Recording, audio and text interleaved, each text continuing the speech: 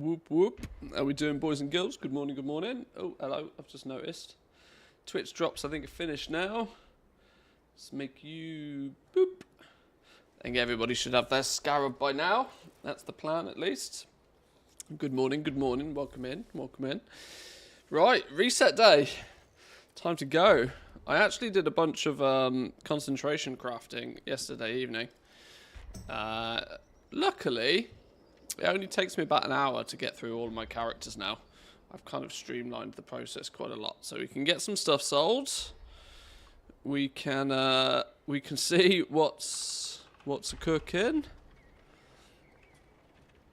To address the elephant in the room, yes, I kind of was going to stream yesterday and then didn't. Turns out I had to wait for a new sofa to be delivered. They said it was turning up on Thursday, but you know, early's better than late. Then I had to build the damn thing because, you know, stupid IKEA do IKEA things. So I have a lovely new sofa over there now. It's a little bit difficult for you guys to see, but because the camera kind of cuts off about here. But yes, Doggo has a nice new bed spot. I don't know where my other dog's gone, actually. Neither of them have really investigated the new sofa yet. I'm not particularly keen for the dogs to go on the sofa. But unfortunately, since the dogs spend a lot of time in here, it's inevitable. This is where we tend to leave the dogs if we go out as well. So keeping them off the sofa might be an impossible task. But we'll see. Right, do we have stuff to sell? Yes. Bag load of goodies, look. Huge bag load of goodies. Woof! Spicy. 6,200 gold apiece. I don't think so. We ain't playing that game. That's ridiculously cheap. This is the wall I'm talking about. Let's turn Outcast down a little bit. There's a common practice that is kicking in now. Common practice that I've seen happen a lot. There's a common practice I've started to see a lot. And it's that people are just walling off quality 3 stuff. Baiting people with concentration to come along and post theirs before people delete the wall and move on. If we look at it through here, where's it in my bags? That one? If we do it through TSM, actually. If we do it through TSM, it will show the who's posting it. So what often ends up happening, it's not so much of a wall so much as there is multiple people posting right now. But what you tend to also see is that at some point later today, people just come along and they take the wall away. They remove the wall and they post at, you know, a more reasonable price. Because once you get past this wall, there's 1,000 on the auction house. And this, I'm focusing on authority, the depths for this example quickly. But this happens on like nearly every top-end crafted item that's in demand. There's a big wall that slowly disappears during the day, and anybody that comes in with their 1s and 2s with concentration usually will just post straight under this. And they just get snagged up, hoovered up. But when you take this wall out of the way, which is like 400, 500, 600 of the 1,000, there's basically nothing here. And so somebody comes along and they just hoovers everything up, and then they end up at a reasonable price again. For a small duration of time, usually. So if we just go throw these in at 10k a piece, we probably won't sell many quickly, but when the wall disappears, we'll be good. The art of overcutting, it works surprisingly well, believe it or not. Let's get some basic stuff listed. I had a little bit of a clean out of the old war bank as well yesterday. I realised that half my war bank was being taken up by like dumb low level stuff that I don't care to keep in the war bank. So I'm just going to throw it on the auction house, get it sold.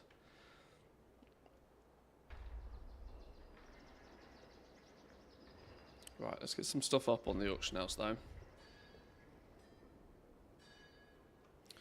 And then let's look at selling some of this random bits and pieces that we've got lots of.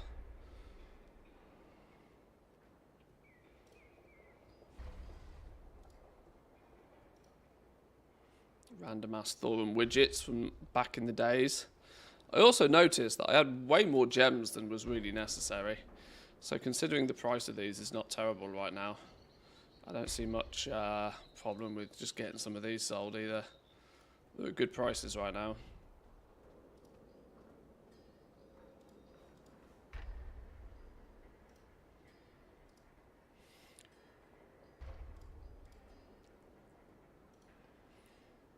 There's a fair amount of gold in all of these as well, actually, if I sell these. These are for my very, very early expansion. For my very early expansion efforts into prospecting. If you got the gems a few weeks ago, it's a 10x profit from them.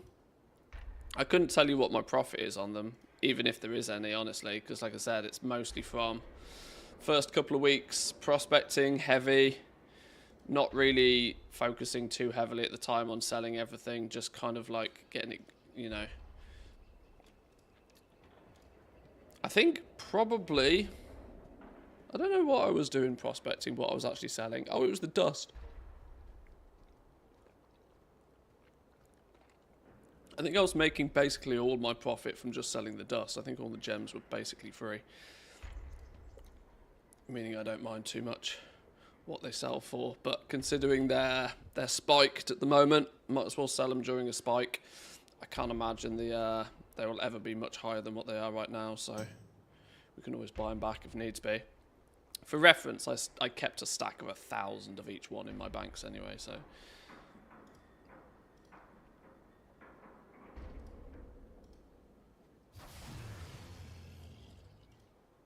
all this random stuff, most of it could probably just go in the bin completely, but...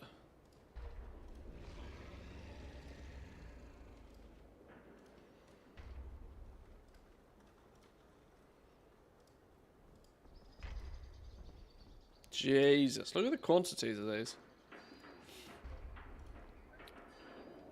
Begs the question, why is there more wool cloth on the auction house than there is, like, current expansion cloth? Doesn't make any sense to me.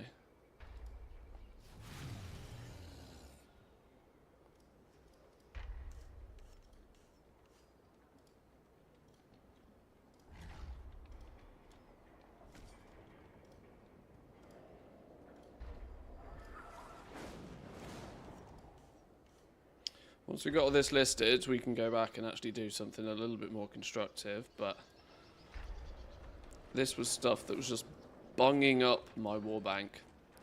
I actually contemplated buying the last final tab in the war bank yesterday. I suddenly realised I'd only got 4 tabs, because I refused to pay 2 million gold for the big... was it 2? 2.5 million gold? I don't even know.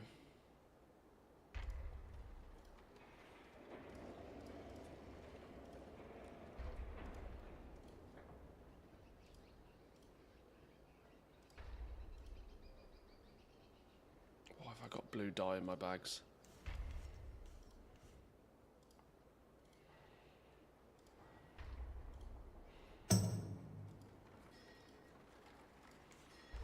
Right.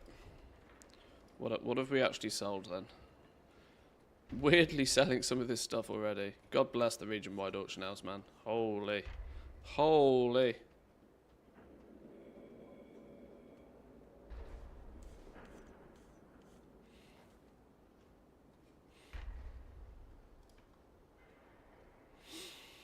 How much gold do you have? Just sold those scraps to the vendor. I don't have... Weirdly, I don't have as much gold as some people assume I do. But that's maybe because I did, once upon a time, have way more gold. I think I finished Shadowlands... Or should I say in Shadowlands, I think I peaked. I peaked at about 113 million gold, I think, in Shadowlands. Then promptly... spent lots. I think I spent about 20 million gold on pets, which are still in my possession, or a lot of them are still in my possession.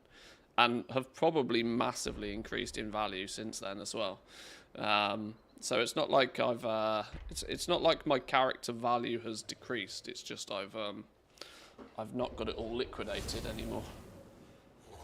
Did all of my concentration depth alt enchants today? Highest I got was a 9, never lucky, down from 18 on one guy last week. Yeah, I think I hit a 17 once. I think a 17 was probably my limit. It's interesting though. Even concentration enchanting is crashing.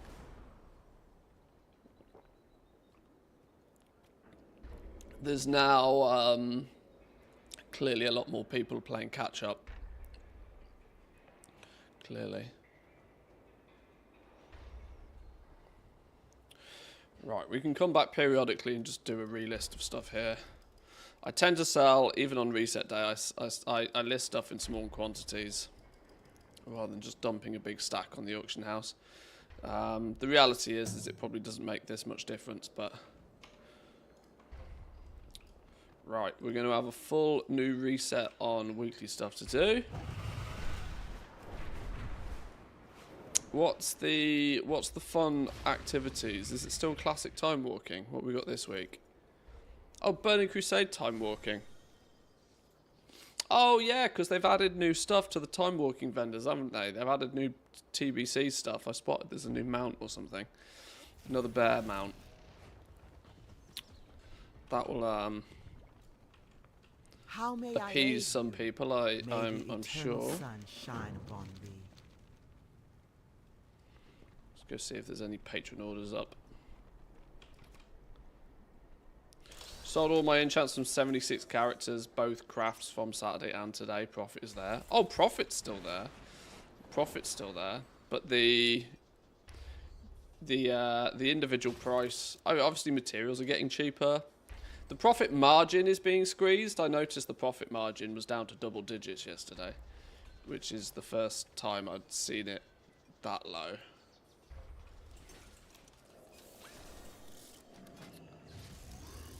They certainly sell fast enough.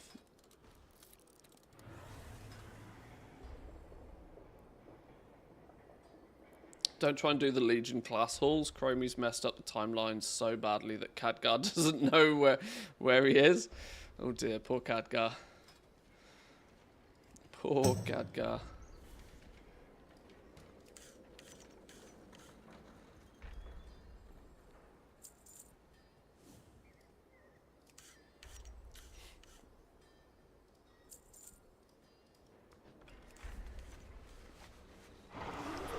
Know when he is? Oh, well, yeah, I suppose same difference. Poor Khadgar.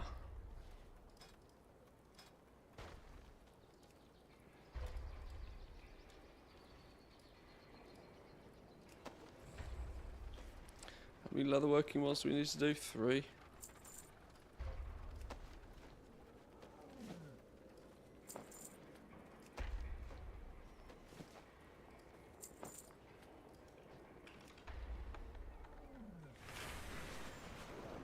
There's those 2 done nice and quick. I'm in a position today where I don't really have to I don't have to blast through my characters. Whenever I'm running sort of quite high on concentration, I have the need to very quickly cycle through my characters. What it tends to lead me to do is like forget to do a bunch of the basic stuff on each one. So I'm paying a little bit more attention right now. Do we have a vault? Do I have a vault? Did I do anything vault worthy on this dude last week? I'm not sure I would have done.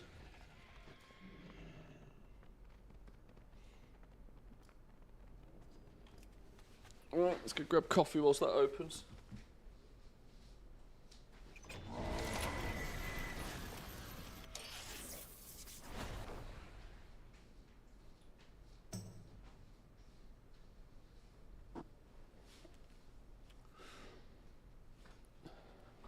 Okay, turns out I did vault-worthy activities, but I didn't do any particularly high-level activities. I must have done a dungeon at some point randomly. The raid... I don't... Did I do LFR in its entirety last week? Why would I have done it? Oh, maybe I did LFR for the purpose of finding the... Yeah. We're trying to get those silly anniversary event tokens, weren't we? The reality is I don't want any of this. I've got 613 gear. There's no way any of this is going to do me any good.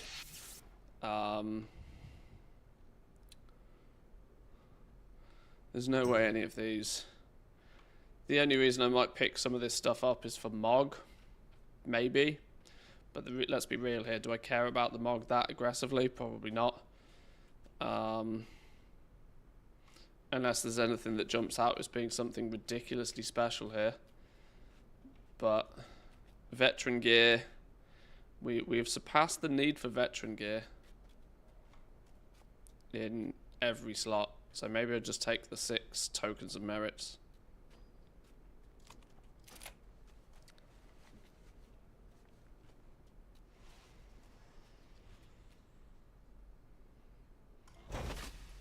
Boom.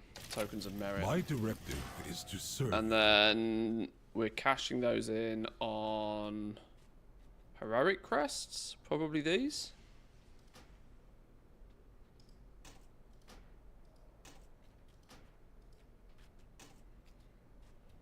I think.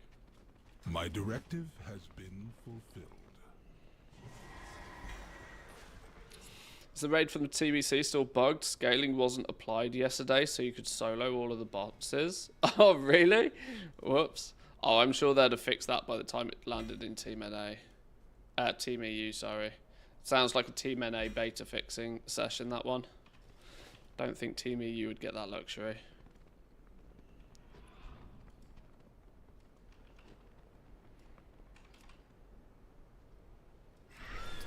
Stuff like that doesn't surprise me, though. There is much to be done. Do we have anything we can convert upwards? No. 36 of them, 80 of them, so we can't convert anything. So what we have is what we have. Where was I upgrading stuff? I need to go craft a weapon, don't I? Crafting a weapon's probably not a terrible idea. Do I need some flight stones to craft a weapon? I probably need they're not called flight stones, are they? Flipping valor stones. Am I not going to need like 1,000 valor stones to craft a weapon? No, because it's, what is it? Combined 2 with 250. So I need 500 valor stones for 2 to craft a weapon. Is that right? Have I mathed that correct? To get a 619 weapon. May you find what you Let me seek. figure that out. Let's figure that out, shall we? Let's figure that out. I've had the target of 619 for my gear for this patch, and we're actually doing quite well. Oh, that's a good reminder. Do I need to invite anybody into the guild? No, all of the invites have gone out. Brain think. Let's go and have a little bit of a looky. Is the weapon the best option for me? It probably is. For Outlanders. Who makes it? Engineers.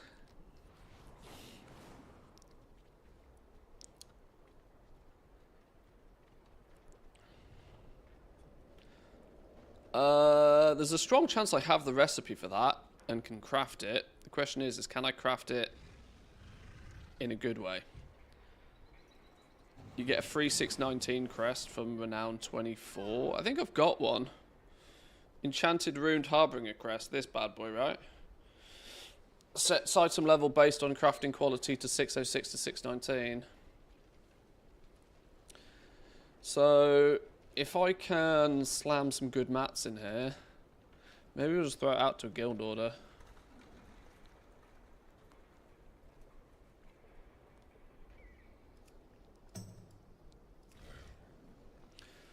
I need to figure out embellishments and all of that boring stuff. Do I not have any Sparks of Omens? I'm going to need 2 of these, aren't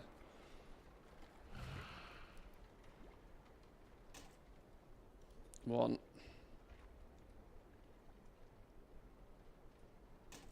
2. 2 sparks. I need a shitload of gear, don't I? What's the... Hang on. Why don't I just do what everybody else does in this scenario? Oh, that's not by a Mac Mini. I was looking at that for the wife. Let's do what everybody else does and go Hunter. BM Hunter. Congrats on the bigger, better, cheaper Bruto. Thank you, my man. I appreciate it. The meme is dead, unfortunately. We're going to need to make a new one. Maybe I'll go buy a bumper box of Doritos or something. Gear. Is there a crafted gear section? BIS lists. Pack leader, raid, pack leader, mythic plus is probably the spec I should go for more. A little bit of AoE. I'm more likely to do mythic plus than I am to do the big boy raids. Crafted wrists and gloves is what's recommended. Splinter shots. See, now this is the problem for me with BIS lists. What if I want to divert away from the BIS list? What are the embellishments they're putting on here? Woven dawn thread gains a bunch of crit when above 80%. Was that a dawn thread lining? Is that dawn thread lining? Popular gear on Archon. What's this Archon business? As you gear up your character, you may not have the best gear available for every slot. Archon compiles log data from thousands of players and shows most popular builds and popular alternatives. At a glance, you can see what other players have done for different types of content. Interesting. Is that an alternative to Simcraft then? Double dawn threads.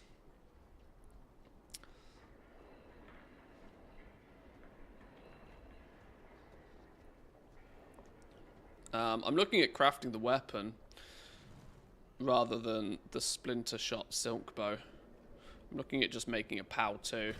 Weapons are always important, and because I don't do enough endgame content, I can't reliably work towards a BIS list. And so a crafted weapon for me makes sense, because it means I can then upgrade it each patch and keep it somewhat relevant, and more importantly, not too far behind.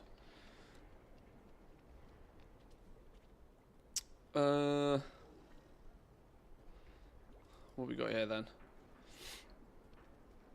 Trinkets.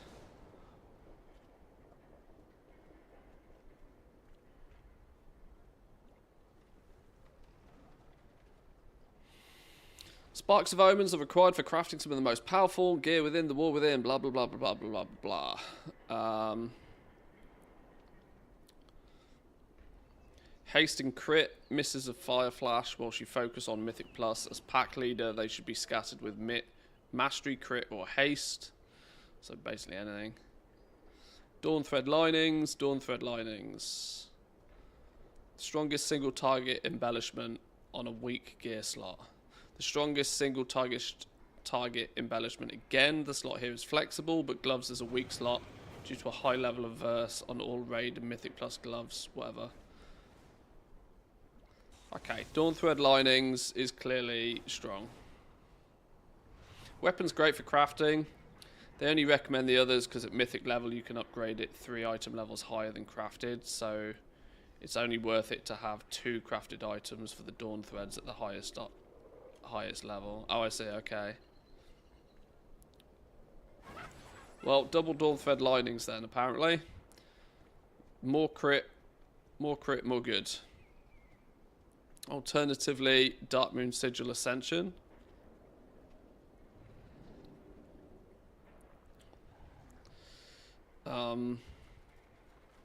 Embellishments outside of these are usually not worth considering, but note that the difference is quite small. Elemental Focus Lens. Alright, double dawn thread linings it is then. Dawn thread lining. So, I need a dawn thread lining. Let me track this recipe. Let's go get some mats for it. Question is do I go craft the mats or do I just go buy the mats? Don't think you can put Dawn Thread on a weapon. Oh, well, that's gonna screw me over, isn't it?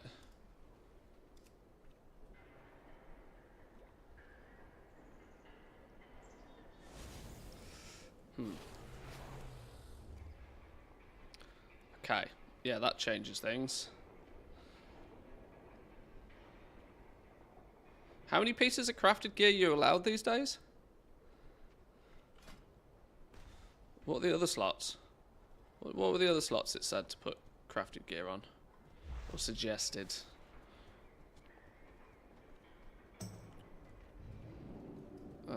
Raid.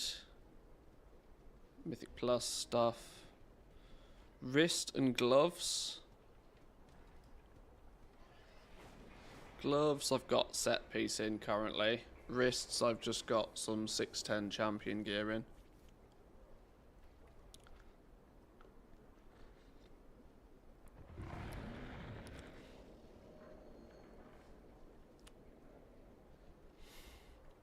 I still want to upgrade my weapon because my weapon is literally the worst thing I have. So maybe a Dark Moon sigil. Sigil of Ascension, maybe?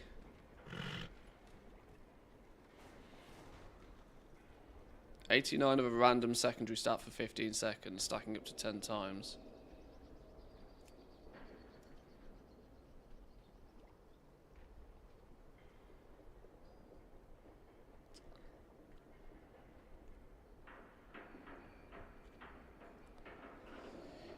If you do the weapon, put Dark Moon Sigil Ascension on it, and on the other armor piece with a Writhing Armor Band for doubling the effect. Oh, there we go. That's clever. Return and peruse my inventory again.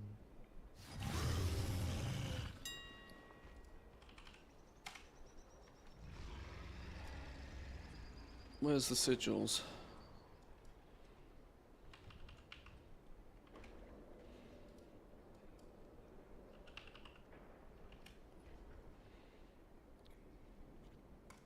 One of them. One of them.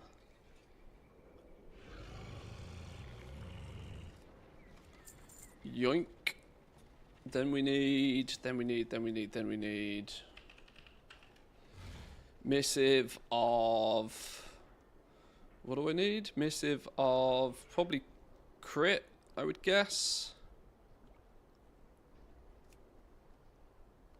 Which one's pure crit? Mastery, haste.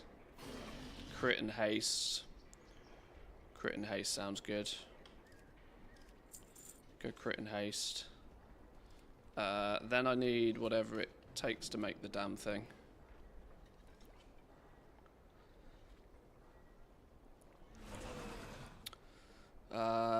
Bismuth bolts. Lots of those. Gyrating gears. Lots of those. Whimsical wirings. Lots of those. Safety switch. Lots of those. And chaos circuits. Lots of those. Bingo.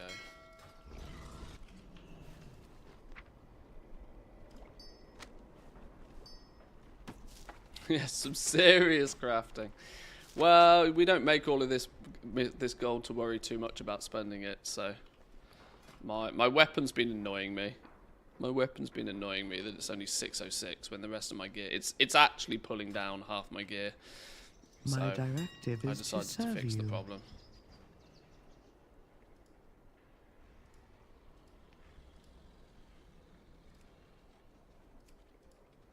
Right, 2 sparks, Missive of the Fire Flash, a Sigil of Ascension, infused with that bad boy.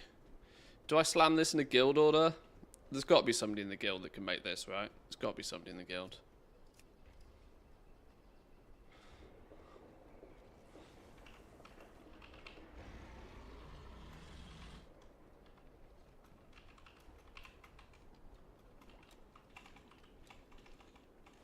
I was going to put something gross there.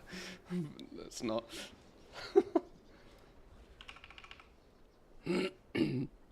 Give people a good incentive to go do it. Right, there we go. If there's not an engineer online now, there will be soon.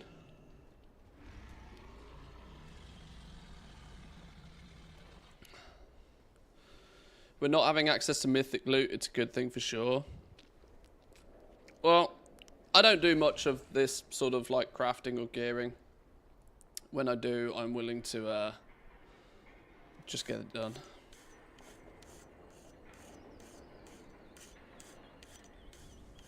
Wow, the lag then. Holy.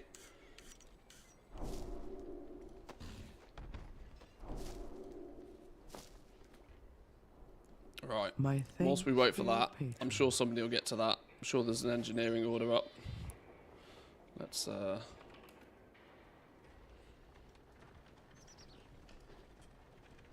I have calibrated my prices to be reasonable.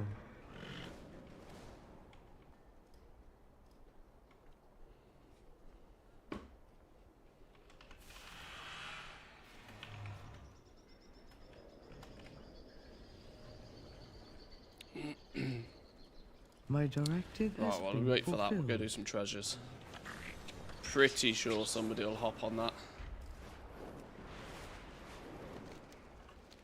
Actually, before we go do, let's pick up weekly quests and stuff. Let's be sensible here. Let's be sensible. What are you saying? Why have we got a question mark going on in here? Hello, Bran? Wait, what? Elun Adore. Oh, I wonder if I just didn't pick that up last week. Whoops. Alright, sure.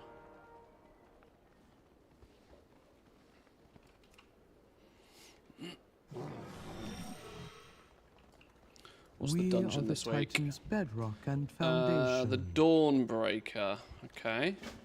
You are acknowledged. Dawnbreaker, time walking raid bosses or dungeons. Oh, that's an easy one to do this week. And 10 celebration tokens. Well, we'll go for some of that then. Apparently, I need 805 of these celebration tokens. I can't imagine that's going to happen. Can't imagine we're going to get that. But Stay productive. It's a good way to start the journey. Titan disc fragments. Well, this just accidentally happens over the week for another 10 as well, so that's not too That bad. bit by bit, we'll get our memories back.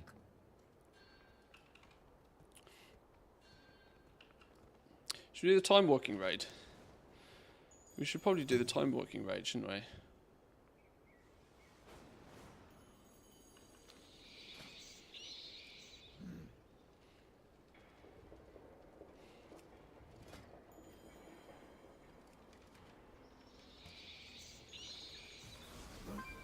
People are doing Black Temple skips already.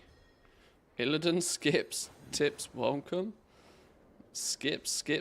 Why is the skips the meta nowadays? Are people so hyper optimizing and min maxing that they're just skipping straight to the end? Wow. Well.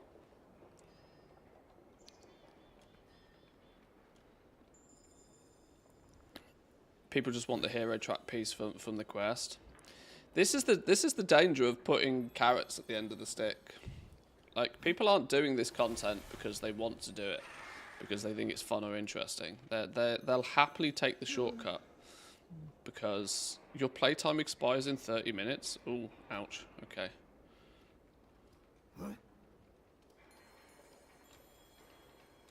Now it should be fine.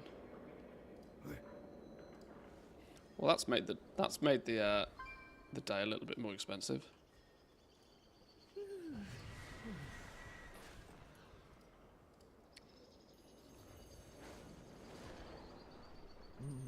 Whoa. What did we sell here?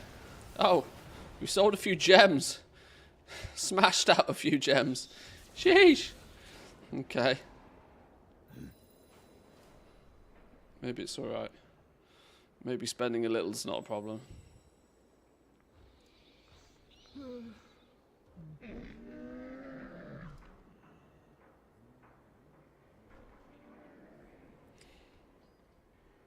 I love just being able to buy a token like that, though. Yeah, it's, yeah, oh, game time's running out. Oh, bim, bim, bim, done. Pop. No, it's not. Yeah. It's a nice luxury to have. It's a very nice luxury to have.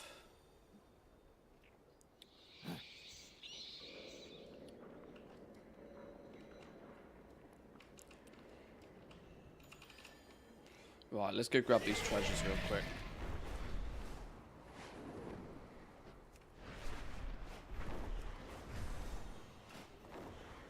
And we'll queue for heroic dungeon at the same time.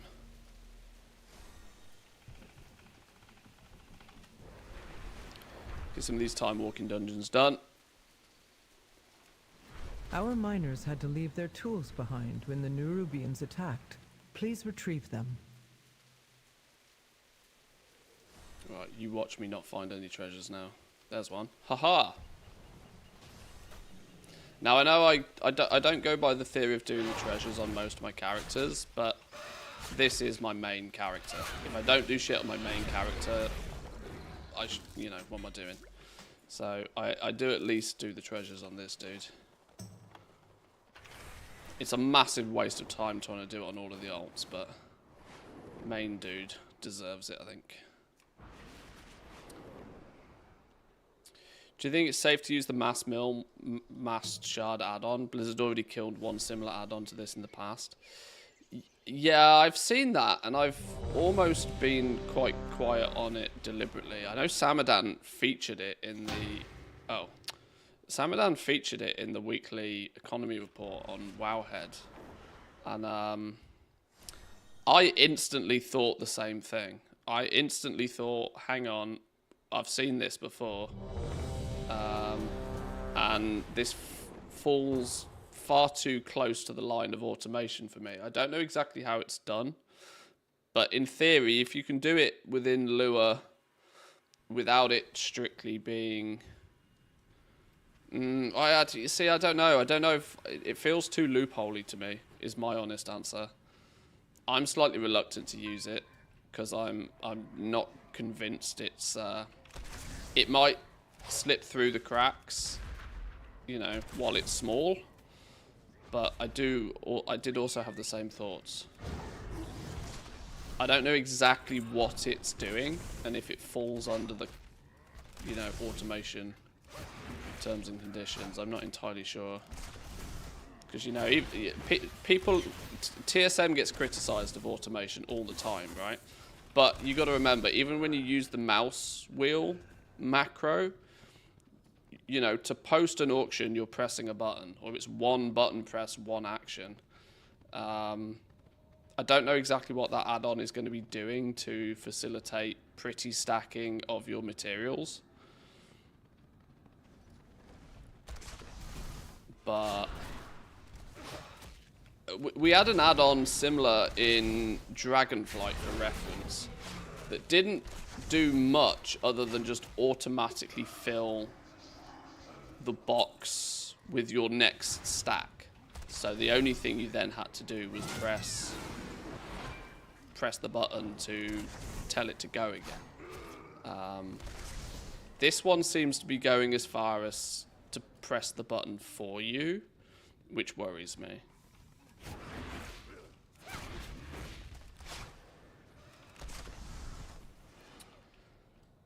I think it restarts mats in the bag and then takes the item onto the first slot in the bag and then clicks start again. Yeah, see, this is it. I don't know. I don't know the fine details of it, but it feels like playing with fire to me. It might be fine, but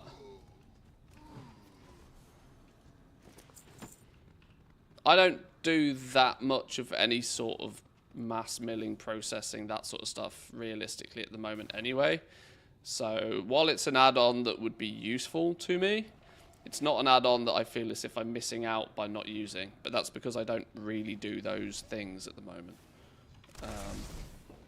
But I can see how it'd be incredibly tempting for somebody to go and use.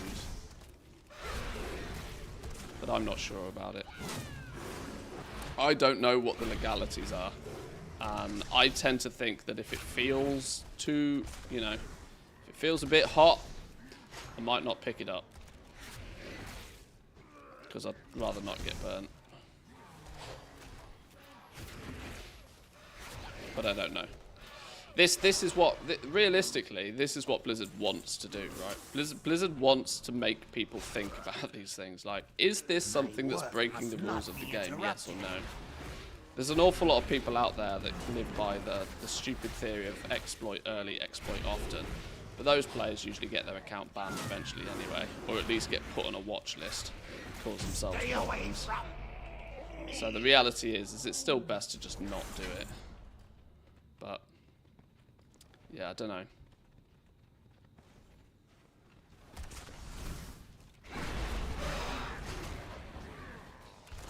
That looks like a boom. Don't stand in the boom.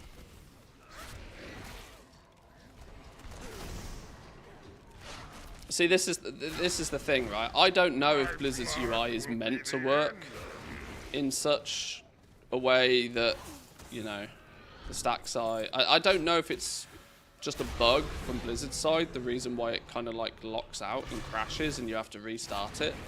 I don't know if Blizzard intended it for it to be just like press one button and it just does it, you know? If it's just a bug Blizzard's end and somebody's come along with an add-on to quote-unquote fix the bug for them, then it's probably absolutely fine. But I worry that it's pressing buttons for you. And I know Blizzard really doesn't like any add-on that is pressing buttons for you.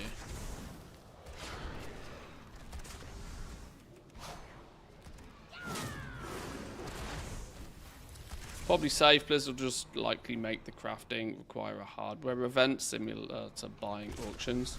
Maybe. Like I said, I don't really think there'd be any repercussions for using it, but it does feel a little bit close to the line for me. But I'm naturally cautious about this sort of stuff. My account's nearly 20 years old. I'm not going to do anything that's going to put it at jeopardy. And like I said, it's, you know, it's something that I don't need an add-on to. It's not a problem for me at the moment because I don't really do any mass processing.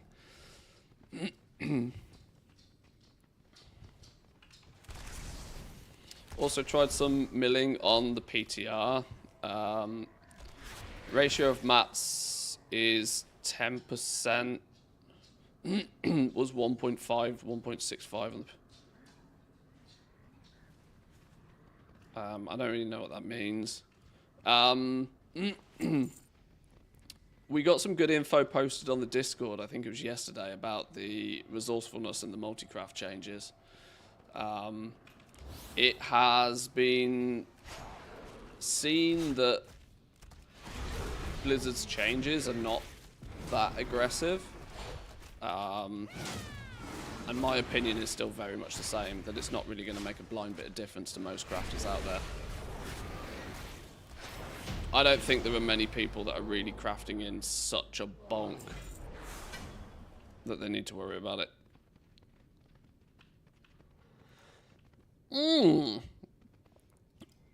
Who got this? Reigns of the Infinite Time Reaver.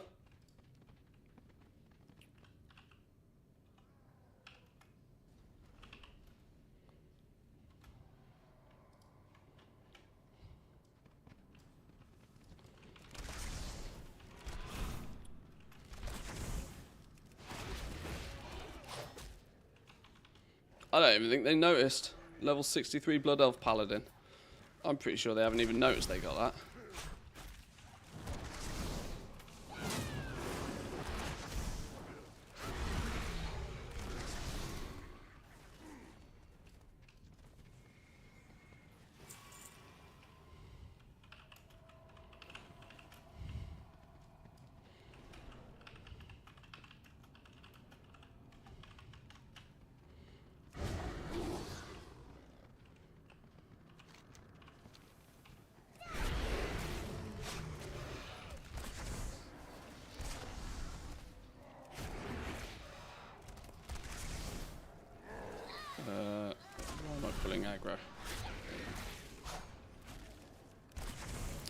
1,000 herbs, 1,500 pigments. Milling 1,000 herbs on the PTR is 1650. You mustn't let him lose! Oh, I see, He'll right. kill us all! I'm with you. I'm with you.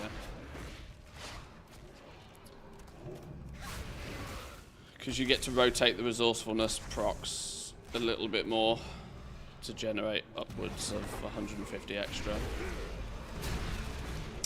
Yeah, numbers will change. Some subtle numbers will change, but the patch notes make the change look far more dramatic than it actually is in practice. Because the misconception will be that it's like a 50% increase, full stop. Oh, you'll all of a sudden get like 50 plus 60, 70% of your materials back. No. The resourcefulness proc range, I think, is now 35 to 55. But it's not equally distributed. So 55% of the mats is the absolute upper limit that can be refunded by resourcefulness. But that might be only a 1% chance of that happening, like, ever. It's going to take some time before the actual distribution within that range is understood. But I think the base value of a resourcefulness proc has been lifted. I think it's been lifted from 20% to 35%. Licorice found the posted the in the crafting channel last night, I think. If anyone wants some slightly more mathematical detail as to what I'm talking about.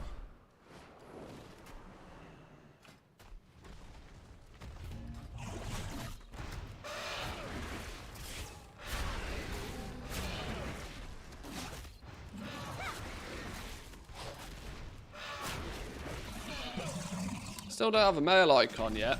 Where's all my engineers at? Where's all my engineers at? Surely by now there's some top tier weapon crafting engineers in the guild. With 7 million hunters. Otherwise I might have to go do it myself. Filling my own guild orders feels a bit gross though. I'd rather share the love if possible.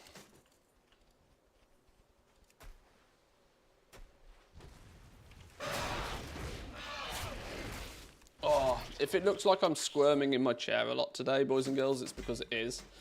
My lower back is absolutely fucked. Yeah, Boomer Club, I know, whatever. But yeah, I don't know what it is. Building a sofa yesterday clearly didn't help the situation. So if I'm squirming around in my chair, it's because my back hurts. Please ignore me.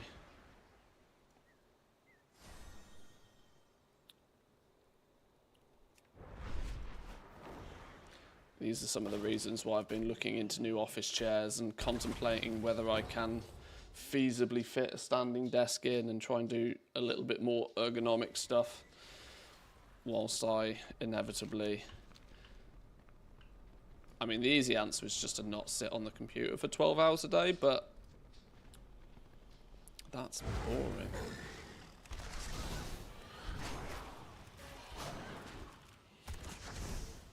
In the crafting channel in Discord, where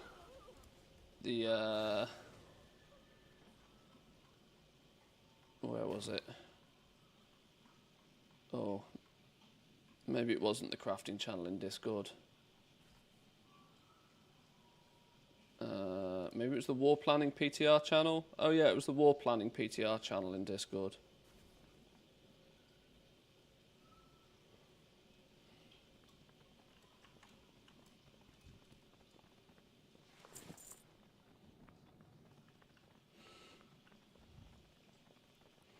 Really want a standing desk, but having a hard time justifying the expense. Well, I'm 100% aware that they're mostly a gimmick. They're much like when people buy treadmills. That, you know, people buy a treadmill and then you know, they use it 3 times and then they never use it again. It's kind of the entire industry is built around that concept. Yes. That's why Facebook Marketplace and the likes are absolutely flooded with secondhand. You know, if you want to build a small home gym, wait until March most years. People buy this shit in January, don't use it in February, and then want the money back in March, and they sell it all. I think standing desks probably fall into the same category, if I'm honest, but it's one of those things that, well, if you don't at least try, you don't know, do you? I tend to think I'm in a more unique position than others to where I might actually use it.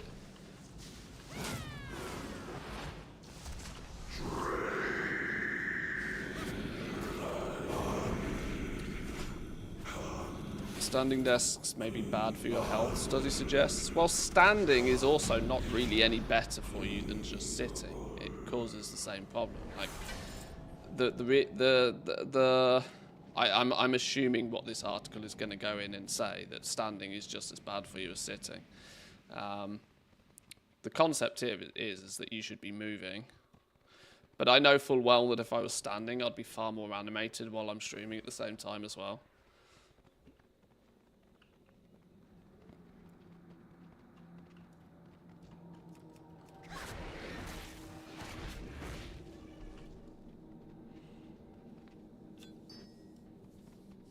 But as I've mentioned, my actual problem more than anything else is my desk in its current setup can't really go any higher than what it is at right now because there's a sloped ceiling right in front of me. So I'm either going to need to pull my whole desk and setup back further into the room and then have, you know, dead space behind it, which might be a bit weird. Or reposition it in the room somewhere else completely.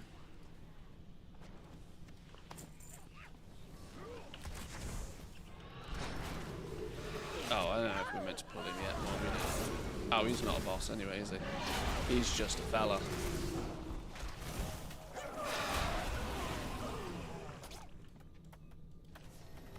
Standing desk also adds to your axial fatigue, but that's only really important for gym rats. Okay.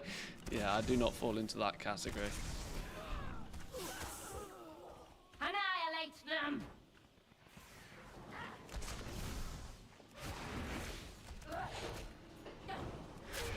Let's think different, go for a laying desk. Well, I did mention this on stream the other day, actually, that part of the advantage for me of a standing desk would actually be to not make it go higher so I could stand, but to drop it down even further.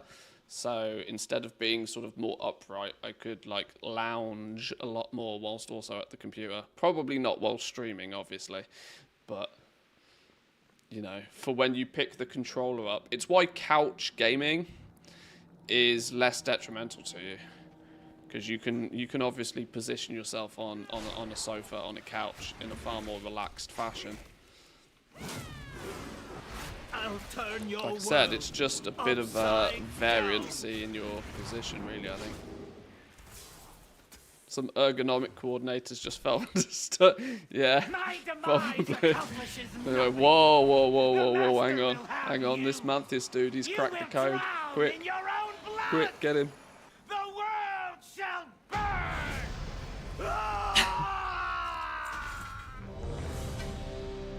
Oh, we go again.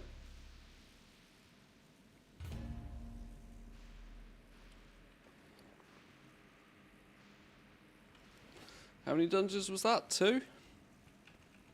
It feels so weird doing these dungeons on a character that's max level, you know? It almost feels like a waste when I've got characters that are not max level that could also be gaining experience by doing this. This is a real conundrum I have at the moment. Of that, I would like to, before patch 11.1 rocks in, I would like to have most of my alts leveled to 80. I don't know how many level 80s I've got already. I'm certainly not in Drizzling Rose standings by any means, but I would kind of quite like to have most of my alts 80 if possible.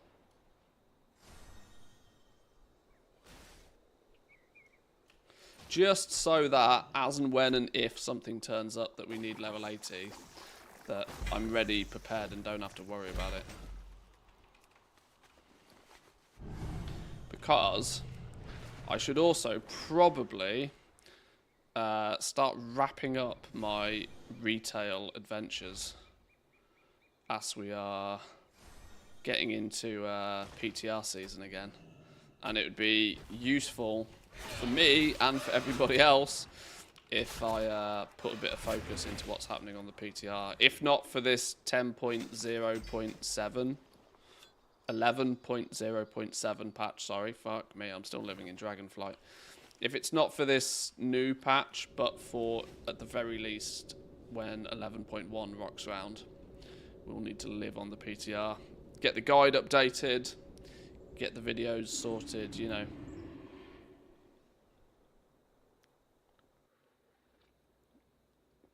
I'd like 80s as well. I think that's where the real army profits kick in. Well, at the moment, there's no benefit to it. This is the thing. You're kind of banking that time and effort, knowing that, well, at some point you're going to need to do it anyway.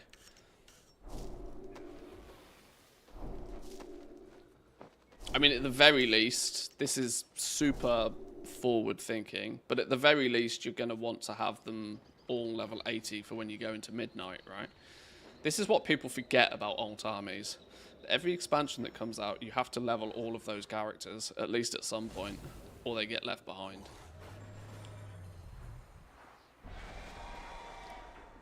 It was only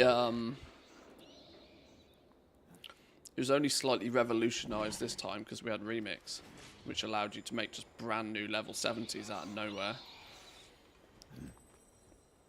320 artisan security, that's enough to do something with. Do I still need... I do, I still need an update to my gem cutter's apron. Maybe we can get the full 140 build on my Junkcrafter now, finally.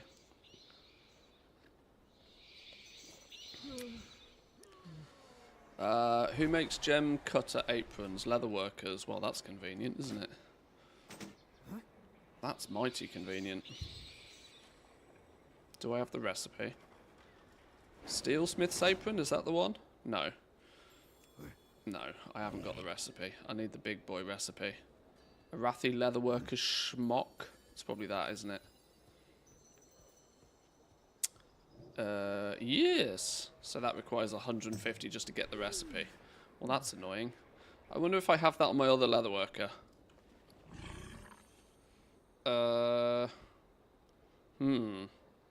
It'd be interesting to know if I have that on my other leatherworker. Or I can just throw it into the guild.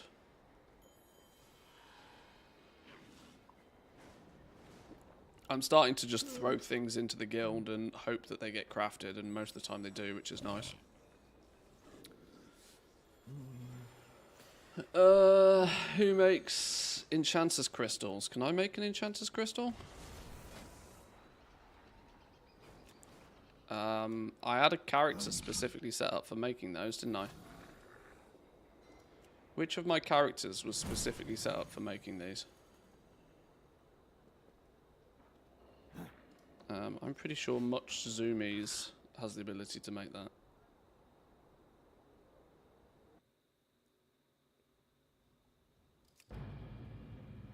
Update Craft Sim, the new visual is nice.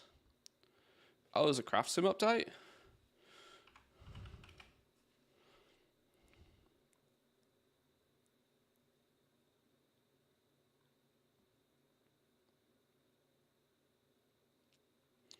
.2 up to 19.4 now. Wow, I really am behind, aren't I?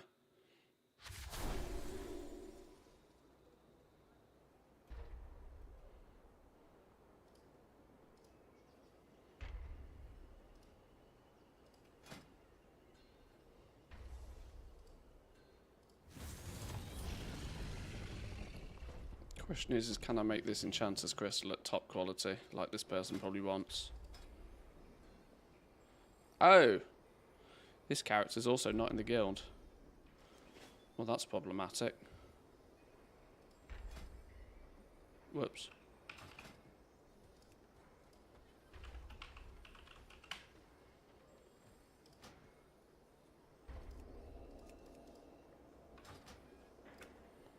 try again.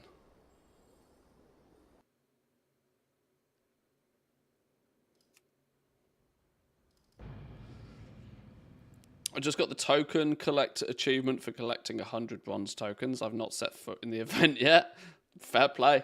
I had to go out my way to try and hunt down those 100 tokens. I wanted to make sure I'd got that before I started leveling my alts, because if I level the alts through time walking dungeons, they get 2 tokens per dungeon all of a sudden, which will, you know, add up slowly over time.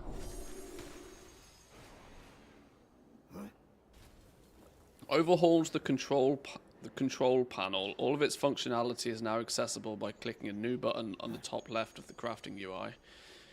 Queue patron orders is now queue work orders. Type of order can now be switched. Default is patron orders. Okay, cool.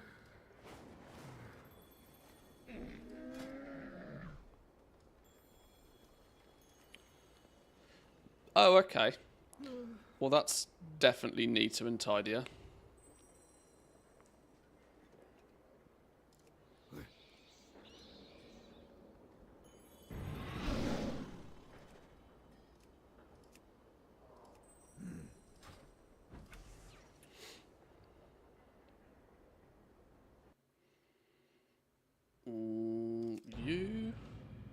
Whilst we're cycling through these, let's rescan some auctions.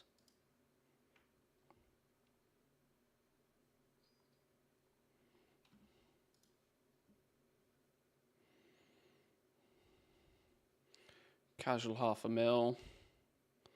We've got... I need to keep my eyes on this to see when the wall disappears.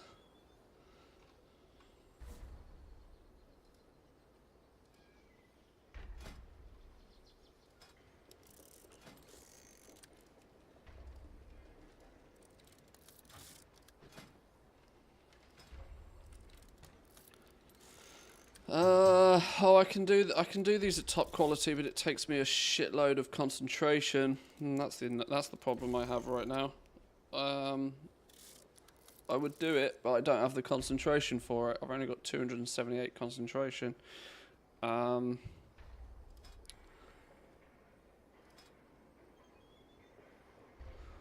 points in here is needed to get closer.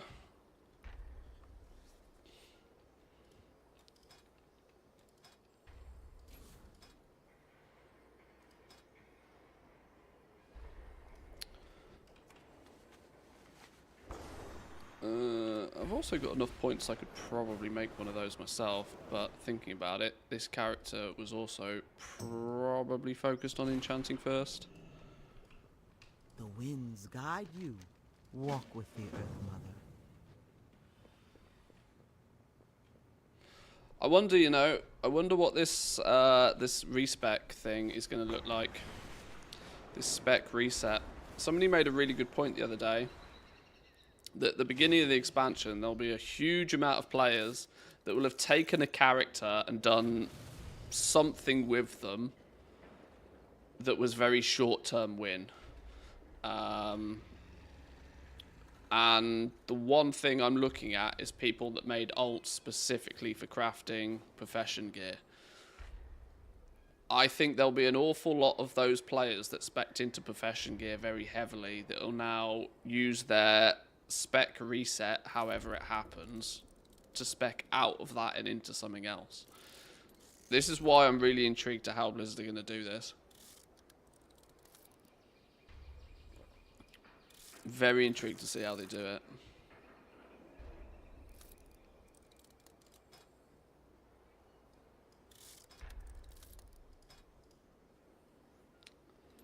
Huh. Oh, you're going to feel bad when you get one at Q4 now. But 3,000 gold's 3,000 gold.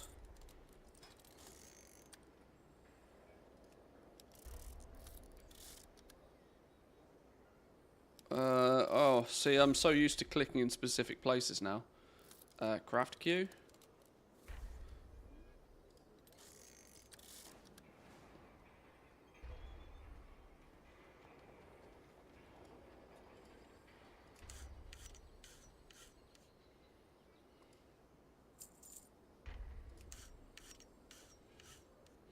And I grumble a bit, wanted to do some content I haven't done before, but the Legion class stories are so thoroughly bugged, I can't even find where to quest. Oh dear.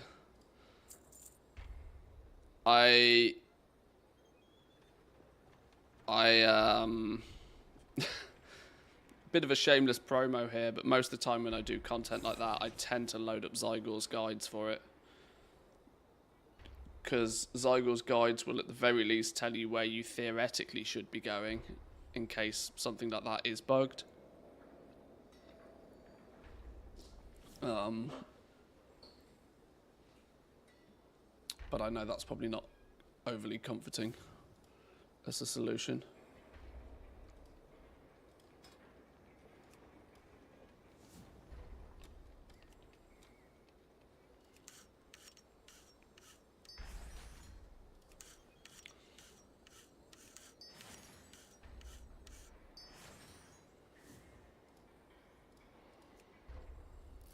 What do you mean you have insufficient? Wow, am I out of glass? Okay, that's not a problem anymore, is it? That was a problem once upon a time. Not so more. Glass with 3 S's, that probably doesn't work either, does it? Glittering glass, wow, you nice and cheap now. You nice and cheap.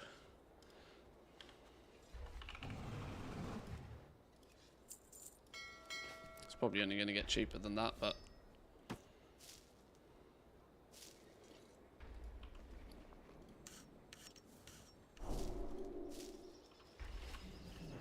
this is a significant detour from what I was planning on doing. What was I planning on doing? What was I doing? God, I wish I could remember. Oh yeah, I was contemplating trying to get more points to put in this, wasn't I? To get better at... I need 30 points in there, and then I need more skill in my 100 plus 40 build.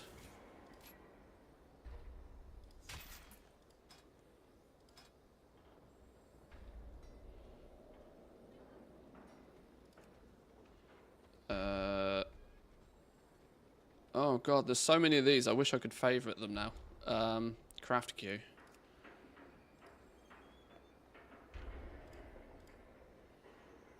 Why do I now... Why do I not have... Oh, because decorative lenses Q2. Decorative lenses Q2. Craft some of those quickly.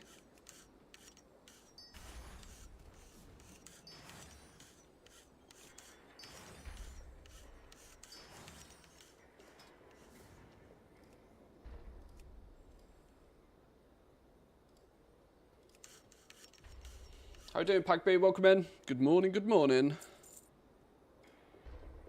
Wait, I swear that was 2. Okay.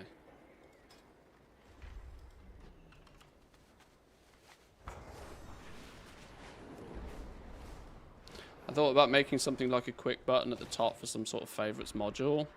Yeah, because there's a few of those modules that I tend to... Welcome in, by the way. There's a few of those modules that I tend to definitely use more than others. I like the new list. It's much cleaner. Takes up far less space. That said, I'll have to, you know, my brain knew that I go bottom left or I go top right if I'm doing recipe scan, for example. It's just muscle memory needs to change. Adjustment period. It's fine. What brings you here?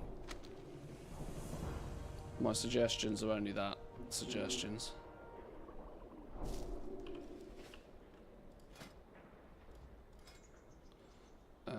There's part of me that feels like we need that at least filled before I go too much further in here.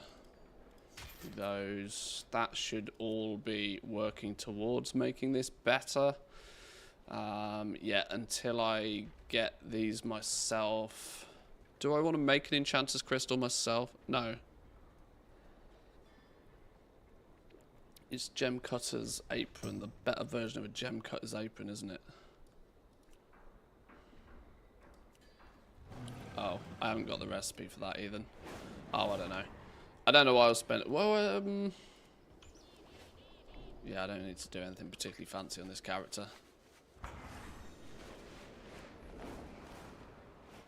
I'm getting distracted by squirrels. I need to stay on My track here. directive is to serve you. My thanks for your patronage.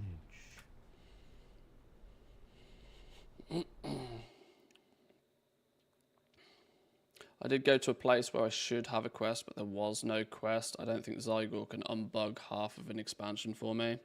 The Battle of Lordaeron thing also got in the way of doing Hallow's End this year as well for a lot of players, myself included, on one of my alts. This is systematic of, you know, many layers of spaghetti code. Like I said, I know it's a very common thought, but I think and I hope by the time that we finish this like 3-part saga, the World Soul saga, I really hope that that is their way of sort of like closing off, tying off loose ends of WoW 1 and doing a proper WoW 2 where they just rebuild it and actually physically separate the two. Because I am at this point also strongly of the opinion that the game is just so spaghettied, that stuff like that, you know, just doesn't work. And it's going to be such a low priority fix for anybody that it might never actually ever get fixed. You just have to hope that some smart person on, you know, a Wowhead comments or something figures out how to do it and shares the love, and that you have the know-how to go and look for the solutions there. It's not great, but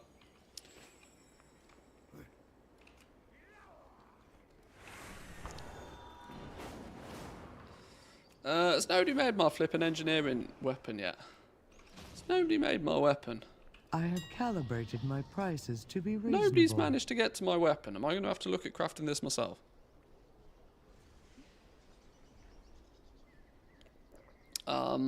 Where's my big boy engineer? Return and peruse. Can you even claim your own guild orders?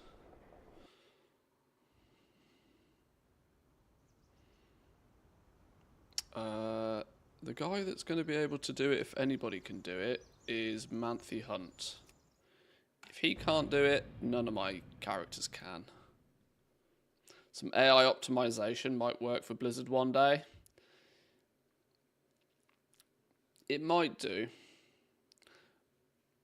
But it kind of scares me how much more that could break. We already know that there's the butterfly effect with Blizzard's spaghetti code. They fix something over here and it breaks 3 things over here. I already worry that if they let AI go rampant on it, what could happen? Just make sure they do a backup before they set it loose. Sheesh.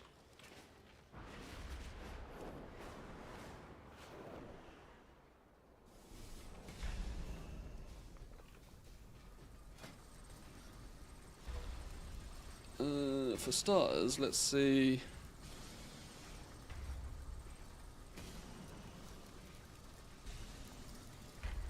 Oh, no, this dude probably can't do it because he doesn't even have the recipe. Because I have not spec'd into guns on this dude at all.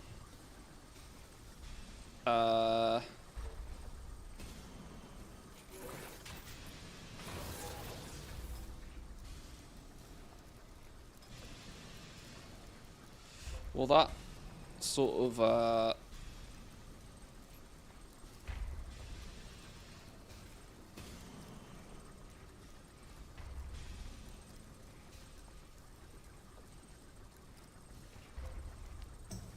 how many knowledge points am I going to need to acquire and throw into this to even get to the point where I can get the recipe? Like 5 points to unlock it, right? So I need 3. What have we got crafting orders wise? Let's have a look at... Let's just do this guy's weeklies. See where that leaves us.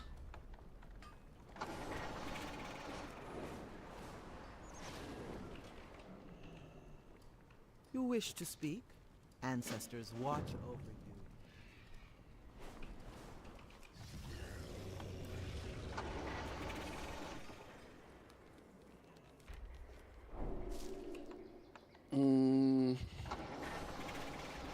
Don't really have much of a desire to go do treasures.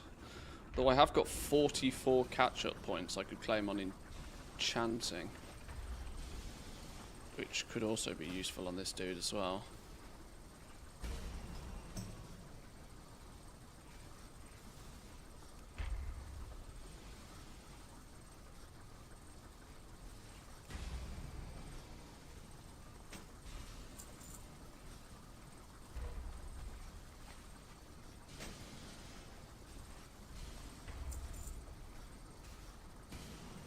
There's our orders for the week.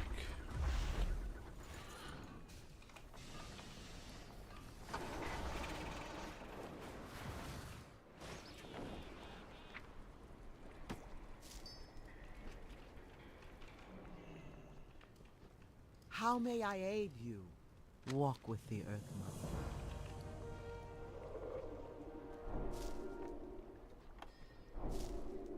Right, there are a couple of treasures I could in theory go get. There's a few knowledge points I could get if I went and do Dark Moon business. Is there really any other direction I wanted to go in? This tree's as done as I want it to do. Maybe I can go this way. Craft the gun myself, maybe. If I can do it with concentration, we can do it with concentration. There's the recipe.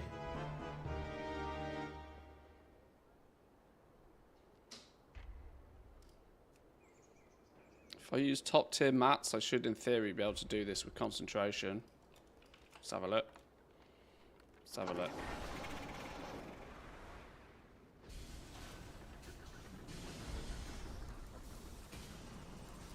Oh, I've just realised. I bet I can't take the order still though, can I? Because I bet it's going to say, you need to be able to do...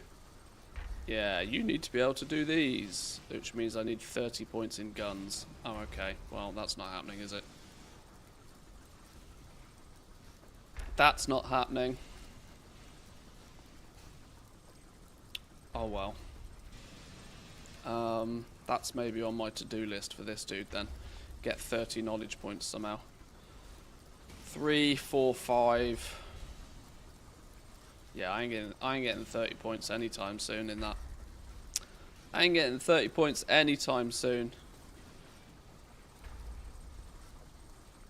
Okay, I'm going to have to wait for somebody else to make that then if they can. Here's to hoping my tip was generous enough for somebody to come along and be able to do it. Alright. Well, in that case, can this character off. What's the best profession and specialization for concentration alt?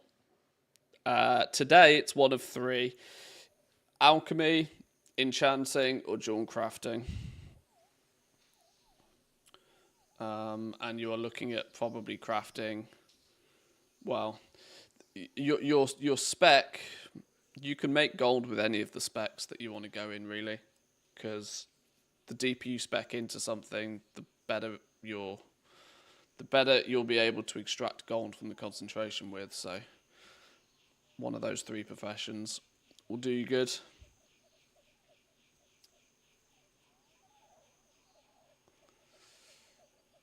Is everything done on this dude now for the week then? Let's have a look. Profession-wise.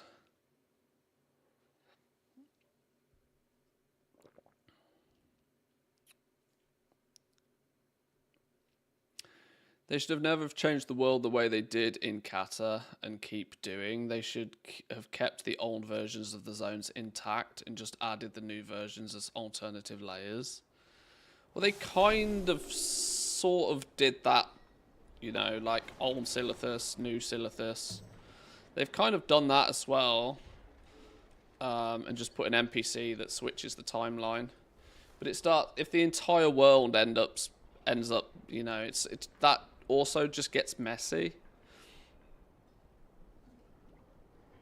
There's part of me that kind of likes, in a way, that content is here for a while and then content goes away. I know that sounds really crazy, but I kind of do like the fact that it makes the game feel like an ever-evolving world.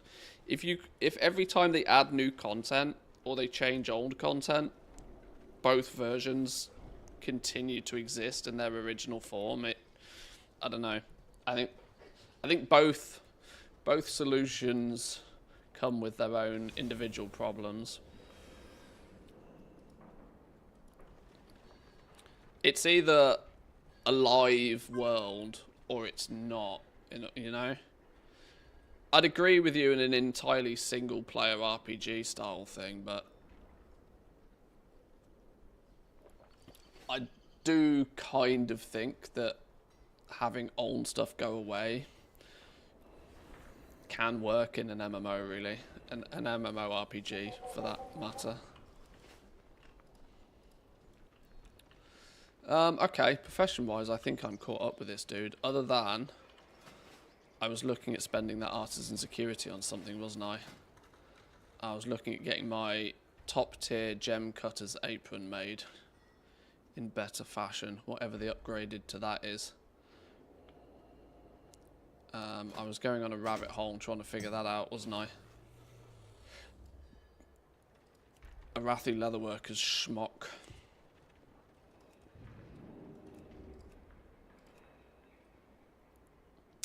By the looks of things, I already have mats for that.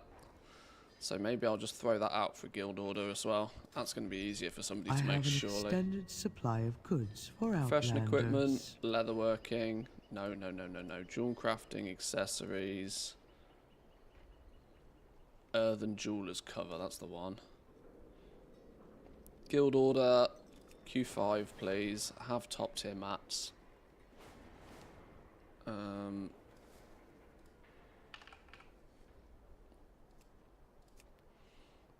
Somebody's got to be able to get that one. Somebody's got to be able to get that one.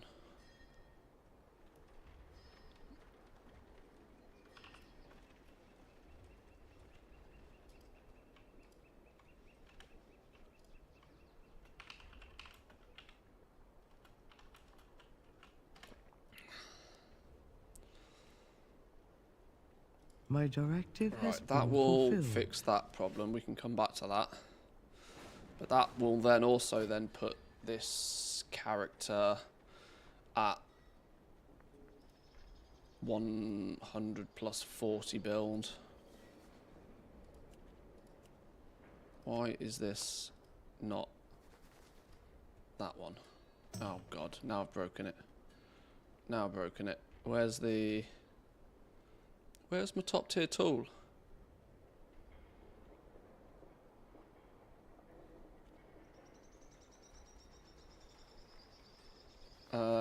I'm just looking into the abyss here. There it is.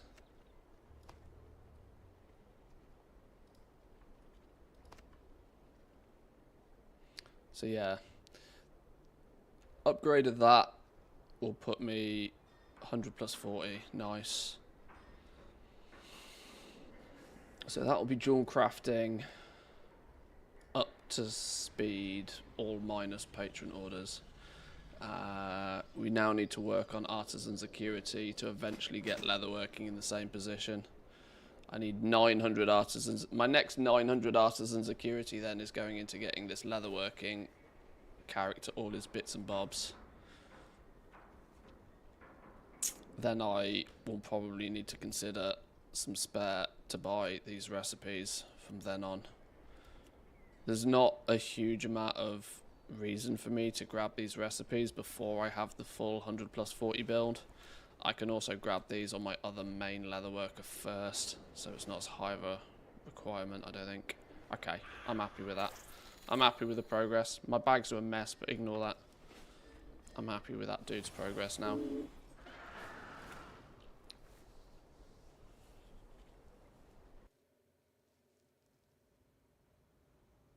By the way, because it's often confused, this automatic tool equip is not craft sim. I think it's no mats, no make. Oh, really? Oh, okay.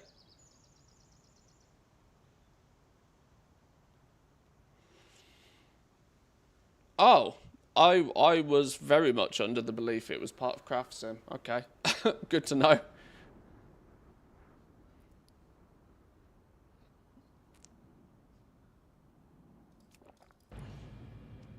Oh, well, I've probably been half the I've probably been half the problem with that then, because I've always told people it was craft sim.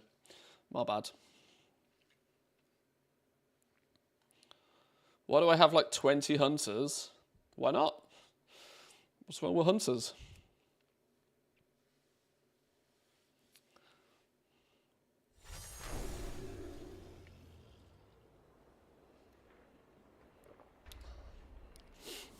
Right. Scribbling, tailoring. Where are we at?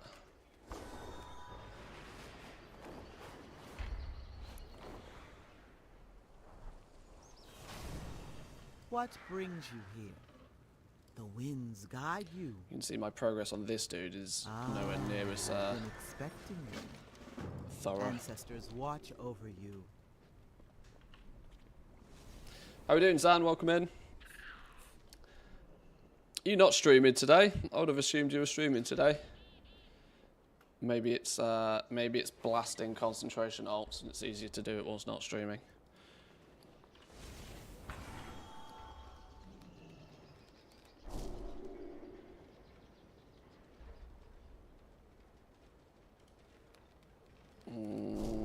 Okay, there's orders.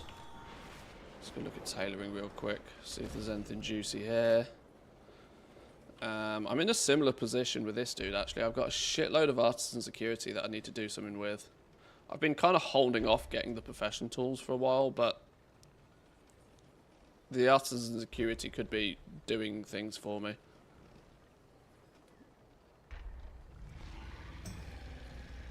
Taking a chill day and, of course, full sound. Right, Zan, my man. Chill, full send. Not the same thing. Not the same thing. If you take a chill day, full sending the chilling. Okay. Okay. I'm with you. Sure. Put the full send down. Relax.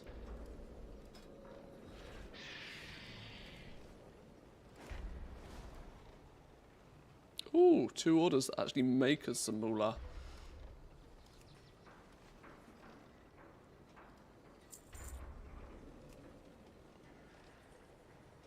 Zan's slacking. I think Zan's doing anything but slacking.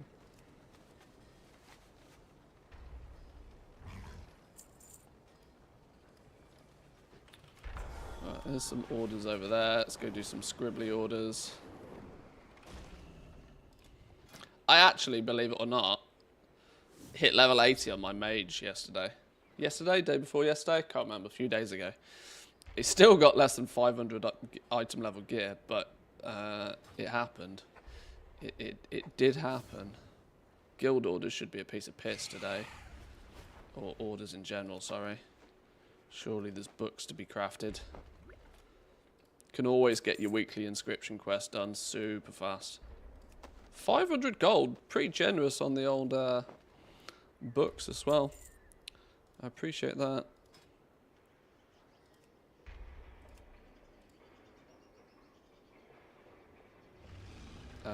Missing mats? What am I missing? Oh, it's trying to use Q1 items that I don't have. Don't move, don't move, don't move, don't move, don't move. Don't move, don't move. No moving now. Don't move. No moving now. Don't move. Don't move, don't move. No moving. Yoink.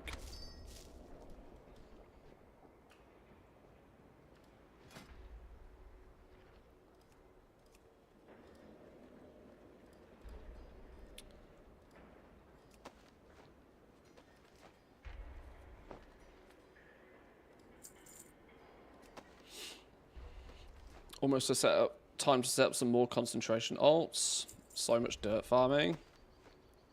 I don't know how you do it, honestly. I 100% cannot find the dedication to do that.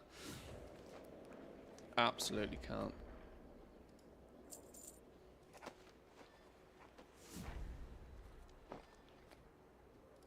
I don't know why I made all of those. Half of those didn't make me any gold. I didn't think very thoroughly through that, did I? Alright, let's go hand those orders in. Grab our knowledge points. See if we can upgrade some tools maybe on this dude. We got 1,200 artisan security to spend. That should be a full set of gear. At least one of these professions. I probably want to prioritize tailoring. This dude has been a tailor, literally. Has been my main tailor for about 10 years. If I look at tailoring on this character, he should have basically everything. Basically everything from forever.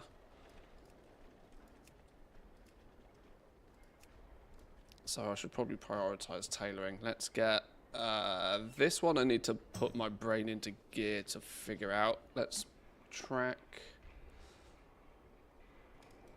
Let's have a little look at these. My directive is to serve you. Guild's going to have plenty of work to do today if you're a profession gear crafter, by the way. Profession equipment, tailoring, accessories. Let's get those sorted first. I need a coat. Do I have all of the mats on hand to make one of those? Okay, I have all the mats for that already. Guild order, Q5. Accessories, I'll give 5k a go. 12, yep, top tier, do it. And I need a needle set at top tier as well. I need some iron claw alloys apparently. Iron claw alloys.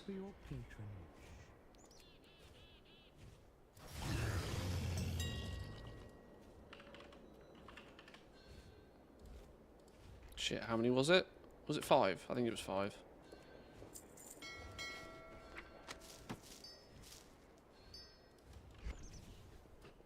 I have calibrated my prices to be reasonable.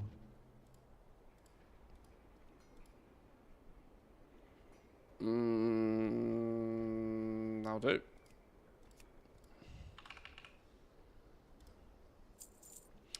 Right, now I need to figure out the tool.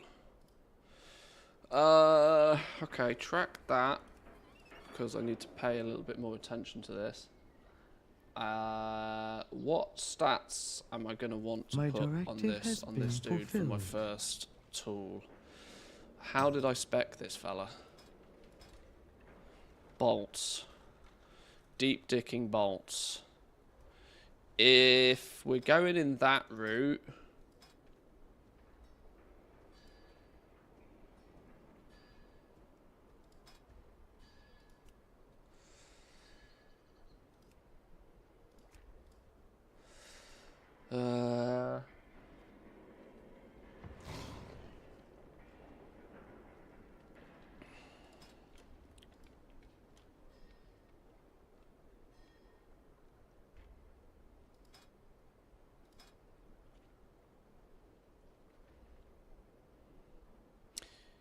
yeah, this song didn't age very well, did it?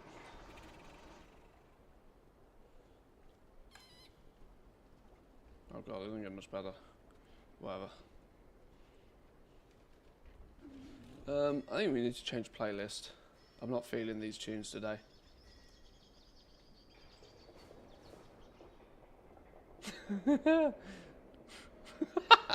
Oh yes, what a tune.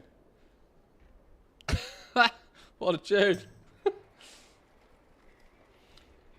Spotify throws up some really random shit for me.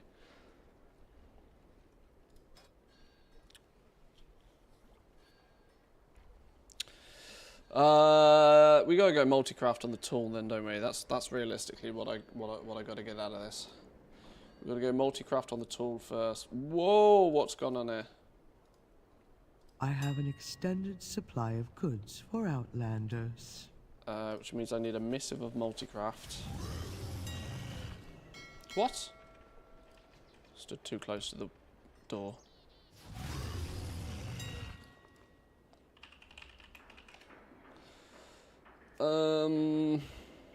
Missive of summon. What am I looking for here? Multi-craft.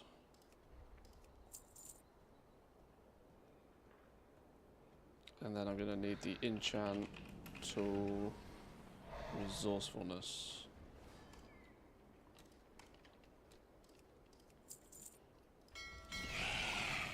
I have calibrated my prices Did to I be pick those up? reasonable. Hang on, hang on.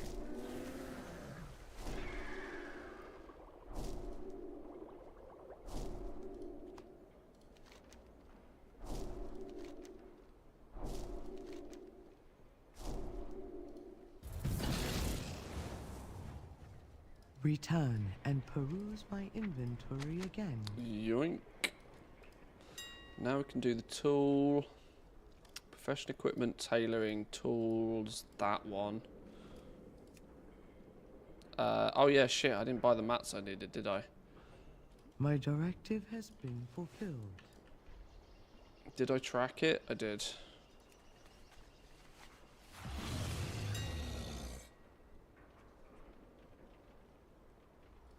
Some of you. Fucking bismuth bolts are still expensive, man. Holy.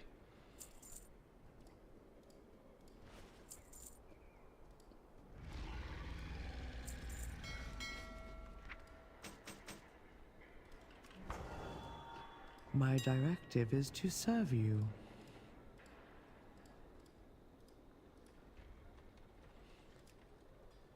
Max stack everything. Max stack everything. Q5. Pay people a living wage. Right, go. Go, go, gadget, go. Guild orders are up, boys and girls. If you have any of the abilities. Blacksmiths, tailors, engineers. Go, go, gadget, go. That leaves me with 410, which I can either throw into scribbly scribbling, getting the tools for scribbly scribbling, or I can look at getting the books. Or do we save it for... I don't know what we save it for now. I think it's probably good. Probably best off going into the inscription tool, isn't it? Probably. We'll save it up for now. Tailoring spec points. We should have a bunch of those. Fill this out as much as possible. That'll do. Those toothpicks are going to last you for years. Yeah, I'm kind of hoping that these will... do these all disappear when the event ends automatically? I'm hoping they do. I can't be bothered to go through my inventory and delete them all.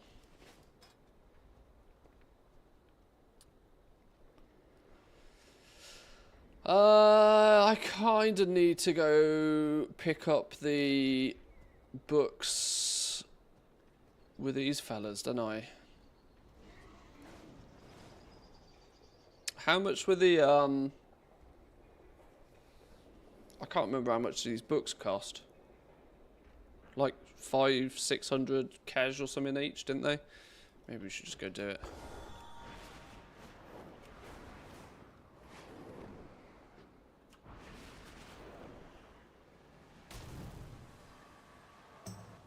Do you see the Wowhead post about Warcraft 2 Reforged or the remaster? I sort of have, yes. I don't actually have, right, that much. I don't really remember. I might have played it, but I don't really remember playing Warcraft 2 way back in the day. I don't really remember playing it. So I don't have that nostalgia kick for me, but I'm sure for some people this is cool. Warcraft 2 Remastered, internal alpha, new catalog entry. There's a little bit of art that comes along with it. Clearly some box art has turned up for it as well, which could be cool. Could be cool. Here's to hoping that it's not the absolute shit show it was last time they remastered anything.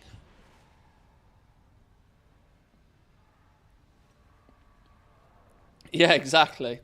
Warcraft 3 Reforged did so well that they're doing it again, clearly. So, we'll see. We'll see. We'll see what happens. Surely they've learnt their lesson. Surely. What could possibly go wrong? What could possibly go wrong?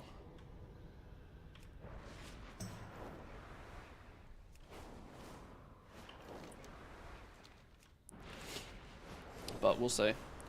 The chances are, if it's an internal alpha thing, once it goes public alpha, I can try and get my hands on it, and we can maybe have a little bit of a poke around. Oh, spring-loaded tools done. Oh, I've got some mail in my mailbox. Nice. Thank you, boys and girls. People are filling orders. Nice. Let's grab some... there's a strong chance that I don't actually have the Kej on this character. Oh, I've got 500 of it. That's better than nothing. Just steal it from you. What do we need? Like 1,000 of it.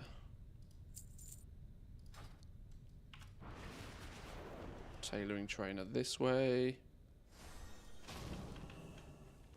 You're the tailoring trainer. That means one of you dudes. You? It is good. Do you sell the book? You are here. And that's a wrap. Tailoring. Knowledge. Yoink.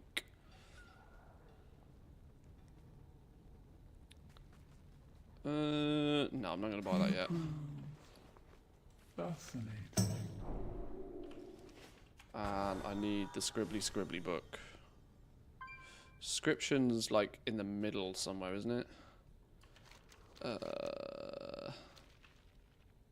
Plant and herbalism. It's around here somewhere. Herbalism trainer.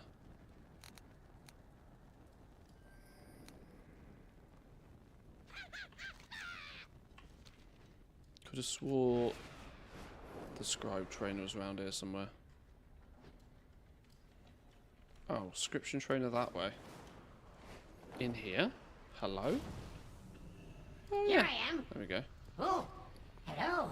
8 views on defense against hostile runes. That's the one. Yoink. Goodbye. Okay, bye.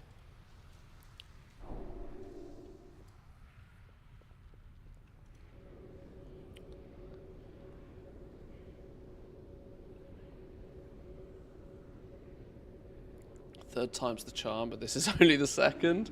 So we're saying they're going to fuck this one up as well, but next time they'll get it right. Okay. Let's hope.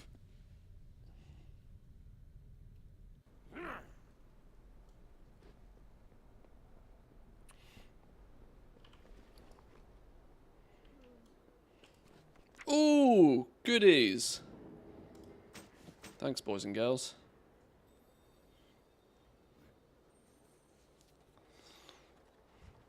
Somebody clearly snagged 2 of those. On Nemesis server. I've never even heard of that realm.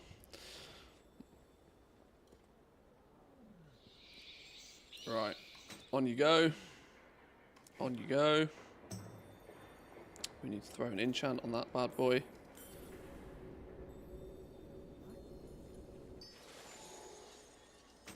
On you go. We should, in theory, now be able to mark that one. We have a resourcefulness one. And we now have a multi-craft one. Boop.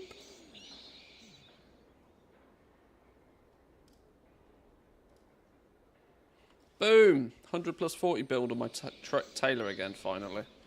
On my main tailor.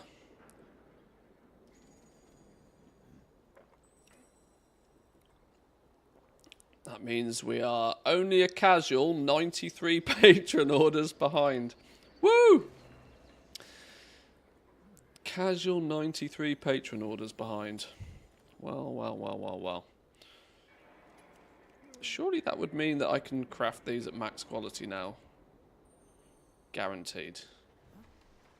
Maybe not. Where am I missing points there then? Weaving and unraveling. Less is more, the perfect loop. Why am I missing that? 100 plus 40. Top tier tools. Hello, brain? Maybe it just doesn't recognize shit. Eh?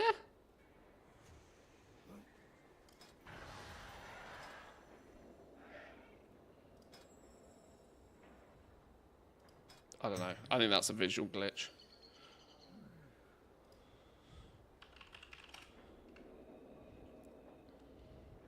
Been making about 140 to 180k gold a day from crafting orders the past couple of weeks now.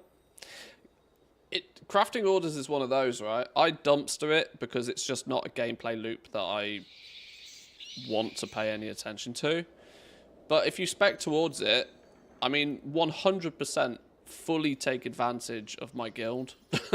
Jump into no refunds and just craft shit, because I'm noticing more and more and more and more and more orders are going out as the guild is growing and growing. Like, if you hardcore spec into work orders and have a bunch of characters that can do a bunch of stuff, you probably can still make a pretty penny. I've never denied that you can make gold with work orders. It's just not a gameplay loop that appeals to me.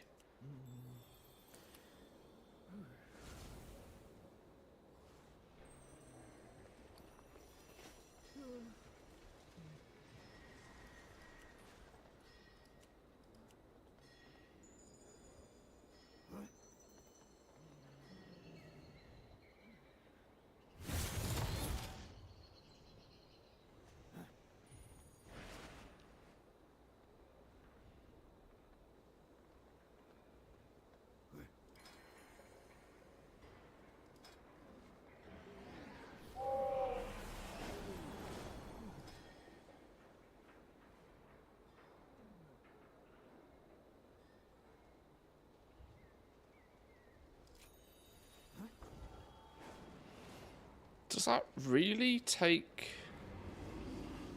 Oh. I do need 30 points in there. Whoops.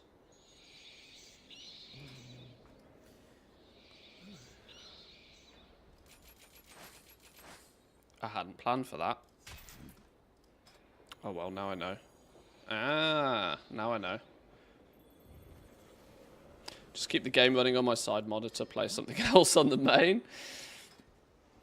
True. True. That's always a valid option as well. Right, I need 20 more points in here. 20 more points isn't going to happen particularly fast, but... Alright, we'll get there. What do I want to do with inscription? These points now are going to get thrown at inscription. So, do I get my tools first or do I get the books first? What was I doing with inscription? I was spreading myself thin to unlock stuff. Also known as not doing anything particularly clever. That's why I'd not bothered even spending any knowledge points. I wanted to unlock the sigils, I wanted to unlock the contracts, the Vantus runes, the missives.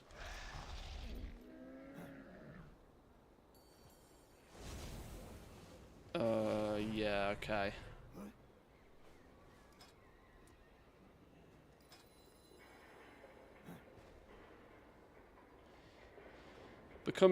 Unlocking this but not being good at any of it was a weird choice, wasn't it?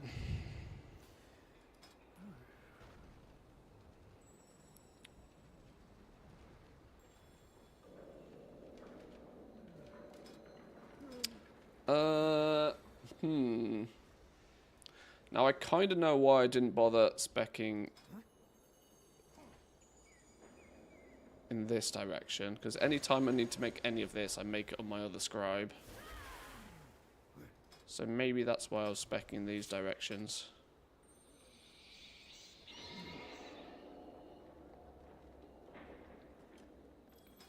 Okay.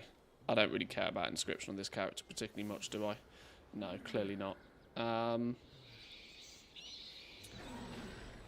What I will do then is probably upgrade these before buying these.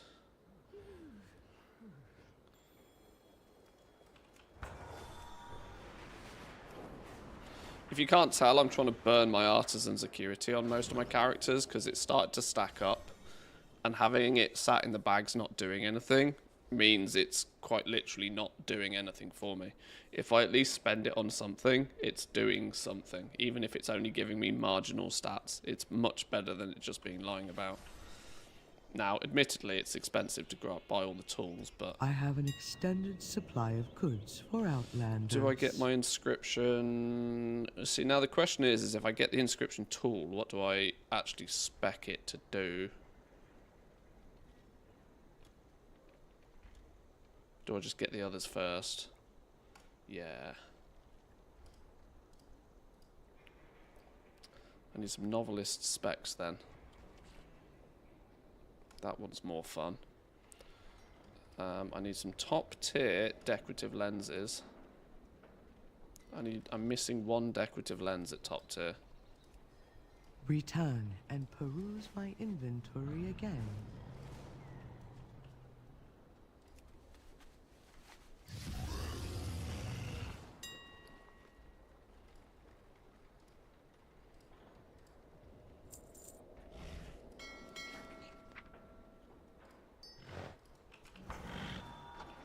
I have calibrated my prices to be reasonable.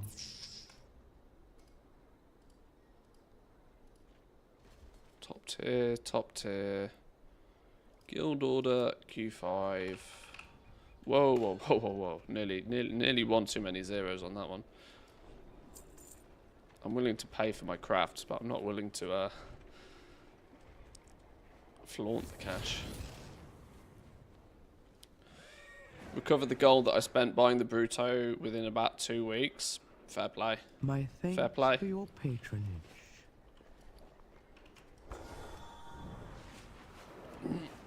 I already had the balance for it, so as far as I'm concerned, I'd already paid for it. My directive is Soon to as I serve you. convert gold into Blizzard balance, it's as good as gone.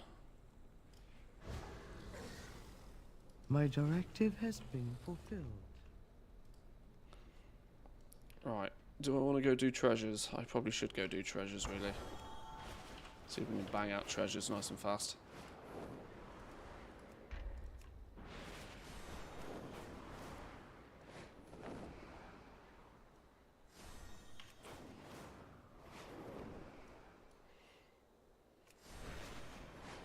I managed to get the treasures pretty quick on my Our miners had to leave their hunter, tools so behind when the new my Rubians main attacked. character. Please Shouldn't be retrieve too them. bad.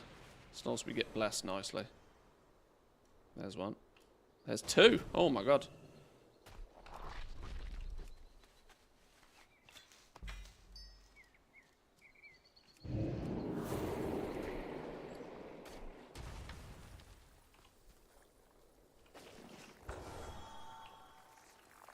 Where's he throwing his goo?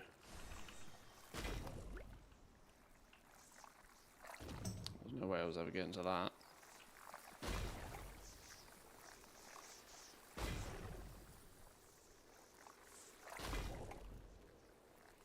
God, I don't know how I expect you to get to half of these. Stupid gobbo. Nice. Oh, that's him done. Alright, move on. Yeah, my Blizzard balance is looking pretty poor though. I'm very tempted to cash out some gold, although it kind of goes naturally against my aim of getting 100 mil. I want to fill my war bank again. I feel poor. Feel poor.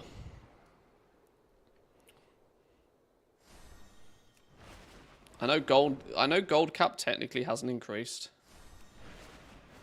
It's still 10 million gold per character, but the fact that my war bank has, you know, the war bank has room for more. I feel as if I should fill it.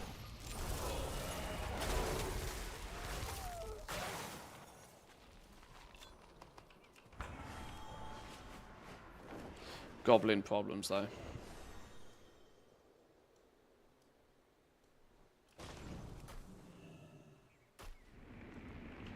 Shit, I hate this one. Ow.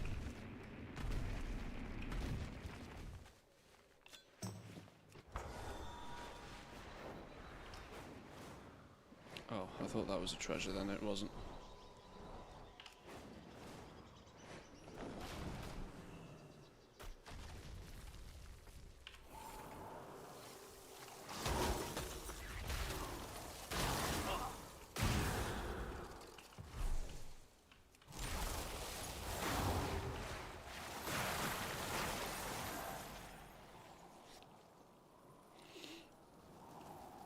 The real cap is 1.4 billion per account. The real cap. I can't in good faith say I'll ever even try to do that.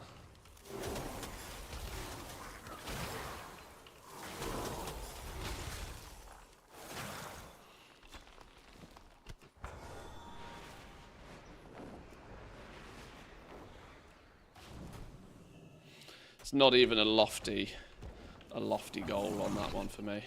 It's just an unrealistic goal.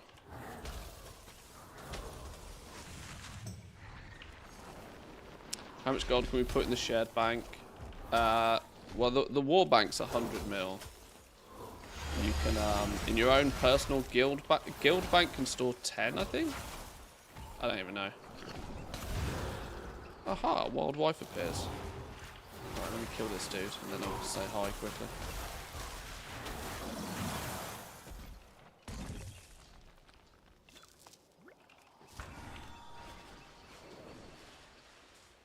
Right.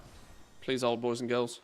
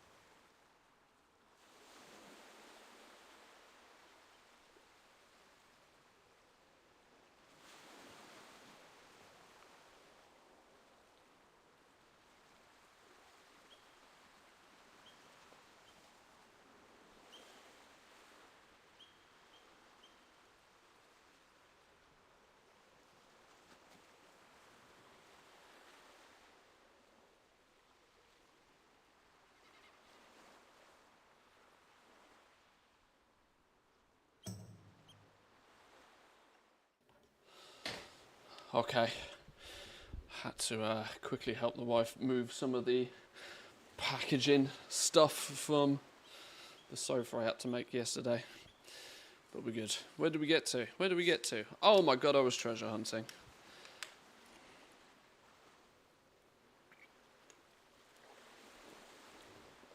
Flipping treasures, man.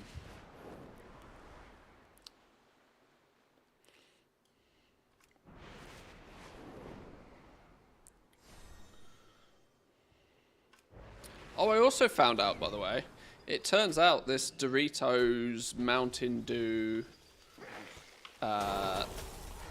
promo thing, apparently the codes work for Team EU, even though we can't actually buy the products or get the codes ourselves. So I'm wondering how I facilitate doing some of that. I'm not quite sure. I mean, these codes are going to end up being flipping black market situations, aren't they? I don't know quite how that works. I might need to poke some Team NA individuals and see if we can strike up a deal. To redeem the points, it's US only. You need a VPN, but the final code actually works. Oh, to redeem them, but then to... Yeah. See, this is it. It seems like something that you could probably facilitate if you had a close friend or family member or something. But it seems ripe for dodgy activities if you are, like, trying to buy a code off somebody else or something. It starts to feel a bit ridiculous then. I'm not sure how to go about it. But annoyingly, some of the items look quite cool. That flame bike thing just looks cool.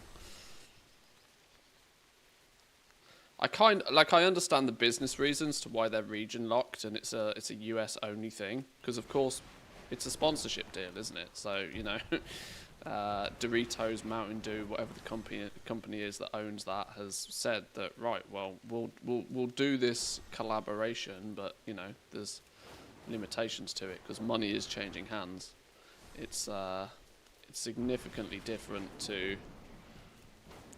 It's significantly more expensive for both parties to do something like that on a global scale. Even though it's digital products, it's still a thing.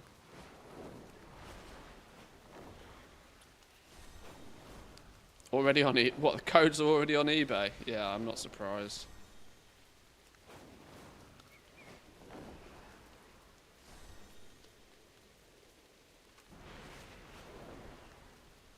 Yeah, genuinely not surprised.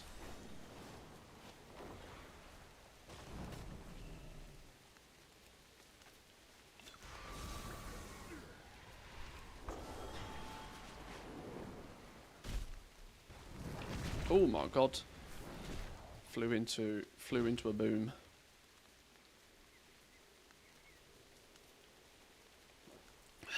Which sofa did I get? Oh, I got that modular one that IKEA does. Nothing fancy, but just something that was better than our old one.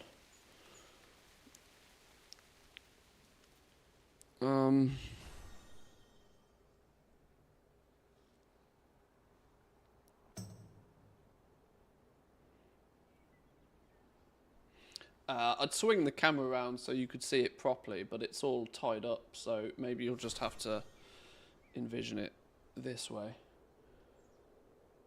Hang on, let's do that. This is the most ridiculous way of showing you what over there looks like, but some big 3-seater red jobby. That's the corner of my room.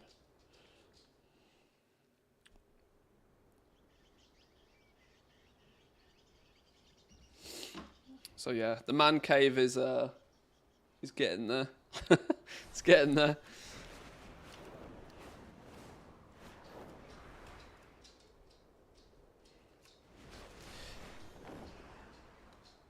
I mean, for reference, those drapes are not wife approved. Oh, they're not Mantheus approved either. I fucking hate them.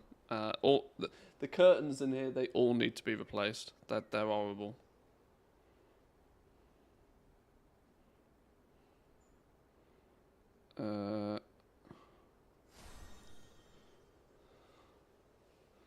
So, like, that was the old sofa. Go on, focus, camera. So that was the old sofa. It's technically a much better sofa, our old one. Because, you know, IKEA trash is just IKEA trash. It's a much better sofa, but it was just old and, you know, battered. And it wasn't anywhere near as big or as luxurious for when you sat down watching a film, for example. So it was a necessary change. The sofa change was a wife-approved change. So whenever you get the wife approval to do anything, do it. This doesn't always happen. But yeah, both sets of curtains need changing. They're horrible.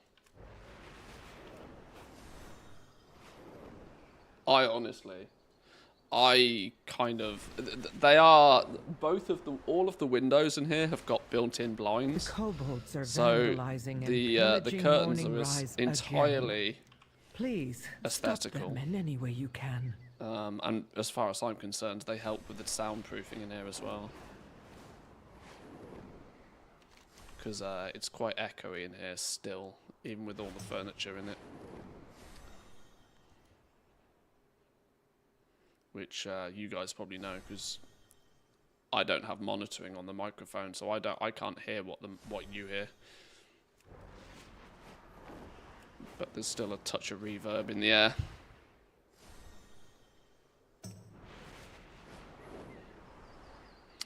Good weight, falls nicely, full blackout. Yeah, I want full. I wouldn't mind full blackout ones for, you know, when I'm watching when we watch a film or something.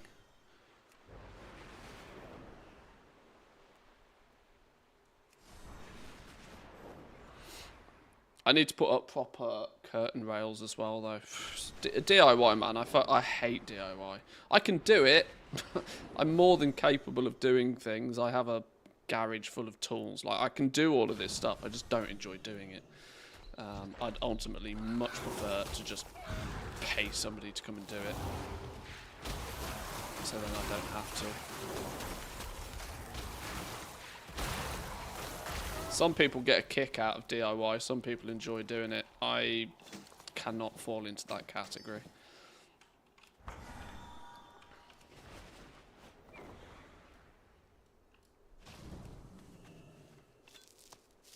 Come on, where's these treasures?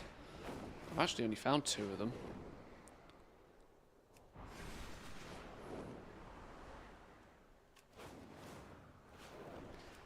It's weird, I'm kind of now putting more effort into... most of you guys will know this, but for the beginning of the expansion, I made 8 brand new characters, so that each one of them would have a main crafting profession, and that's what I did the shuffle on and all of this sort of business. But that I always knew that that was only going to be a short-term adventure. I knew I would then switch back to my quote-unquote main characters, who've had professions for like over a decade. And so I'm now putting more effort into those characters because they're my long-term, evergreen crafters. But it's weird because they're nowhere near as geared or as capable or as caught up as like some of my other characters. It's odd. It kind of feels like, so now I'm running around picking up treasures on a character that is still technically like 100+ knowledge points behind. But I'm doing it because these are the characters that I actually would want to get all the knowledge points on and film the trees on eventually. For no other real reason than just, you know, partly completionist, partly, you know, goblin life.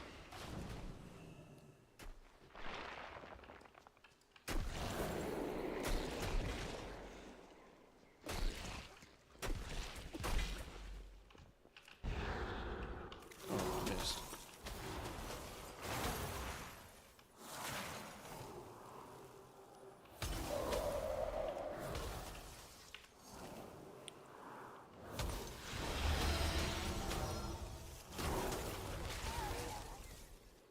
I have so little gear on this toon. Oh my god, he's not even got item level 500 gear.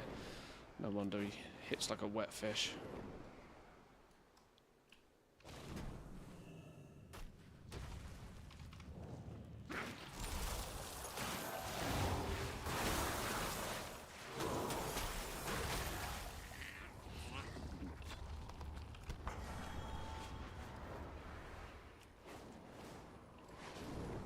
double dirt piles? What did I do to deserve this? Oh my god.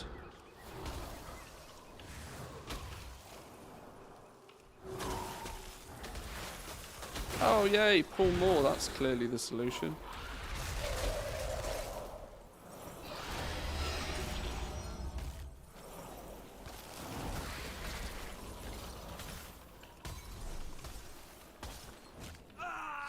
Ouch.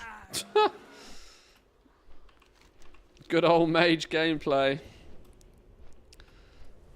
More than one mob, no idea what to do.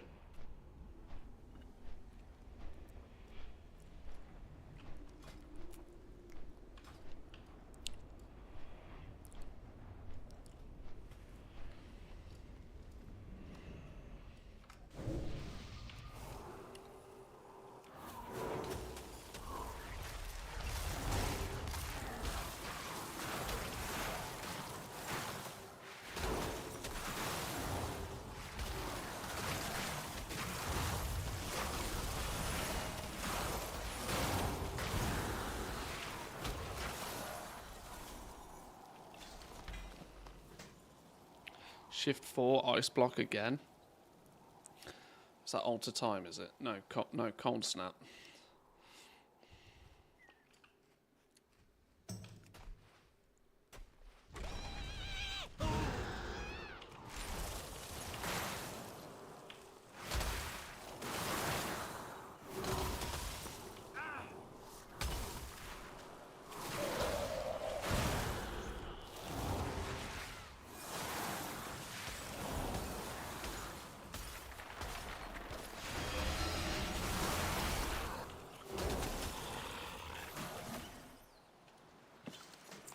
Oh, there's one of them. Oh no, wait, hang on. That's all of them. Haha! Fuck you, game. So good. Instant win.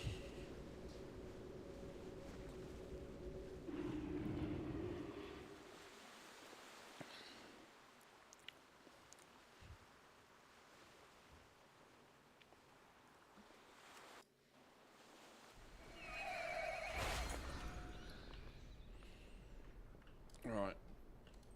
Bonus, bonus, bonus. Take those. Did I...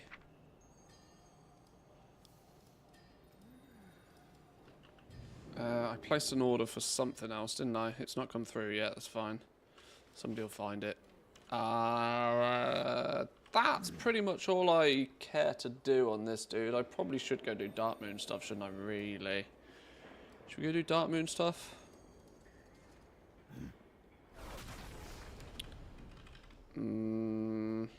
Seems like we probably should. Let's go do the Dark Moon stuff quickly.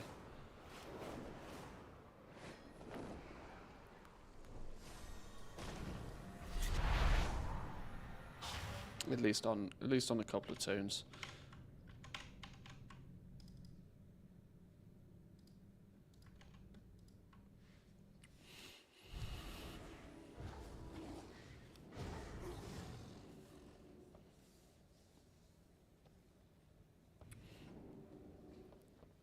Wait, oh yeah, of course.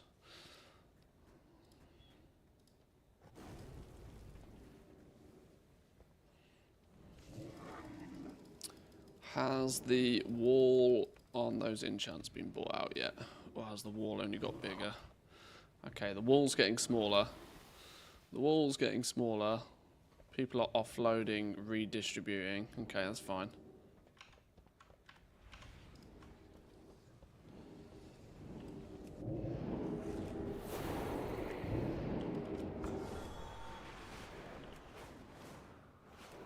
I'm gonna miss when Hallow's End finishes, you know. I really enjoy using the broomstick during Hallow's End because it's instant flight form. Glory to the Sindorai. Keep your wits Without about. being a druid.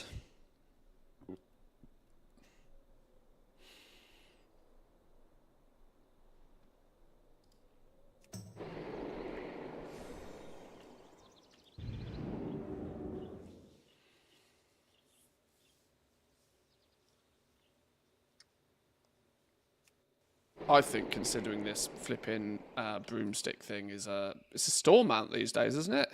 It was on the trading post for a while, but isn't this a store mount now technically? I think I got it from the trading post, but I think this should just be instant flight form all year round. I think it should be a perk of the what was it, Eve's Ghastly Rider. I'd use this 24/7 if it was instant flight form. Wait, hang on, where are we going? Oh, hang on, we need shit for this quest, don't we? Listening.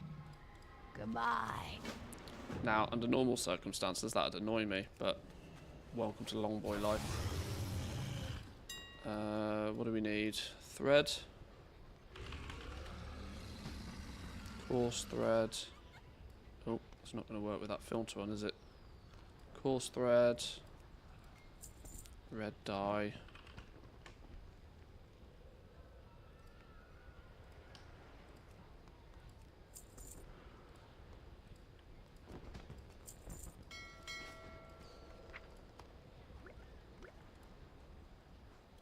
Wait, what do we need for this? Light parchments.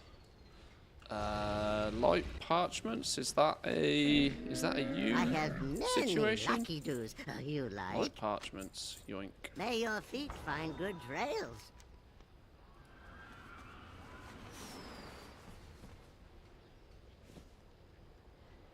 Dark Moon Fair Is that your quest wallet? add-on? Are you just Oh, glad we to don't see need me? that.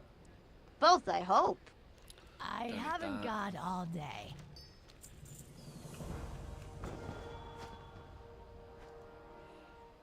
This little weak aura takes care of all of it. Wednesday's not the best day to craft enchants on the alt army. The prices have tanked. Enchants get stranglehold, right? So there's some serious price manipulation going on with enchants, right? Let me show you exactly what's going on. What's happening, right, is if you look at something that's, you know, big and shiny and popular, right, look at something that's big, shiny and popular. What you find happening is that they're getting walled off at cheap prices. This is basically, I would assume, somebody can correct me if I'm wrong on this, I don't have an enchanter to hand right now, but I'd assume 6,200 gold for the Authority of the Depths is roughly what it costs to craft it at quality 3, guaranteed, right? So that's like this, that's like the guaranteed price. Anything that turns up below this is concentration crafts. What people do is they wall them off, right? So they mass produce a bunch of them,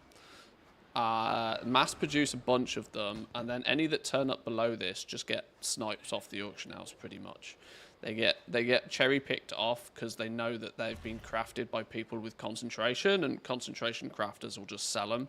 That's why all these small sort of 7s, 8s, 9s, 5s, all of these are. These are mostly just concentration crafts. But for most of the day, this wall will sit here, and then whoever owns most of this wall, at a point later on today, will take that wall off, buy out everything, reset the market, and then it goes to like 7, 8, 9,000 gold apiece. This is happening on nearly all big commodities. It's to make it look like there's no profit in anything ever, but it's being controlled by the people who actually know exactly when the demand is and are kind of making the market look terrible for as many people as possible, so as few people as possible actually bother. And when you're the one that owns most of that wall, you kind of have control of when you take the wall away and when you reset the markets. And it becomes borderline impossible for anybody else to come along and reset the market. So you grant yourself an awful lot of control over things when you do that sort of stuff. It's a bit gross, it's a bit grim, but it's exactly what's happening. It's painting the picture that nothing is profitable ever, when the reality is it's profitable, but only when certain people want to make it profitable. And so you kind of have to play the be there at the right time, the right place sort of thing.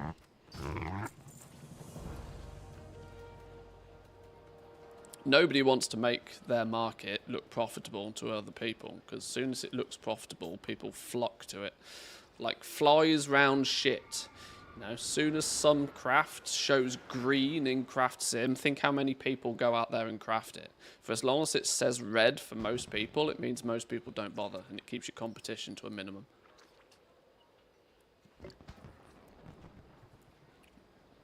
Zin Power with the 33 though, thank you very much, I appreciate that. Happy 33, thank you, thank you.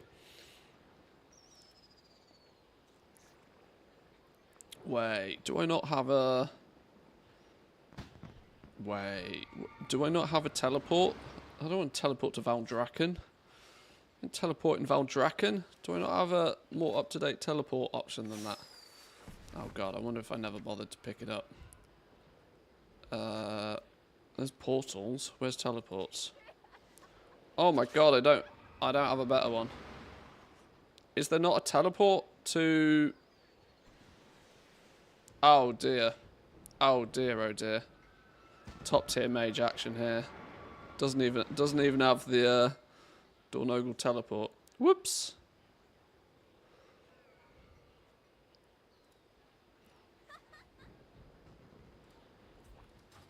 Alright, well we'll go Ogrimmar. We'll go Ogrimmar and then we'll just take the portal. It's close enough. It's 2 load screens instead of 1.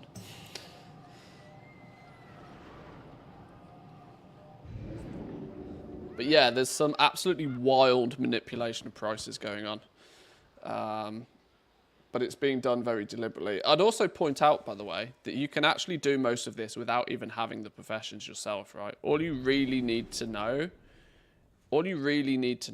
is just what the actual bare minimum, what is the 1% profit price on items, so...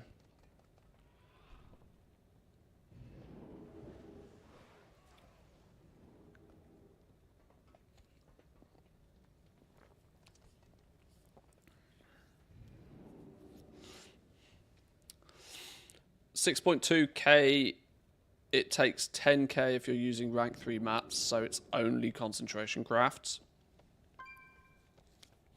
Where are you getting that number from, though?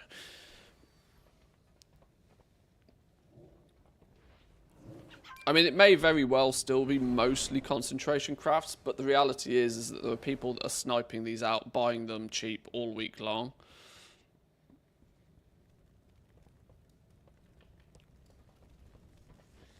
And so this is basically what's happening. People are keeping the price artificially low for a long period of time, and then removing their wall, and then selling out at a very specific point.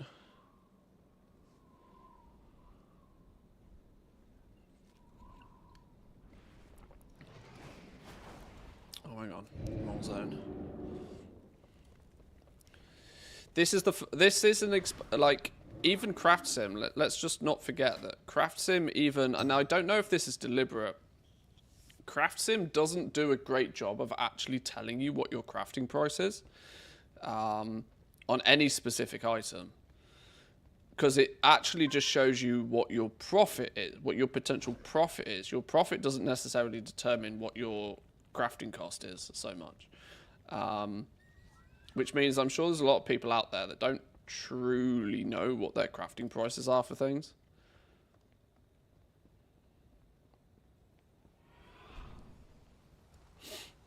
Most concentration crafts are like 1 to 1.5k profit per craft now. There's still some pretty big spicy ones out there.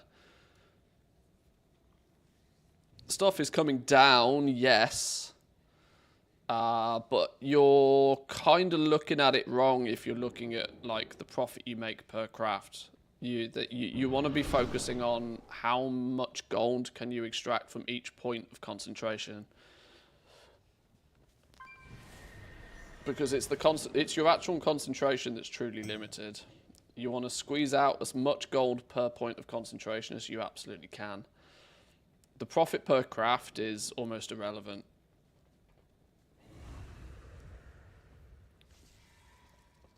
It's not irrelevant, but it's only part of the equation, I should probably say. is a better way to look at it. Where the flipping hell is the right zone? Where have they all gone? Hello? Oribos, Valdraken, Silver. Where's the right? Is it downstairs? Is the new... Really? Surely not.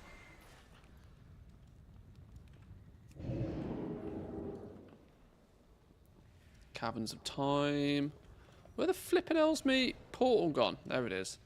More importantly, where's a portal trainer? What do you need? No. Strength. I don't know. Whatever. World first mage.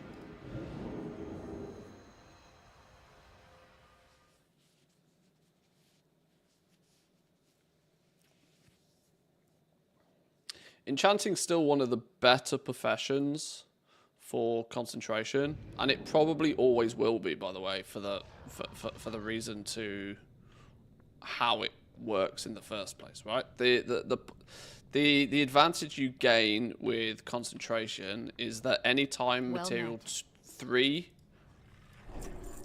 quality 3 materials is significantly more expensive than quality 2, that adds significant amounts of value to each point of concentration.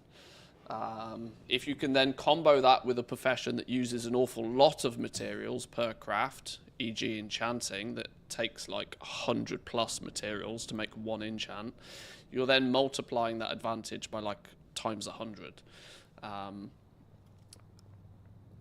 That's why enchanting works so well. Plus, it will also stay that way because of how enchanting materials are generated.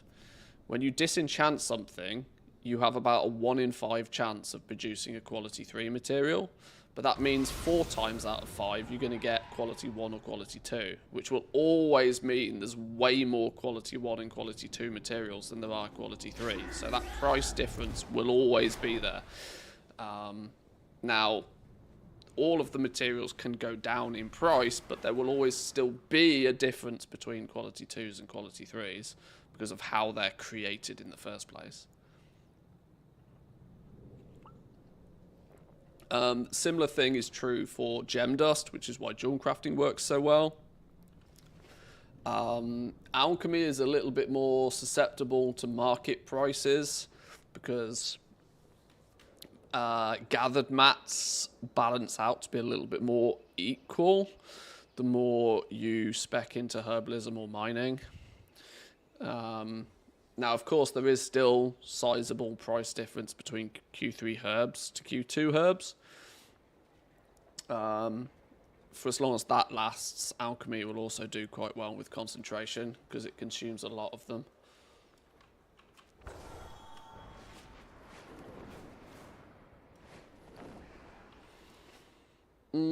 Okay, shitload of orders need to be done on this dude, but outside of that, I think this character's actually toasty for now. I think he's done his weekly adventures.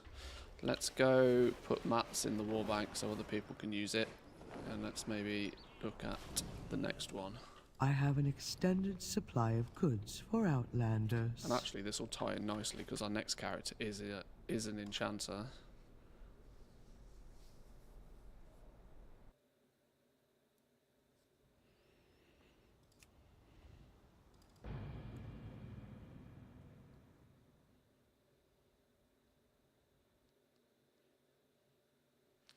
Tinderboxes are up 200 gold. Stormdust is up 4 to 5 gold.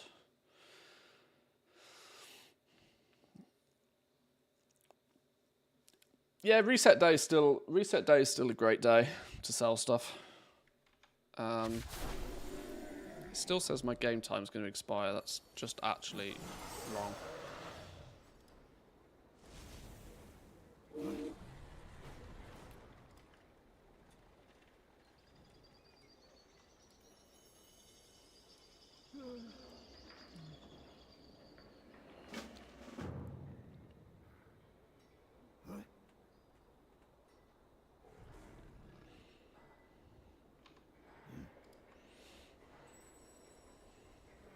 How you doing, Ginny? Welcome in. Great thing about YouTube, you randomly end up exactly where you want to be, if maybe not when. You Are you at the mercy of the YouTube algorithm?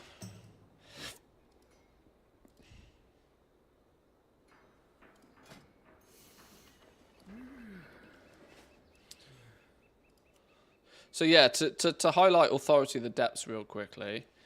Oh, okay. Now you see, yeah, this goes to showcase to me straight away. 10,285 gold is your. Hang on, I don't even have enough shards to get the price right. Hang on. 10,000 gold is the price to press the button. That's taking so little into consideration that it's just factually not true. It's 10,000. It costs. You need 10,000 gold worth of materials to press the button, but that doesn't in any way, shape, or form mean that your actual eventual crafting cost is anywhere near that. By the time you throw your resourcefulness into the mix, by the time you throw ingenuity into the mix, and so on and so on. So when you look at like, when you look at authority of the depths, using all top tier materials, yeah. Let's just, for sake of maths, call it 10k because it's easier to deal with. 10k maths would, yes, get you the ability to press the button. But if you had fully spec'd your character with resourcefulness and stuff to make this enchant as cheap as humanly possible on a guaranteed, you are probably looking at about 6,000 to 7,000 gold per enchant when mass producing them. Because if you fully spec into resourcefulness, you're reclaiming a huge amount of this on average. I'd still say that 6.2k is very, very, very much on the cheap side, but I also know categorically that people hoover these up throughout the week on the cheap anyway. And the concept here is that this wall makes it look to every single person if there's absolutely no point anybody trying to get anywhere near to craft these guaranteed. Yeah, that's not to say you couldn't as long as you focus on selling them at the right time.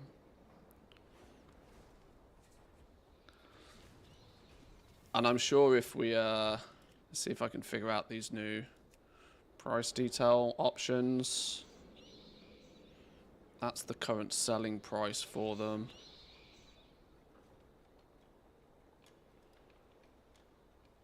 This character's not very well set up to showcase this because I haven't got top tier tools here and I've only got a fully ingenuity spec rod. If I had a fully resourcefulness one, it would show a very different story because you'd be saving a huge amount of materials off that cost every time.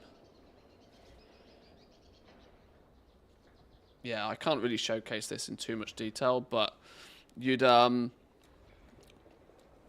this is a deceptive number because this is not your crafting cost. This is your cost to press the button, and if you press the button enough, you can get a much cheaper crafting cost overall.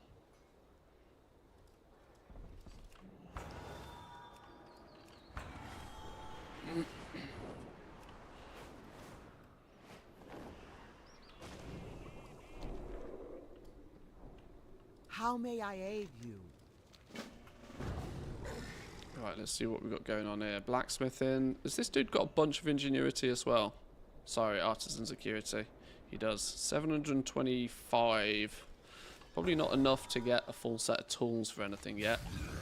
Actually, I could probably look at making those 2 extra tools for enchanting today, potentially. Let's get some orders and stuff done.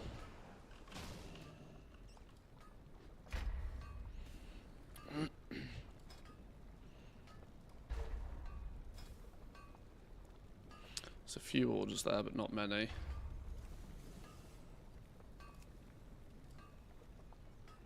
How many do we need for the weekly? 3.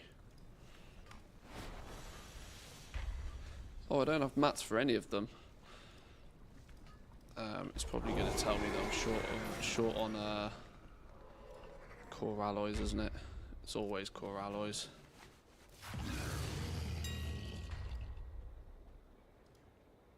Yeah, always core alloys.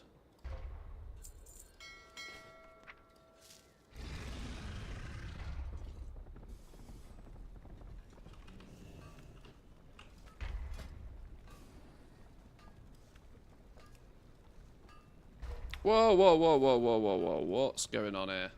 Flipping nearly started using my Q3s there. Hang on, let's back that truck up a second.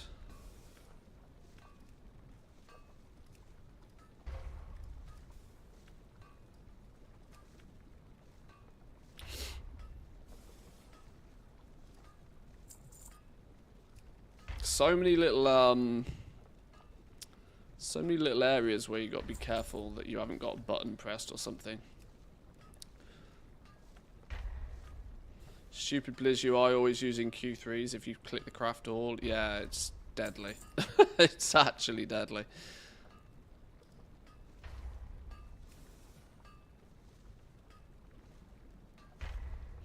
Liking the new craft sim stuff, although it really, really is giving early TSM vibes. Oh, it definitely is. Absolutely, definitely 100% is. I agree with you there.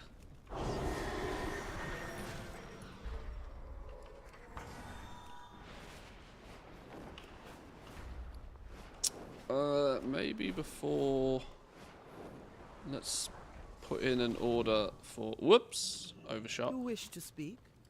Winds be at your back.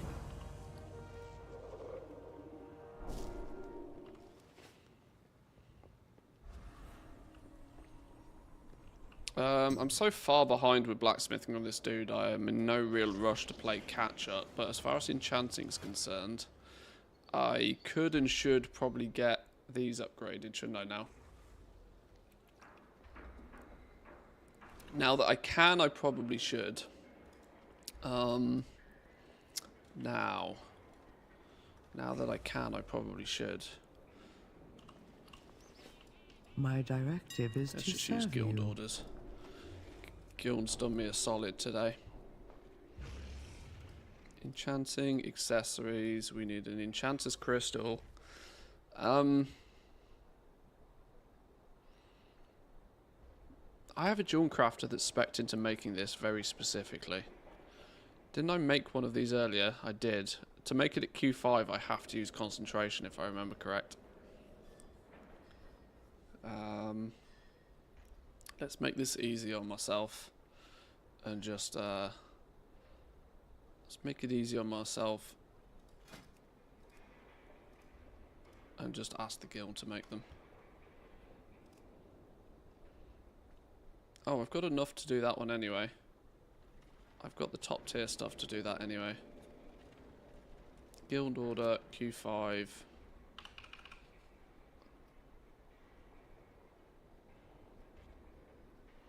Any tailors? Go, go, gadget, go. Return and peruse my inventory again.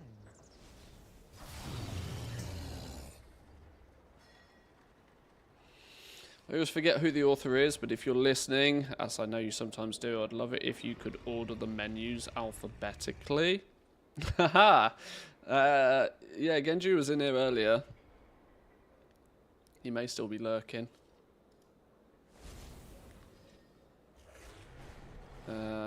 He might still be lurking. Yeah, alphabetical menus does help.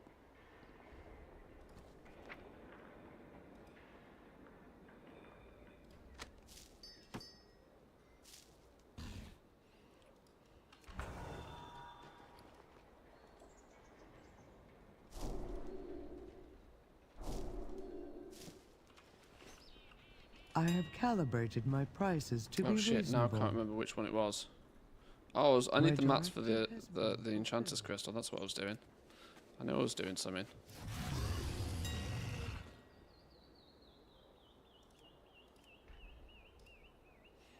I need 3 prisms.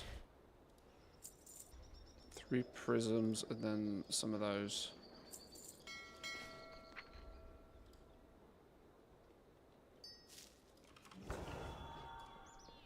I have an extended supply of goods for Outlanders. Max quality, artisan security, guild order, Q5. Have some monies. Go, go, gadget, go.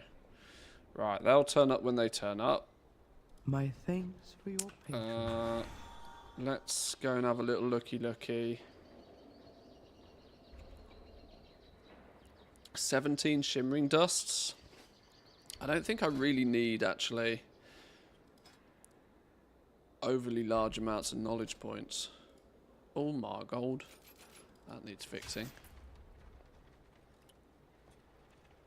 I think I'm just stocking up my enchanting points. Yeah, I'm sort of saving them for a rainy day.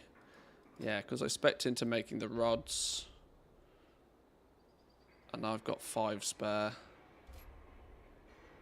It might be worth going and doing some treasures and doing this catch up with the shimmering dusts. There's enough there to make it worthwhile doing in one go. That's like 2 weeks worth.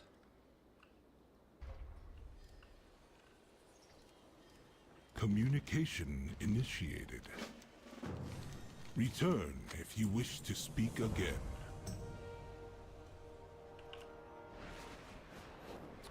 Do we have books on this dude? I don't seem to have books on this dude for either blacksmithing or... I don't have blacksmithing books or enchanting books. My directive is to Fix serve that you. problem.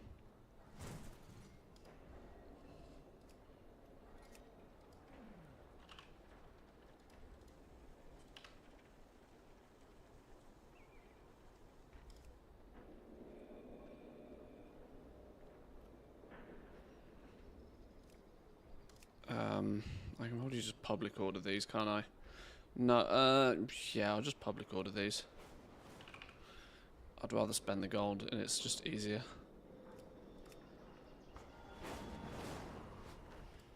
One. 2.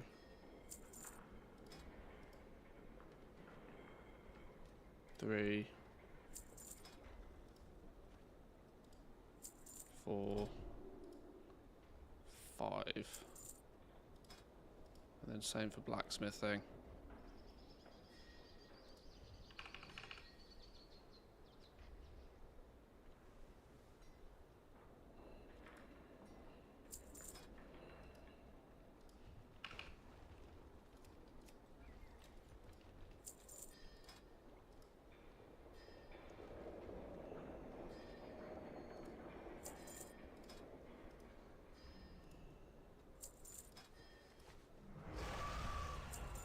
Right.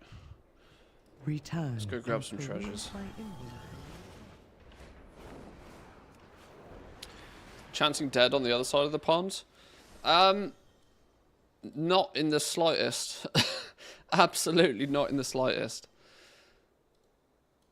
One thing I would say is that anytime you're trying to craft anything guaranteed Our at miners quality had to 3 leave and their trying to tools mass behind produce when it, the you're going to come Nerubians across an attacked. awful Please lot of retrieve them. competition and friction from other people doing some very goblinry things. That is in no way, shape or form to say that any of the professions really are dead. Hello? How have I never had the snuffling quest on this dude? That seems like a lie.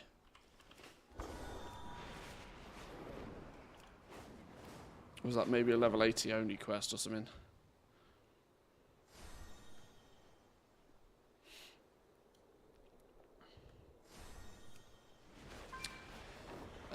Vile rank 3 is worth it if you can min-max the time spent on the character. Yeah, because the 30-minute timer persists through logout, so you can actually stretch a 30-minute Vile over like multiple weeks of concentration crafts if it truly is like an alt that you log on, press a few buttons, log it off.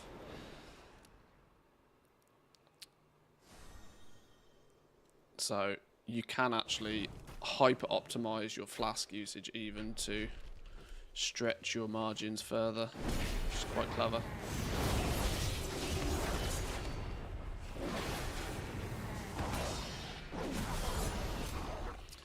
This is it, right? You got to remember that, and this is why a lot of people struggle with the crafting professions a lot of the time, is that there are people that are very good at it. There are people that have, you know, slowly but surely figured out all of the tricks of the trade have figured out that, you know, there are, if you do this, you do that, you do this, you do that, you can stretch yourself a lot further than others.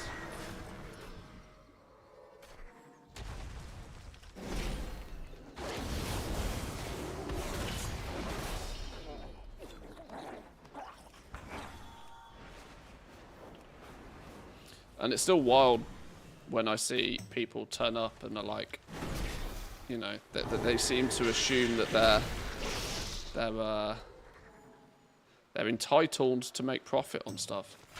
Like, why would you possibly, you know, they don't say it in as many words, but it's the impression that they give off, that they feel entitled to make gold. Because they leveled their profession, they feel that they're entitled to make gold from the profession. And I'm like, well, that's not strictly true.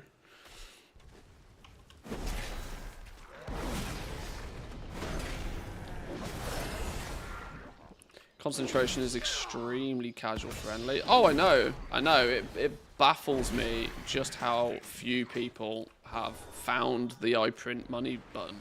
Like, I know I've not done a great job outside of streaming, at least, showcasing it all that much, but it's wild when I... Because you only need to spend 2 minutes on either the forums or WoW Economy subreddit or, you know, places where people outside of the community might come across occasionally. Even people within the, you know, look at people who play with the professions a lot and still haven't quite realized that, hang on, that 1,000 concentration that's just sat at the top of their character screen on 2 professions is worth like 10k a day that they're not using.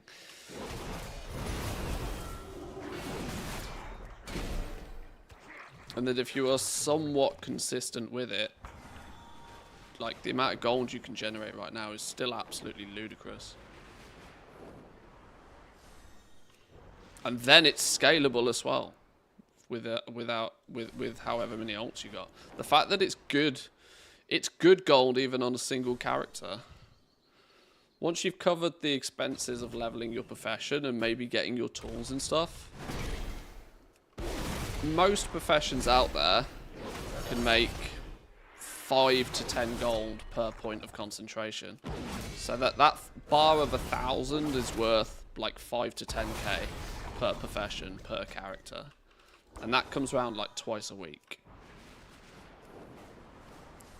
And that's on like mid-tier professions without much optimization. On the professions that are good with concentration, you can make even more. It's very, very casual friendly. The amount of time investment to do it on a few characters is basically non-existent.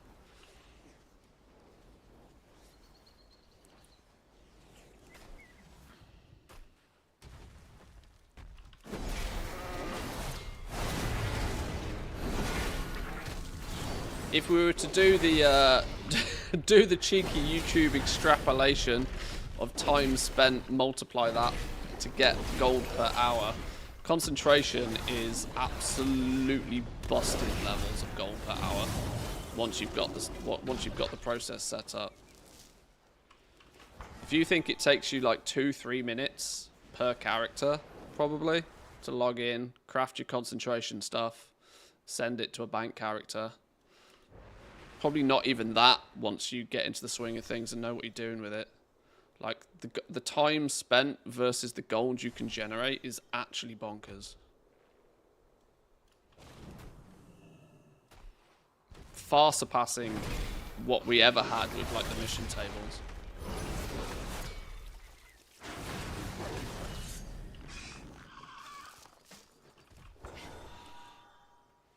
Not a crafter or gatherer, still making 40 to 80k a day, mostly watching something on a second monitor. But concentration blows that out the water. Let's say you've got 10 characters who are set up with 2 professions each. You're looking at like maybe 20 minutes a day to cycle through each of those characters. Probably, and the point is you don't even have to do it every day. You wait until, the best way to do it is let your concentration get to like 800-900 and then log on and use it all. So you do it maybe twice, maybe 3 times a week. You're spending maybe an hour a week across 10 characters. And in that hour, you are probably going to make like 10 characters, let's say, even conservatively, 5,000 gold per 1,000 twice a week, 10,000 gold per profession, per character. So you're looking at 200,000 gold for about an hour's worth of work. You ain't making 200k an hour via any other method in the game right now. Outside of doing something outrageously special. We're talking like mythic level boosting, or some very carefully calculated buying and selling of like flipping or something. But the point still stands, is that it's 10 characters. 10 characters with their concentration alt set up, even with very average numbers, is an easy 200k a week. 800k a month. 2 or 3 tokens a month for an hour's playtime a week. That's mental. It's actually ridiculous. And that's at a scale that practically anybody could achieve. Because there's nobody out there that doesn't have 10 level 70s these days. Nobody's out there with, like... And even if you don't, you can get them very quick. And we're not, like I said, that's not even level 80s. That's level 70s. It's just people haven't done it.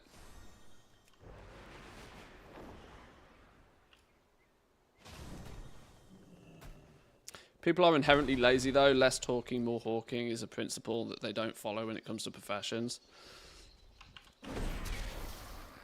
People are inherently lazy, which is why the tokens sell so well. Because people would literally rather do absolutely nothing and take $20 out of their wallet than set up a few professions on a few characters and then not have to pay for, not have to spend a penny on gold for the rest of the expansion.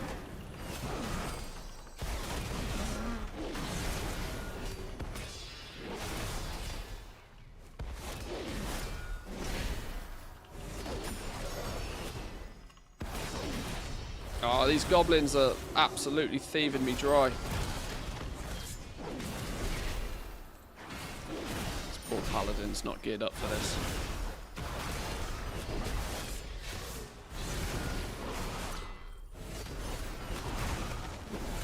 No, that was the wrong target. Tab targeted the wrong damn thing. Get off my loot. You filthy animal.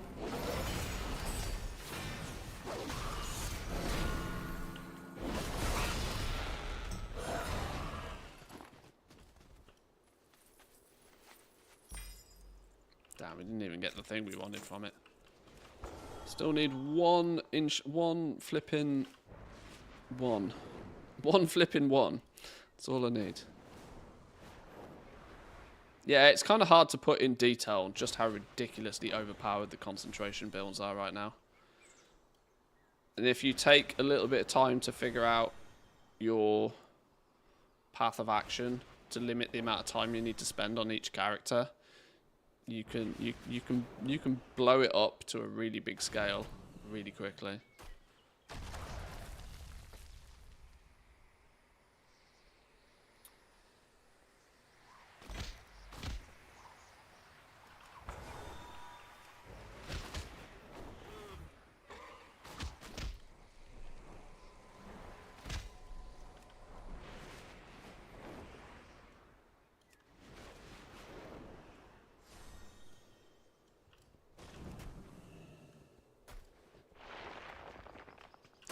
Squishy, squishy.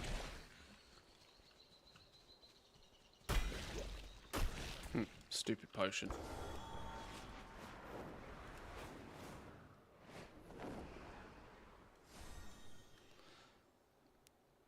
Honestly, though, the one thing that has been a true statement throughout the entirety of this game's existence is that some people are able to make gold simply for the fact that other people are lazy. Like you're predominantly selling convenience. That's how you make gold in this game. You are doing the inconvenient thing that somebody else doesn't want to do. If nothing was deemed inconvenient, nobody would need to buy anything off anybody else. That's fundamentally how economies work. There comes a point where you're not either able to physically do everything yourself, so you rely on the expertise of others, or that other thing is too inconvenient for you to do, and so you'd rather use some of your currency to buy it off somebody else.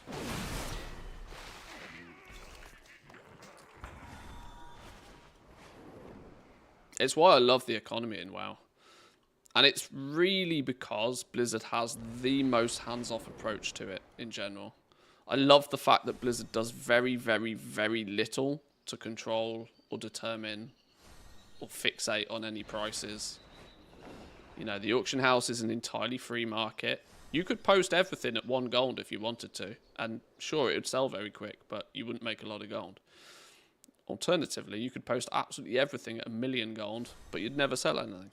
It's entirely up to you, and so the market completely self-balances itself, and it's got enough people playing with it that it's a pretty special thing. There's not many video games out there, especially, that have been able to achieve such a stable economy in a video game for so long. I mean, let's be real, there's not that many games that have lasted 20 years in the first place, but of those that have got even, let's say, halfway, many games have struggled with their economies over the years.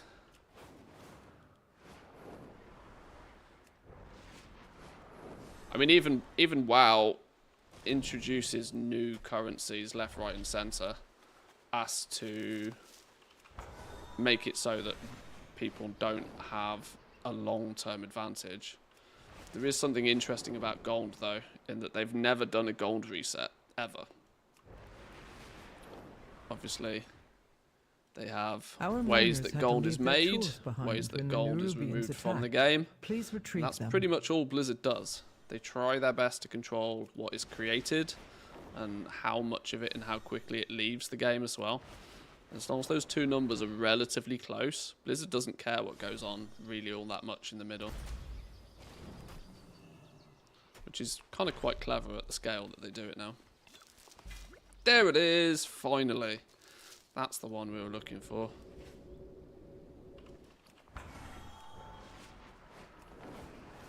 Right, we got some,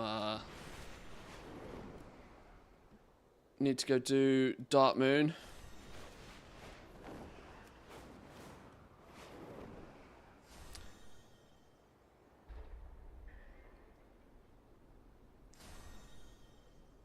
Would your MS... I mean, probably.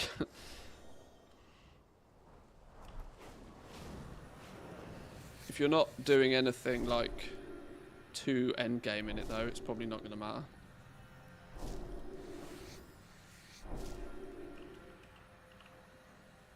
I certainly wouldn't try doing much PvP cross-region.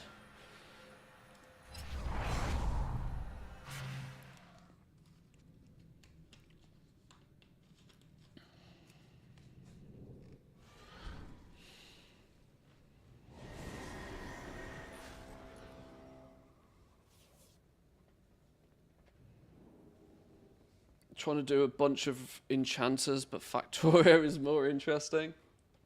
I've not played Factorio for a couple of days. I still don't really feel as if I've even scratched... Well, I haven't scratched the surface of the new Factorio expansion yet. I want to throw some more time and effort at it.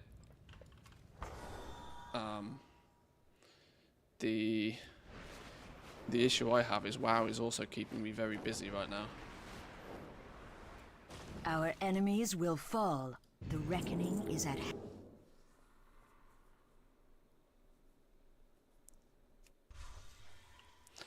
You're still in Vulcanus, about to get yourself back into space. Yeah, I've not even made it to another planet yet. My home base is pretty well set up, but I've not made it any further than that.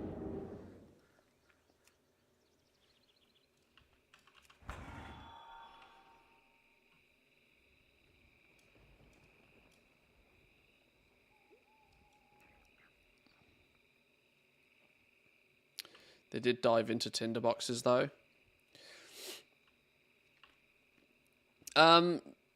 Well, they didn't change. They didn't fundamentally change the price of tinderboxes. This is the careful distinction to be made, right? Is Blizzard don't ever dictate the price of something directly. They might improve the accessibility and availability of certain items if they think that they're out of whack.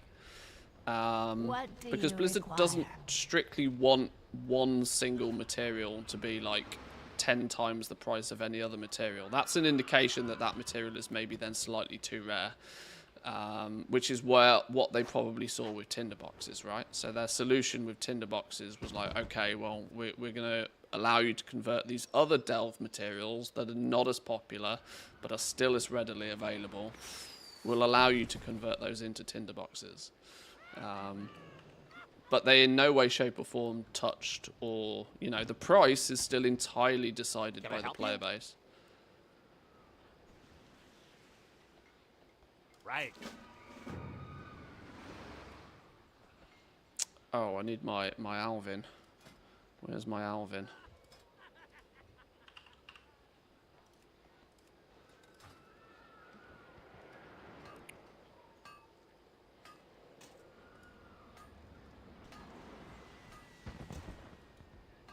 Somebody said the only good thing about Gleba was leaving it.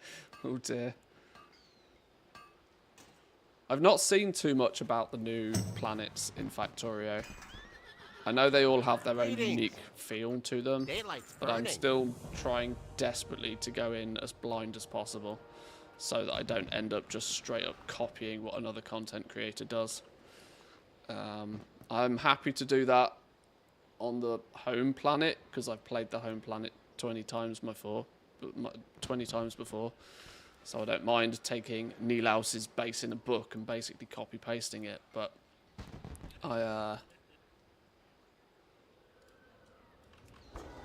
with the new planets, I want to go experience them firsthand. Right, we need to find some discarded weapons then, don't we?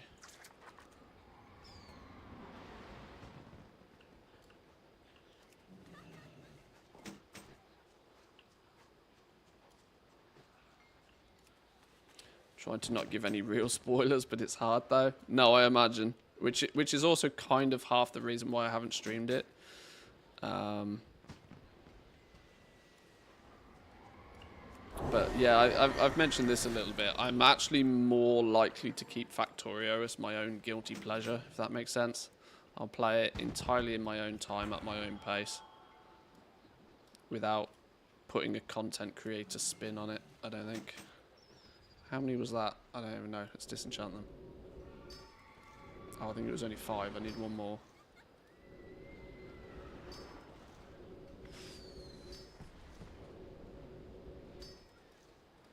Yeah, I need one more.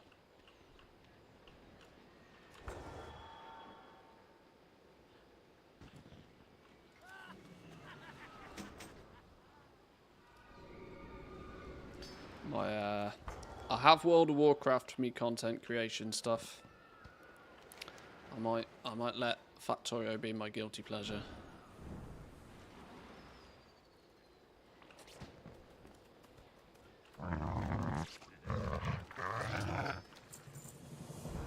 Boom, there we go. Right.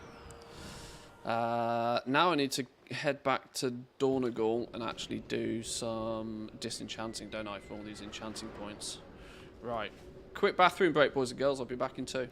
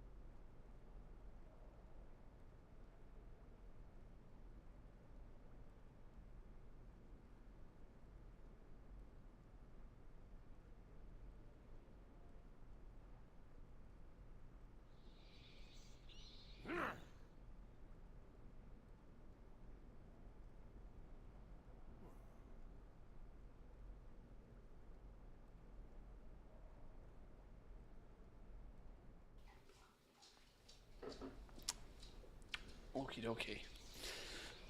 Right, where do we get to? Oh yeah, we've got to do some disenchanting. I need to probably buy something to disenchant. Dark Moon decks still basically free? Pretty sure Dark Moon decks are still free, aren't they? Mr. Norton, how are we doing? Welcome in, my friend. 200 gold-ish. It's not too bad.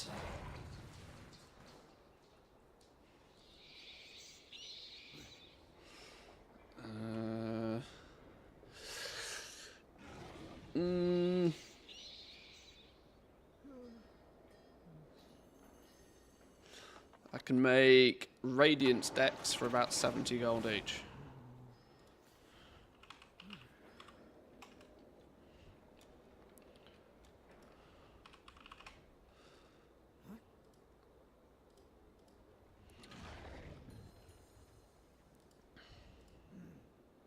How many did I say I needed? 17 plus 6. 17 plus 6, 23. Should we just buy 25 to be safe? Ace. 2.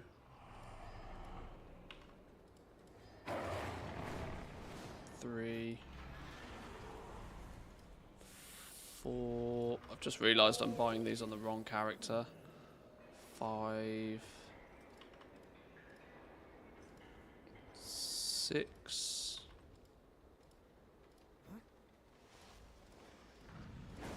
7 and 8.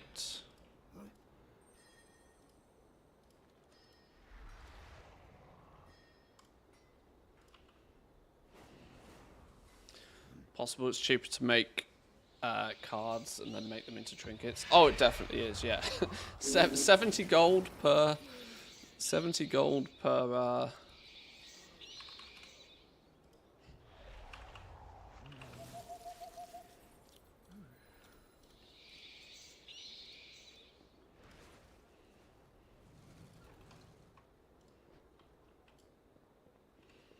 Definitely much cheaper.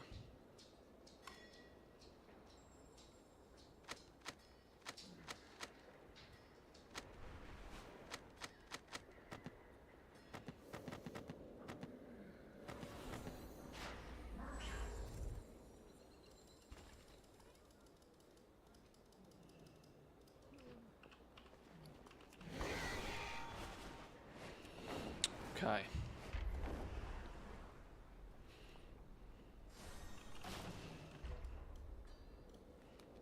Got a weekly knowledge point. Another weekly knowledge point.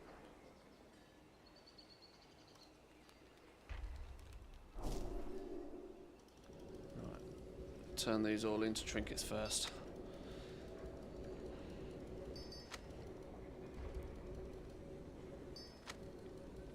I think I've mathed that right. The 9 weekly points you can actually get, because it's actually only, isn't it? It's 5 plus the 1, so it's 6. 6 plus 17 is 23, so these 25 should absolutely definitely do it.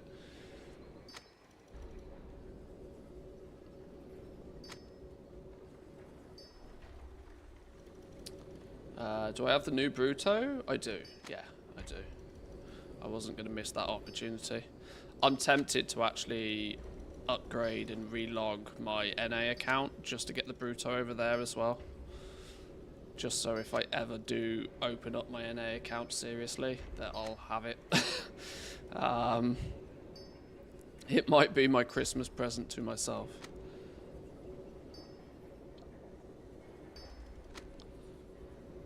As ridiculous as that sounds.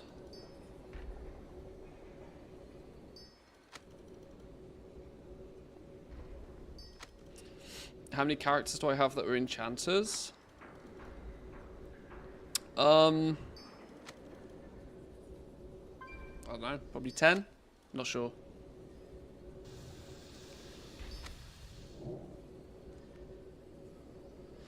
Learn from the first Bruto, didn't skip this one, but rip meme. Yeah, exactly.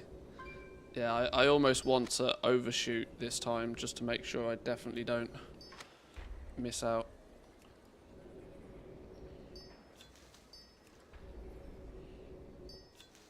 from a fellow 2024 Bruto owner. That's totally legit. I bought it with 0.1 seconds after finding out, yeah. Yeah, I wasn't going to mess about this time.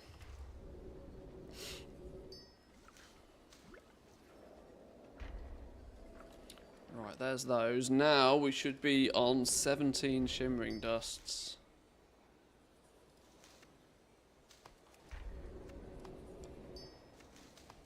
You don't even have to have an active sub, by the way.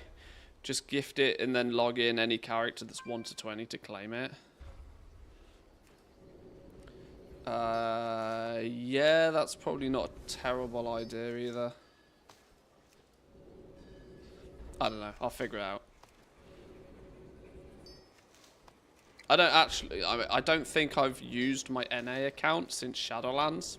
I'm pretty sure I didn't use my NA account at all in Dragonflight, so my NA account basically doesn't exist, but it's more a future-proofing thing.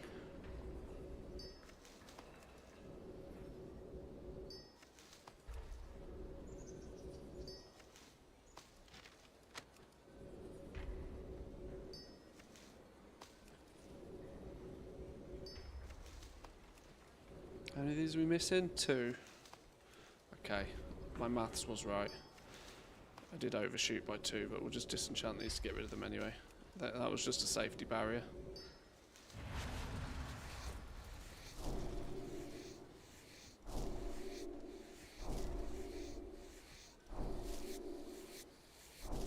That'll be another Bruto in 4 years, don't worry.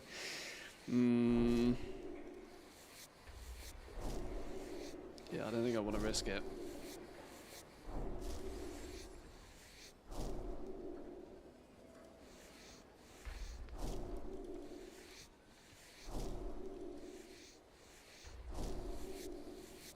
Now the question is can I put these enchanting points to good use anywhere? The answer is I don't think I can. I don't really think I have much use to for these, but I'm kind of half stacking them, so if the market changes or something dramatic happens, at least I've got the knowledge points. I don't need them to do anything fancier for me right now, I don't think. Yeah, I've got 40 points just sat there chilling right now. I have the enchanting tree filled out in the middle here. The recipe that this dude crafts on the regulars, the authority, the depths, and I've got that optimized anyway. You don't need to spec any further than what I have to optimize this one. This one is fully good to go. It's more of a case if this market completely crashes and burns and dies a death and I want to craft anything else that I can then quickly, if I ever, for example, want to put, you know, I've got enough to fill out 2 of these outer nodes if I ever wanted to. How's my supplementary shattering tree? Well, I don't really do any disenchanting particularly, but this one I've got the 3 big ones. I haven't spec'd into multi-crafting because I don't make oils. It's the only thing that you need multi-craft for realistically. Disenchanting, I've not put any points in here because I couldn't care less. Honestly, I'm not looking to make the materials on this character particularly. I mean, it'll get to it, but I'm in no rush to spend, what is it, 30, 60, 90, 120 points? Yeah, no rush. No rush. I'm just kind of happy to sit on these. I spent some points getting this dude to the point where he can unlock and craft the rods, which is why I've put more points in E&E. But now we can just sit on those, I reckon. It kind of depends a little bit if I want to, at any point, pick up some of the other recipes.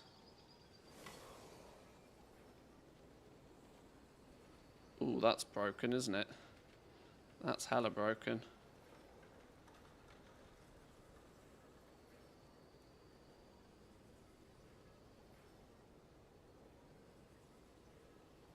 Okay, since update, that's really broken. Script ran too long.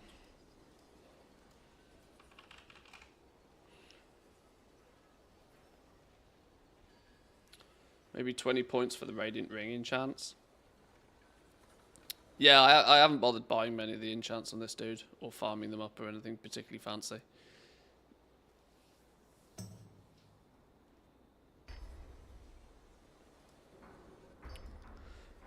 Alright then, well I have orders put out, I think, to get me... I've got orders put out to get these two upgraded. So they'll come back to me when somebody gets to it. Somebody in the guild will spot those and get those crafted, I guess. I hope. I've done my weekly bits and bobs on this dude. Fully caught up on enchanting. Yeah, this dude's mostly done now, I reckon. Nice. Nice.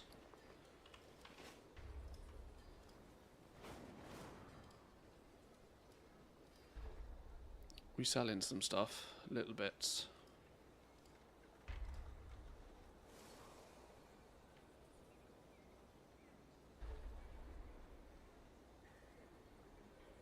I've got so few of these at this point. Let's just get them on there.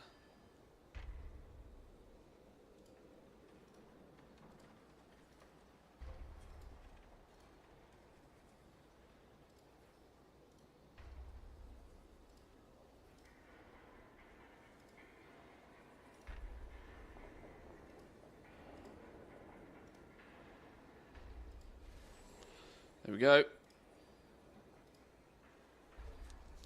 2.5 mil of stuff on the auction house.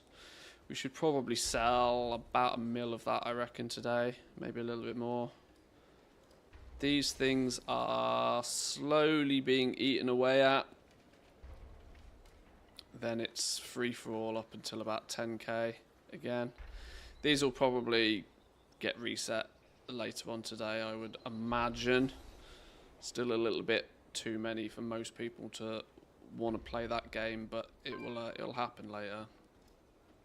All right, I think we're about content on this fella, and stuff is selling as well, which is nice. There we go. There we go. Stuff selling through.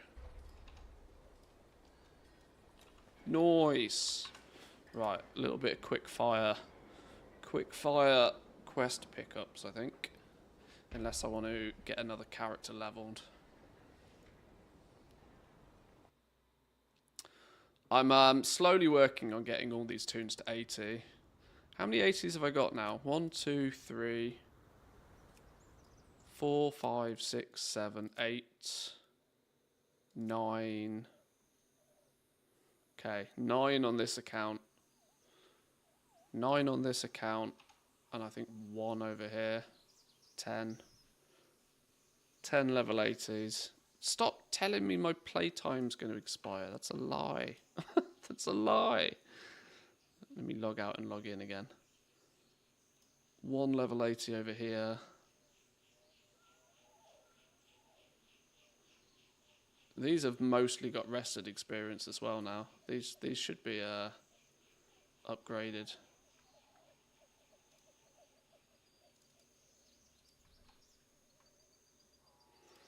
Maybe let's get this dude to 80.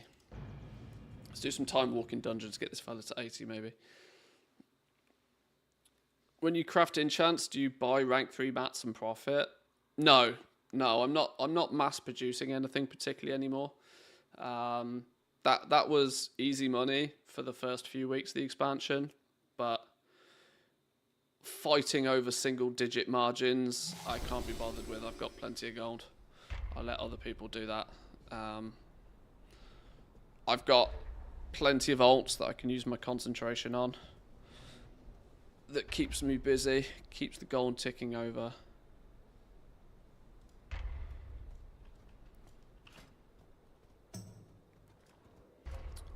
Can I go get that quest for 5?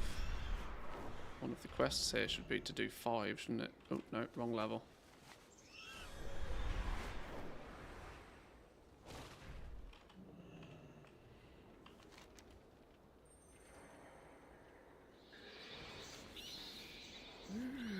A lamplighter brings hope. Slay world boss and a few enemies. Complete city of threads on any difficulty.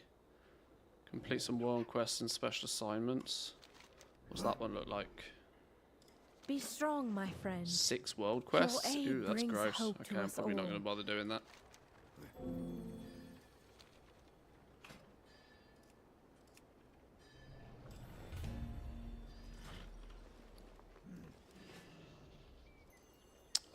What we can also do...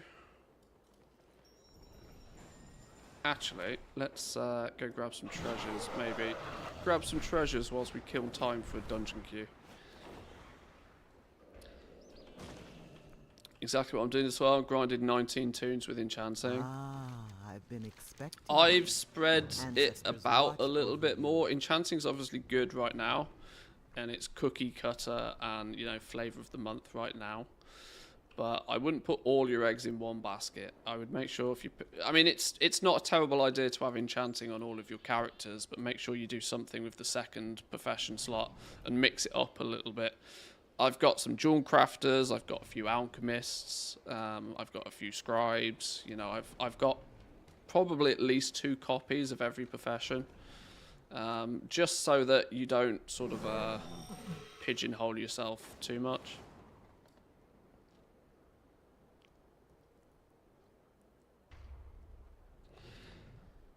Is it just me, or is even concentration during crafting not making profits since the change to prospecting rates, maybe? When I look at making a Q3 quick onyx, for example, Craft Sim's telling me that I'm losing 382 gold. Well, the resourcefulness change... Oh, well, there's a change to prospecting rates, yeah, but... I've still been more than comfortably able... I'd check what price sources you're using and what numbers Craft Sim's going from.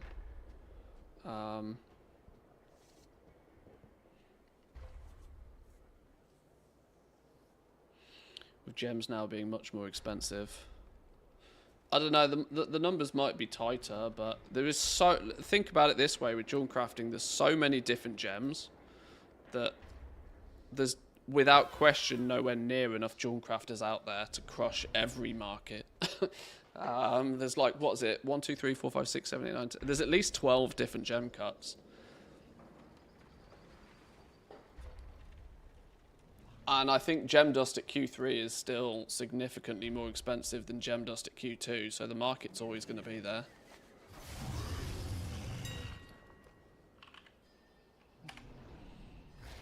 Yeah, look at the price difference between Q2 and Q3 gem dust. Or gemstones, sorry. There's about 100 gold premium, and some gem cuts require 30. Am I right in saying some gems require 30? So that's like 3,000 gold that you're saving. Your concentration, should I say, is then valued at about 3,000 gold just by default. So yeah, it feels like you've got something not quite right there. Your pain amuses me. What a waste. Next. Oh. We're here, okay. You want him? Very well. Come on. Show me a real fight. Yeah, jewel crafting and enchanting, I wouldn't say they're completely immune to being broken, but they're a little bit more long-standing than any other profession when it comes to concentration, just purely because of how the main materials are made. Q3 gemstones always being significantly more expensive allows that, and then using so many of them per gem cut is the reason why concentration will work for a while, if not forever. Same process goes for enchanting. Q3 mats are always going to be significantly more expensive than Q2s just because of how you go about getting them. You can't just go out and get one of the qualities, for example. You know, in hunting down quality 3 mats, you have to get quality 2 and quality 1. And even the best spec characters are still going to get vastly more quality 1s and 2s, which will make them always cheaper than Q3s. until we get to a stage in the expansion where the material supply is just so vastly top heavy. But it tends to self-right itself each patch more and more these days, with all of the wild rampant speculation that happens between patches. So I'm pretty convinced that concentration crafts are going to have steady goal making potential for most of the expansion. Ooh, the tank's dead. That's not fun. What level's our tank? 57.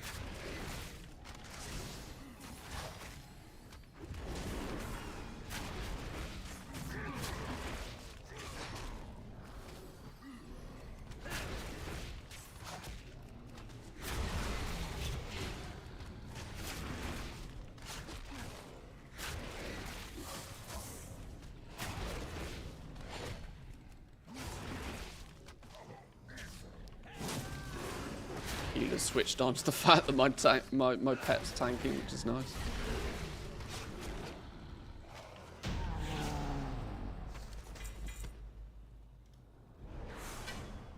We're gonna res the tank. Is the tank coming back? Did he line of sight himself or something? What's going on there? No. Earth Elemental is not the solution here. Can we not res the tank, please? Hello?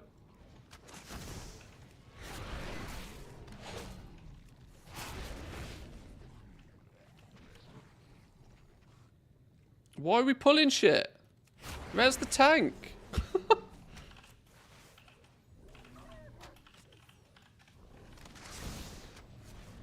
Stop pulling shit.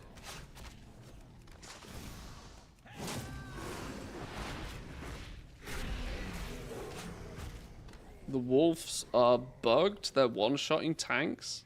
Really? Oh dear. Whoops.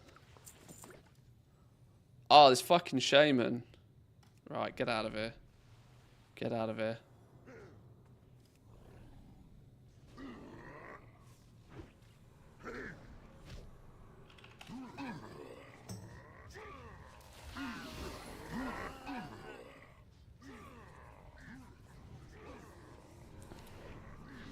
Healer pulling and not resing the tank all at the same time, resulting in a wipe. Woo! Gotta love Pug World. Pug World, yo! Now I understand why DPS left earlier and why I joined in this dungeon halfway through.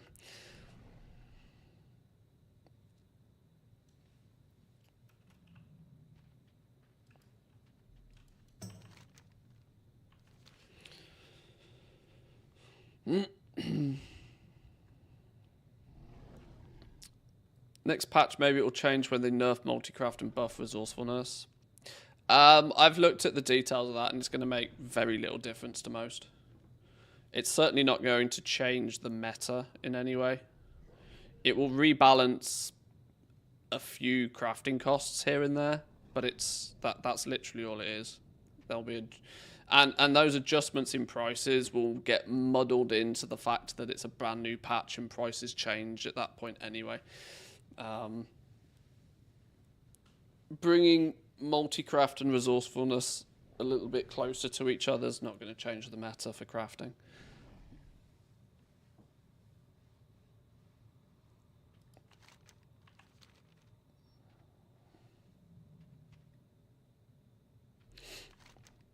Alright, has everybody come in?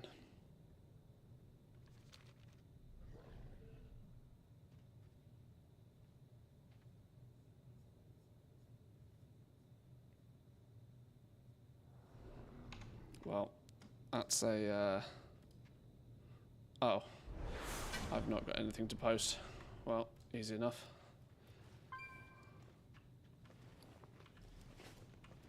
Is that an upgrade? 4% upgrade. Don't mind if I do.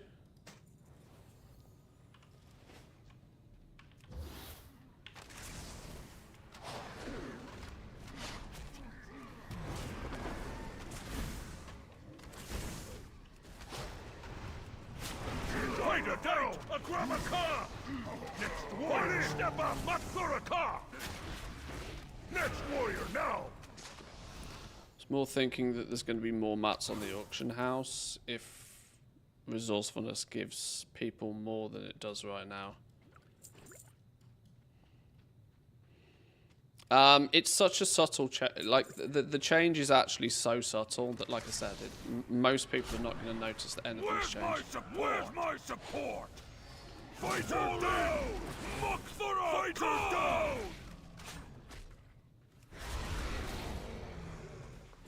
Multicraft, Multicraft's nerf and resourcefulness's buff is very subtle, but the wording of it in the patch notes makes it sound like a bigger deal than it is.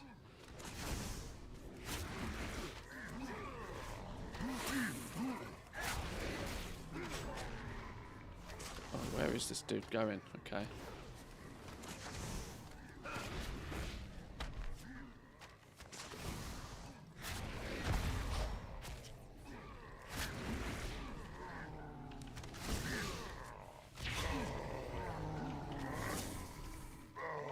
Oh, okay, really is clearing everything, sure.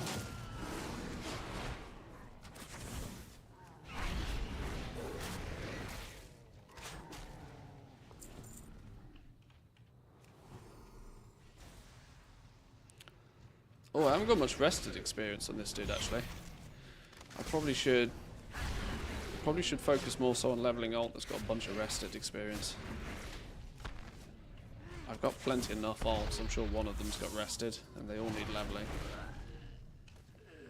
Maybe we might not do too many dungeons on this dude, let him get some more rested XP.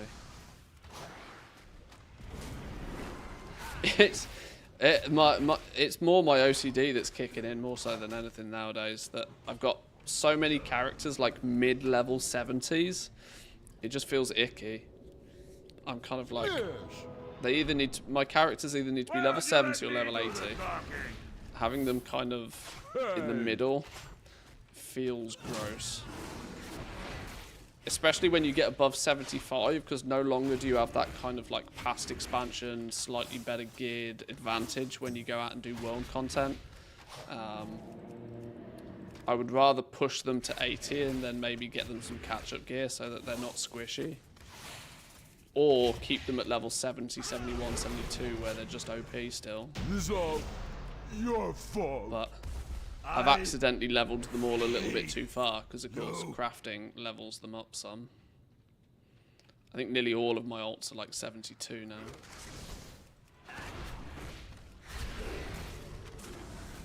People call me crazy for for exactly that. It makes sense to me.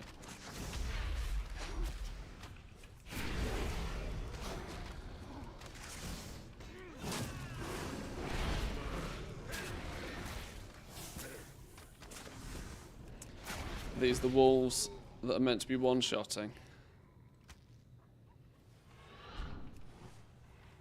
Should maybe kill the walls first then.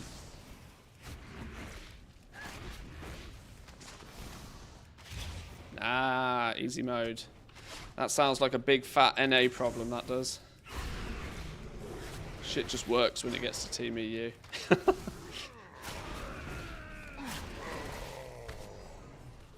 You'd think Team NA have got more things to deal with right now than hot fixing some OP walls, but we'll take it, it's fine.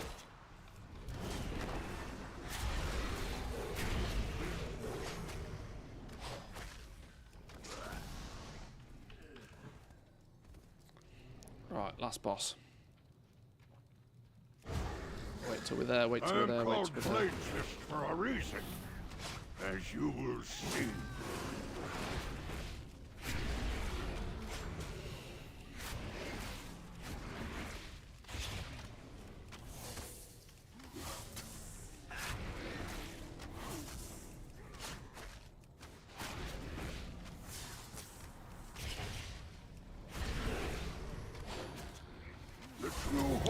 Boom! Down he goes. 78. Sporebat Soul?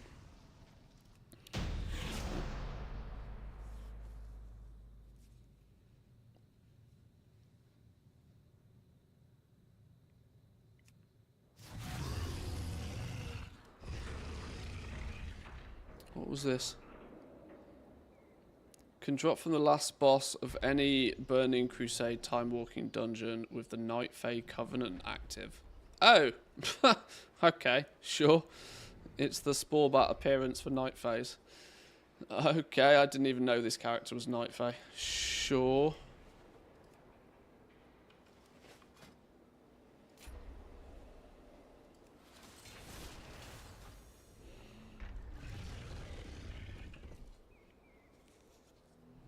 Um, 1,500 artisan security. I really should do something with that, shouldn't I? That's near. That's only three. That's less than 300 artisan security away from getting all my tools for both of these professions. Why have I sat on so much of this? Probably because I never bothered leveling these professions very far.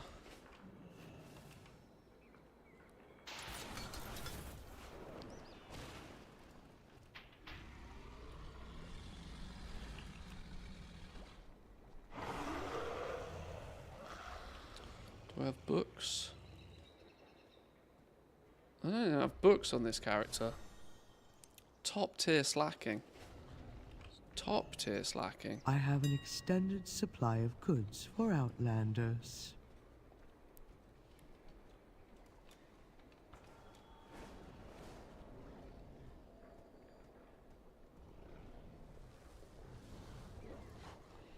Oh,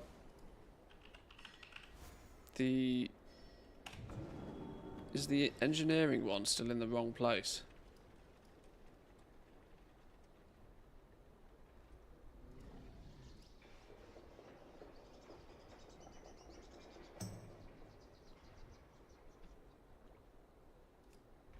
Wait.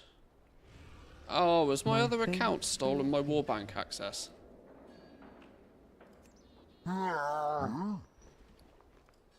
Oh, sod off. Alright. Log them both off. My playtime will not expire in 30 minutes. Game, you lie. I fixed that earlier.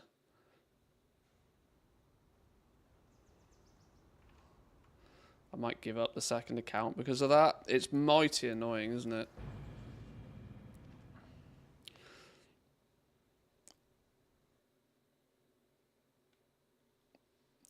And I know why they do it, but it seems so trivial. It seems so trivial. I would rather there be like a 1 second delay on putting something in and taking something out of the Warbank. And allow me to just have all of my accounts be able to access it. You know, surely the tech that, whatever tech they use on the guild bank, you know, do a light version of that, put it on the Warbank. Because it's clearly to stop, like, duplication bugs, right? That's the reason why, but... I have calibrated my prices to be reasonable.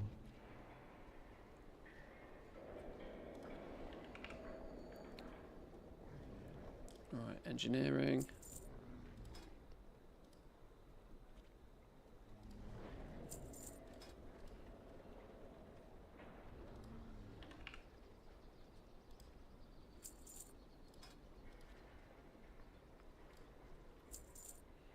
My directive has been They'll get fulfilled. filled in a minute. The point is that the Warbank is already quite slow, similar to the guild bank. Compare it to the normal bank, there is a big difference. Yeah, but the Warbank is not something that I'm putting stuff in and taking stuff out of particularly fast. This is the thing, right? It's the luxury that all of the characters can pull from it.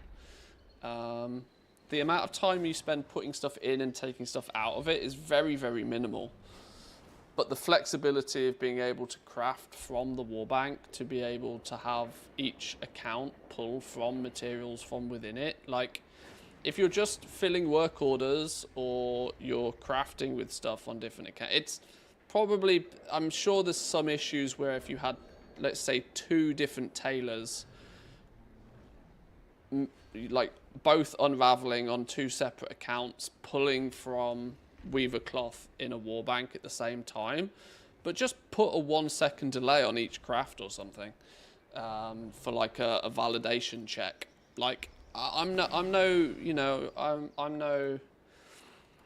I probably make it sound much easier and far less complicated than it actually is in reality, but I still don't think it would be that problematic to implement. I just think it's something that they just haven't. Just saw a demon hunter fall to his death. Didn't think that was possible. It's not meant to be, is it? Oops. It's quite funny. Whoops. Right, you know what we'll do? I have a fix for my leveling situation here. We'll get this dude to 80, but we'll do it in full zone and side quests, intro Isle of Dawn. This one entire zone can basically get you to like 76 if you do it right anyway, considering we're already there. That should be, yeah, it should be a feat of strength, shouldn't it, to kill a demon hunter by fall damage.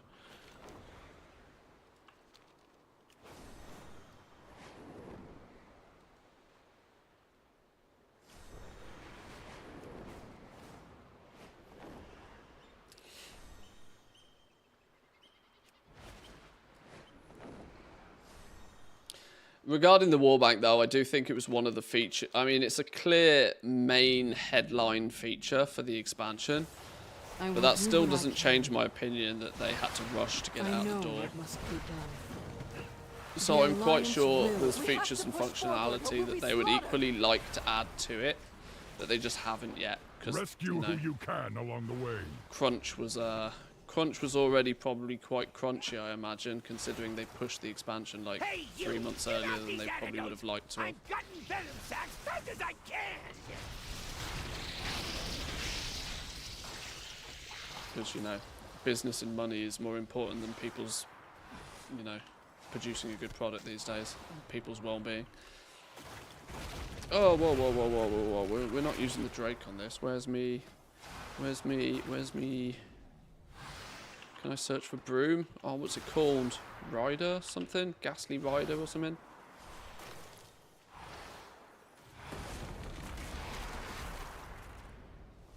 Isn't it Eve's? There it is.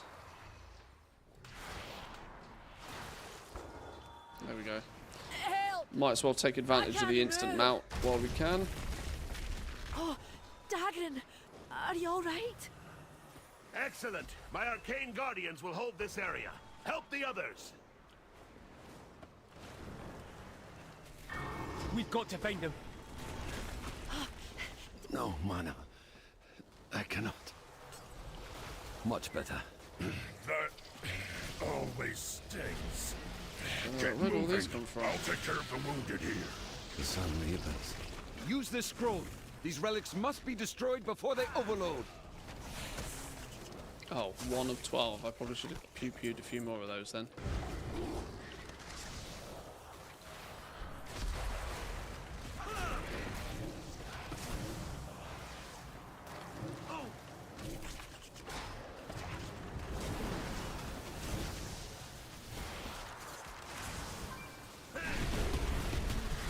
I also need to kind of vaguely remember that I'm not indestructible.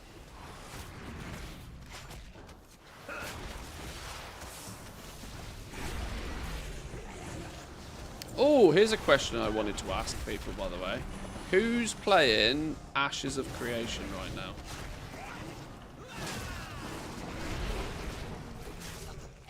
And to those who are, is it any good? Isn't it like the... I don't know the full ins and outs of it. Isn't it like the early alphas are up and running now? There's got to be somebody that's playing it, right, surely? Thank you, champion. I got the wool pulled over my eyes. Literally. Not that I'm looking for yet another game to put on my playlist, but Ashes of Creation has been in the works for so goddamn long now. I really should start paying it more attention if it's in like public alpha stages.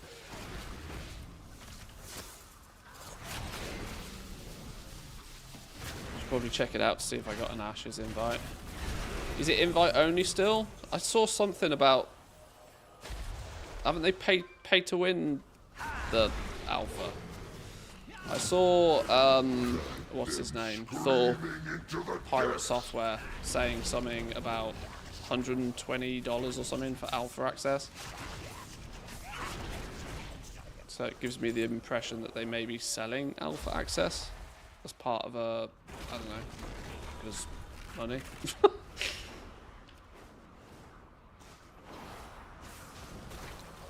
The true battle lies ahead. Jaina, throw! We need help. Magni's in trouble.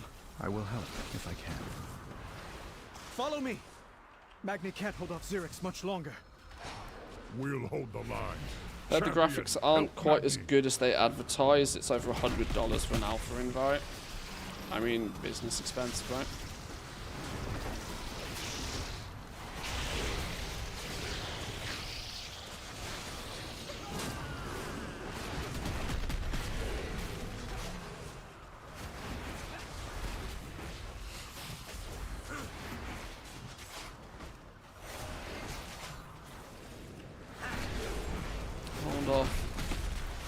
Dude, we ain't never killing this fella. 35 mil, are you kidding? I'm gonna be here for a week. Oh yeah, we don't actually have to kill him, do we? I remember now. Yeah. He gets pissed and runs away. Pay for the second alpha invite with literally no other benefits. Okay. What is your query? The edicts mandate that I defend the core way. I must return to Dornegal. Hang on. Let's take that flight. My storm riders will gather the rest of the survivors. Look, shall we? Now, take flight.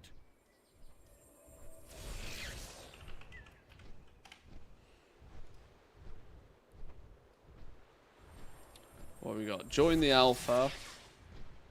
Diddler diddler duh. Glorious adventure. Diddler diddler duh. Node evolution. Discover nodes, dynamic gameplay mechanics that evolve with your actions. Unlock special features and resources through participation. Complete engage in conflict to enhance the node system for a deeper experience. No idea what that means. Artisanship. Explore artisan systems where recipes, materials, unique production methods shape the in-game economy and create unique items through your involvement.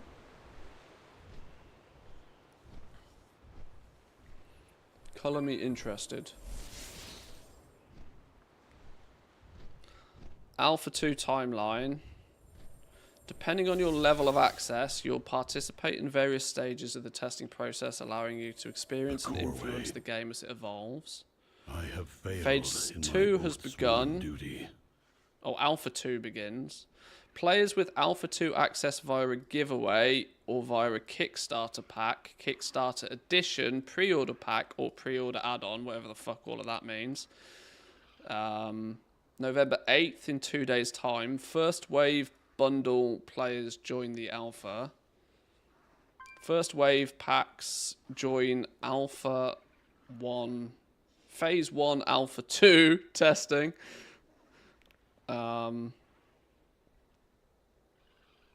5+ days of testing each week, with the holiday testing week potentially in end of December. Well, I'm not playing anything then.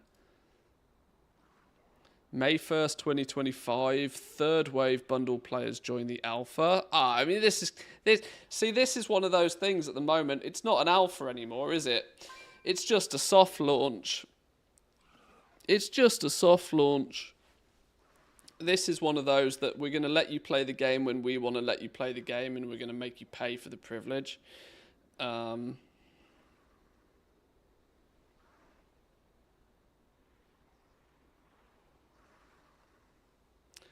Alpha 2 becomes an NDA'd test realm. Good luck on that one. If people have paid to have access to it, good luck on the old NDA side of things. Good luck.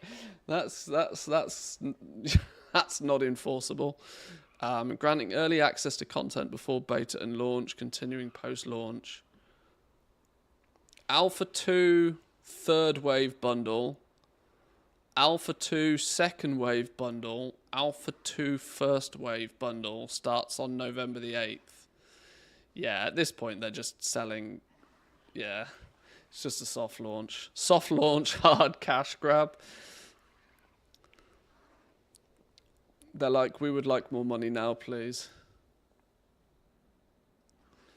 In addition to providing access to Alpha 2 testing, these wave bundles also grant you access to subsequent Alpha 2 test phases, access to the future Beta 1 test phase, access to the future Beta 2 test phase, 1 month of game time valued at $15, and $15 of Embers, in-game marketplace credits, no pay to win. So cosmetics then. Do I want to give them $120 to go play Ashes of Creation next week? Don't know. It'd be interesting to see, though. It'd be interesting to see.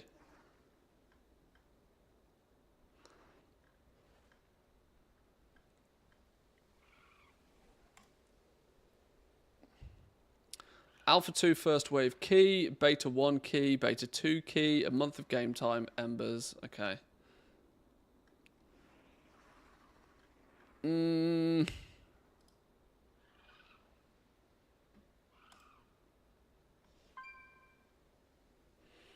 I would still probably want to know more about it before investigating.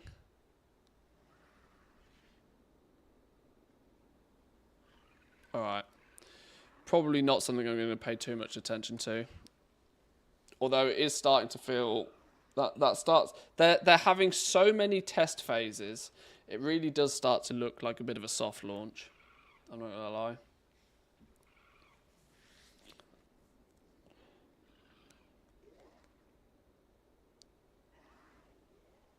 Alpha 2, most would say beta. Yeah, they're doing alpha, alpha 2, beta, beta 2. They seem to be doing multiple test phases. Whether it's just them being incredibly thorough, but I can't see it. Like, I wish they'd just, you know, I'm one of the few people that is not totally against early access. I think there are some games out there that have utilized early access phenomenally well. Satisfactory in recent times is exactly one of them. Release a game that is predominantly, you know, playable. Make sure that you are very, very clear about the fact that it is early access and things are subject to change within it. But, you know, keep the updates relatively steady, listen to the players' feedback, use early access as a developmental tool, and I think Coffee Stain Studios with Satisfactory did a pretty good job overall of that. And it showcases that when used correctly, it works. They are retreating. Now, of course, it's very different in an, like, a game like Ashes of Creation, which is, you know, by design a fully online MMO style thing. But it is my oath-sworn duty. We brought the Nerubians here. Straight up selling access to alphas and betas the attack was another part of as close to a soft launch as you can get, really, isn't it? Let's be real. We will be ready.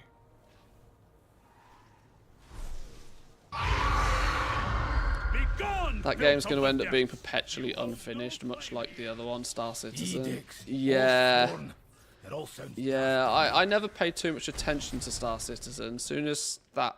I mean, that is an absolute... the clearest day cash grab situation. If that game ever actually launches, I'll be amazed. Aren't they selling, like, Founders Packs for, like, 50k or something actually broken level ridiculous? It's clearly some sort of money laundering cash grab, that whole thing.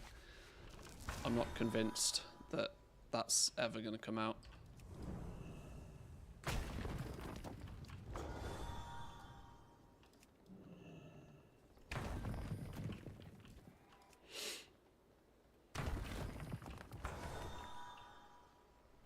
Moss grow over us.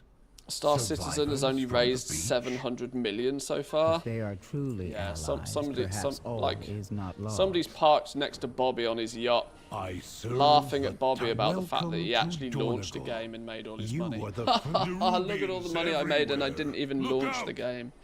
You It fool. was Odin. I knew him.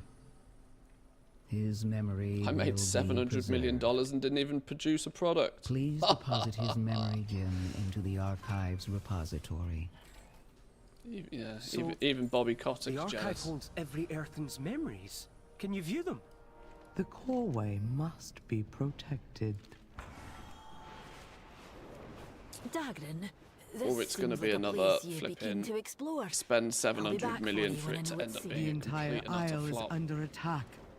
Praise the Titans, were it not for the Storm Riders. The city may have fallen. We need the Council's direction. Beds are scarce. We have resorted to using Have you seen the Squadron proscenium as a 42 field prologue releases hospital. 2026? After watching the prologue, my $23 were well spent. I have not seen any prologue for any such game. I'm not about to leave the Isle of Dorne unexplored. I have a reputation to uphold.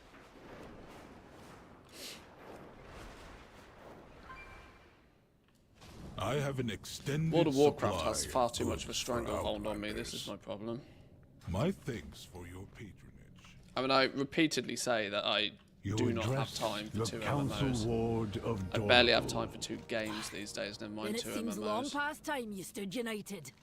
We need to find this Edelgon, rebuild your coreway. Squadron 42 is the single-player campaign I'm for willing Star to be a Citizen, by the liaison, way. if you be willing to Oh. speak with her. Oh, I You are equally correct. then can't say I'm Storm overly Lord. New directive. Take them enthused to that that Freeworld will even come out. Village. That sounds a lot like an Right. Overwatch single-player We'll mode. comply. Follow me.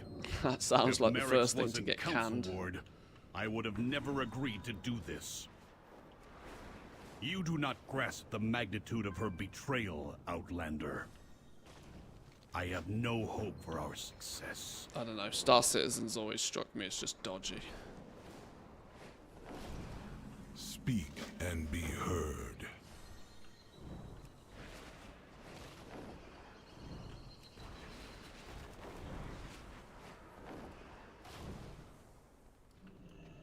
We are the Titan's bedrock and foundation. I mean, having a date is clearly better than not having a date. But it still falls... What can I do for you? It still feels a little Safe bit like travels. announcing an announcement. Watch your back. It's like, announcing an announcement, but I want money.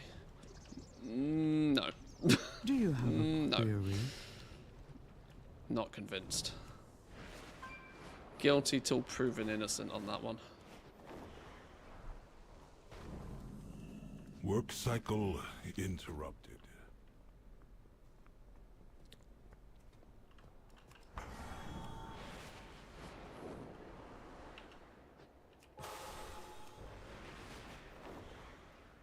Wait, what? Where's this quest? Scandalous. Speak and be heard.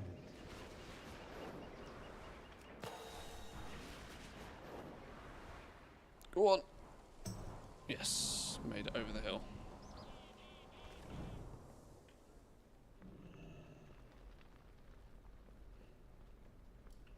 What is your command?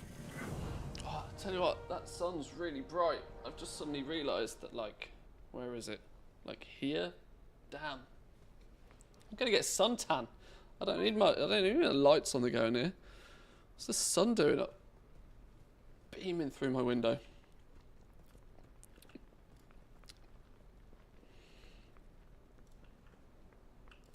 To be fair, in this country, I probably shouldn't. I shouldn't wish it away, because it's about to go away and not come back again for a few months.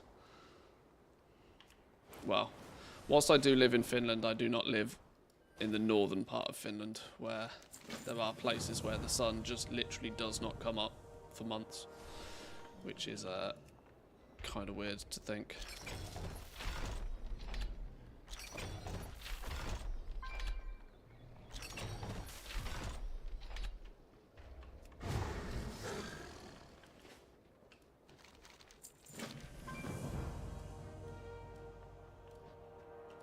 do have a query. What is your command?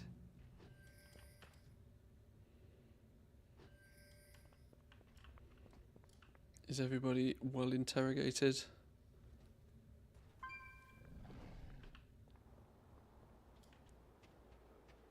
The coreway must be protected. Work cycle Control interrupted. and shift ghost entities is so nice. Oh, I don't know what you mean now. You might have stumbled on something that I'm not aware of.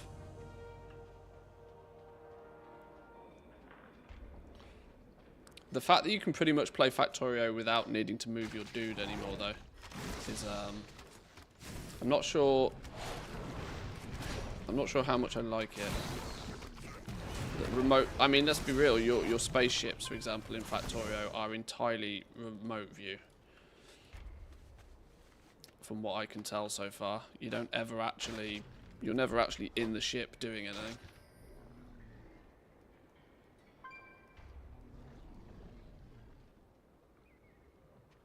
Places undergrounds around the thing you are placing. Oh, I see. Oh, that's clever.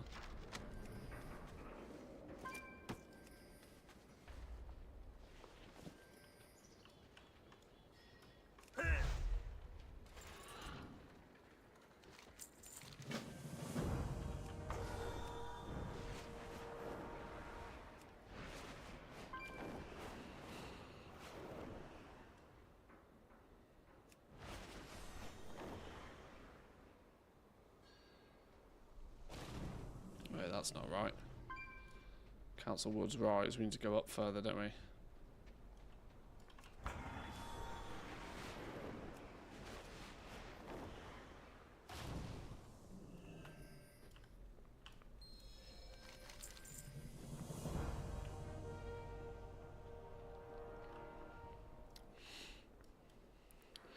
When you want to put a power pole in the middle of a 4-belt bus, for example, it will also put undergrounds around it. Or when you go to add a new set of belts to your bus, it adds the undergrounds to all the input belts on the sides, keeping everything looking consistent. These are the kind of like the tiny, tiny little finishing touches that Factorio has that basically no game ever gets to. These are things that are so. These are things that Blizzard would have done 15 years ago. That level of polish in a game just does not exist anymore, and it's incredible to see.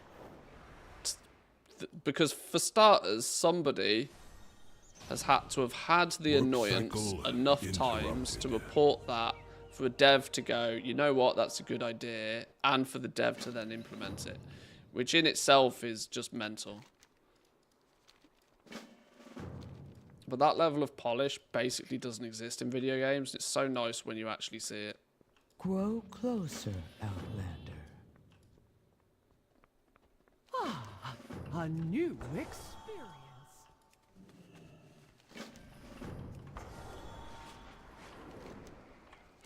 Right, this dude is going to be 79 pretty quick. I think we're about to go do a delve, and then he'll ding 80 pretty fast as well. These last two levels are usually pretty quick if you've just been doing dungeons or whatever. I think Isle of Dawn is, at least from my experience, one of the fastest leveling zones if you're doing this on ults. Admittedly, it's helpful the fact that I've got huge... I'm not even doing this in war mode. I'm missing so much bonus XP actually, but whatever. Communication initiated.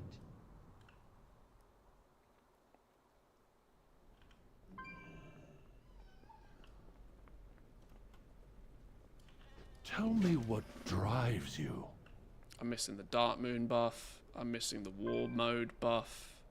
I'm missing the other half of my anniversary buff. I've literally left like 30% on the table. What are we going to do? What path brought you here? This is kind of one of those squirrels that I didn't really particularly plan on doing, but now I'm doing it. I'm doing it. If I was starting at 70, I'd have probably gone and done the whole shebang, but... What up, doggo? What are you whinging for? Are you telling me it's time to go for that walk? Oh god, I gotta be careful saying the word even. Do you intend to idle all day? These dogs are smart. Ah, a new experience. Weapon crate? What weapon crate? There's one.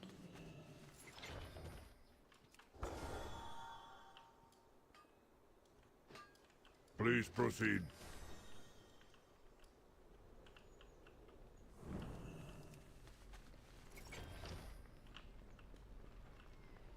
God, there's about 25 little quests in here.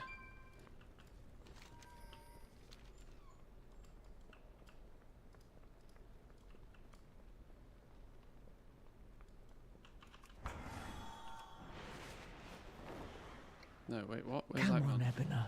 Stay with me. Is that the key? Is that a clue? There we go.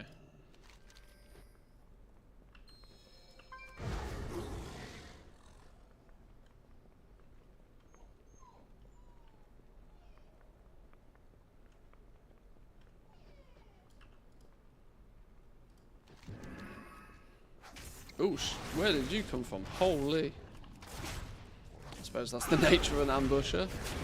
Pretty shit ambusher if you see them coming, I suppose.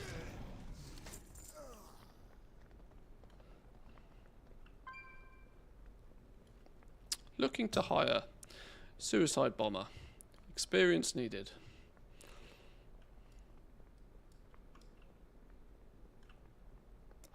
I should be very careful saying shit like that on Twitch, shouldn't I? Even though it should be very clear to people it's a joke.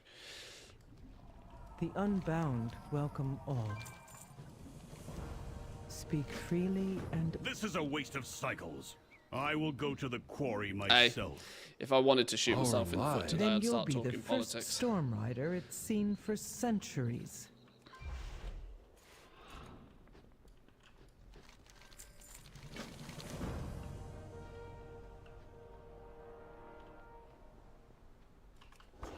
Seriously, going by some of the job specs I've seen recently on my current job hunt, I'd believe it. The meme is well and truly alive. It's the kind of crazy shit people do.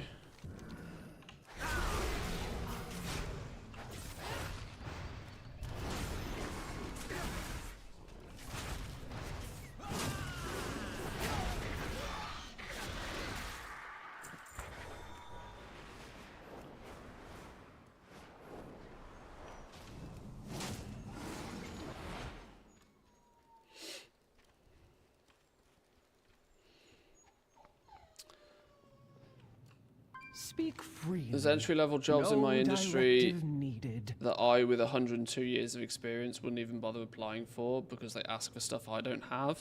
What path? I was assuming brought you 102 was either an exaggeration or a mistype. 12 years makes more sense. If you had 102 years of experience in anything, I think it's probably time to retire.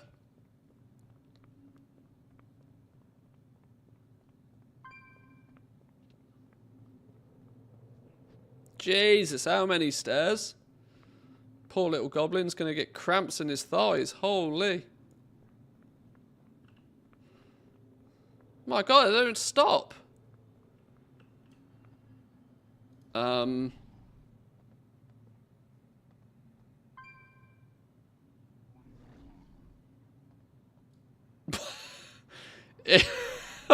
don't think I've seen a candidate from a bot more for a long time. Oh dear. Somebody's bot has clearly gone off the beaten track. Oh dear. Oh dear. My friend, you're looking hella sus right now.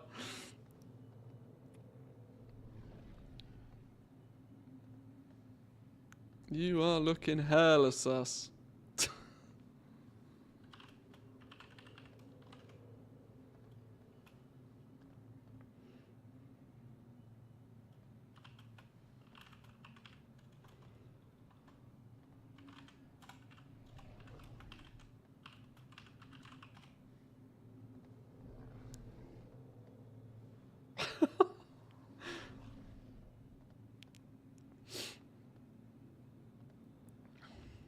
Oh dear, oh dear, oh dear. I think you're going to have to get yourself a report, aren't you? Inappropriate name, cheating, gameplay sabotage. Are these the options these days? Oh my god.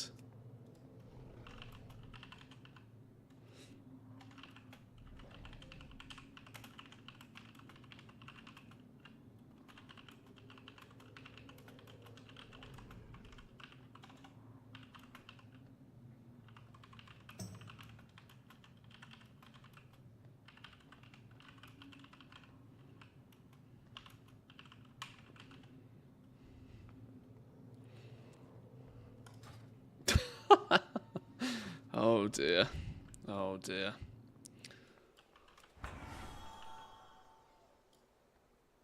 Welcome, Outlander.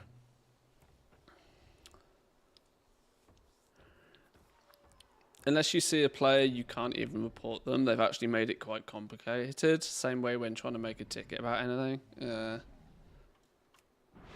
Yeah, I do think that, well, it's problematic, isn't it? Because they need to both make sure that it's not too easy to report somebody, but at the same time when it is a legit, because that gets abused.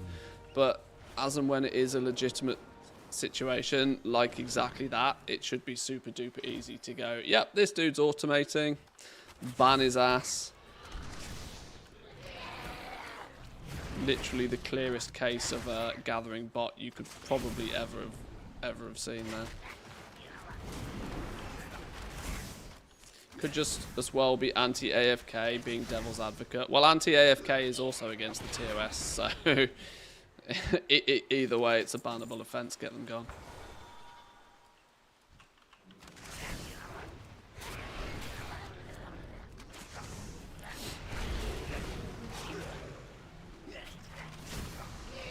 Yeah, that was a clear cut and dry case for botting that one.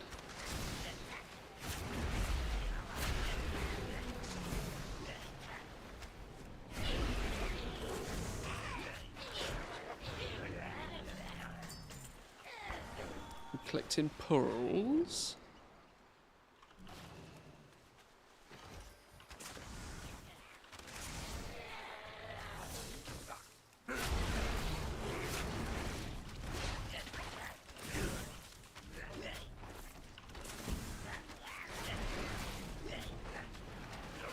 Hey, whoa, with your healing.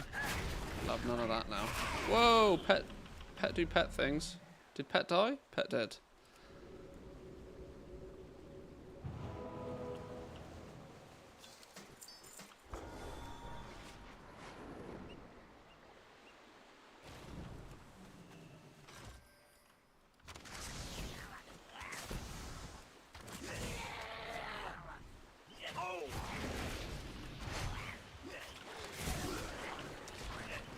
When I see Herbert or farmers, I always check their achievements. If it's under 3k, it's a bot. I mean, I didn't need to do much digging there. That was about as clear a case for botting as you could possibly get. Clearly been blown up on a node at some point, has gone off, has got stuck in a room that it would have not been programmed to get stuck in, and is now going to be there until a real human being comes along and goes, oops, this account is broken. I'll get a nice one of those. Thank you for reporting a bot emails in a day or two's time.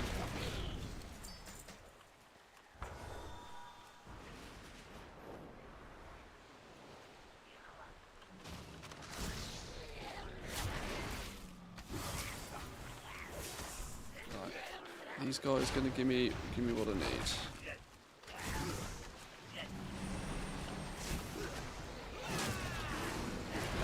Hello? Pet do pet things? Oh, pet's not got aggro on. That's probably half the issue. When did I turn my pet aggro off?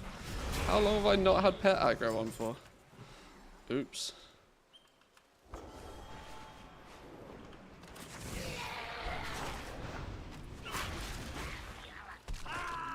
Oh shit! Motherfucker one-shot me. I was on 10% health, but we'll ignore that for a minute.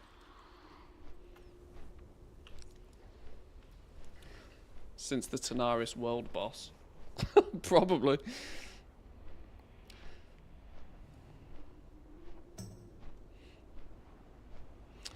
In my head, botting's horrific whilst anti-AFK is meh. But I also play Div 2 a lot, where it's one of the game modes you have to anti-AFK because there's no autosave. Div 2, is that the Division 2?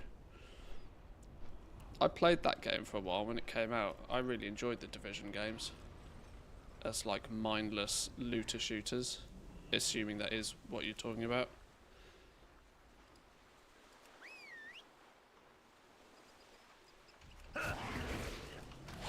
In fact, I really enjoyed that game. The Division 2 went aggressively pay to win though. Or, well, pay to win's not the right word. It went aggressively monetized. Paying $70 or whatever it was for the game in the first place was not enough, apparently. But it was a fun game all the same. I just remember my PC couldn't run it very well at the time, which is why I didn't play it much.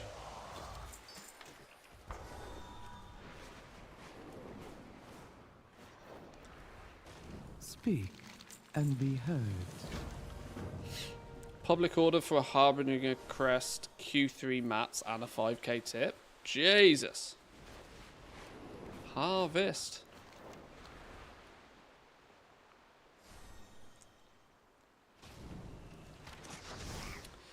Yeah, the Division 2, one of the newer roguelite modes, awards you for doing longer runs. However, you cannot exit without ending the run, and you'll get DC'd if inactive.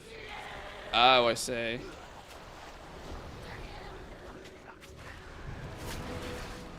Well, I mean, obviously in the Division 2 it might be deemed more acceptable to do that, but in World of Warcraft any form of anti-AFK is a bannable offence.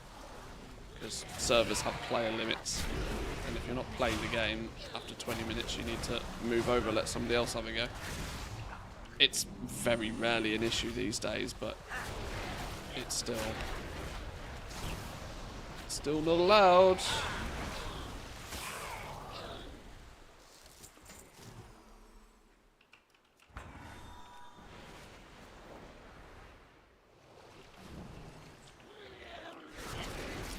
I've just realised maybe I should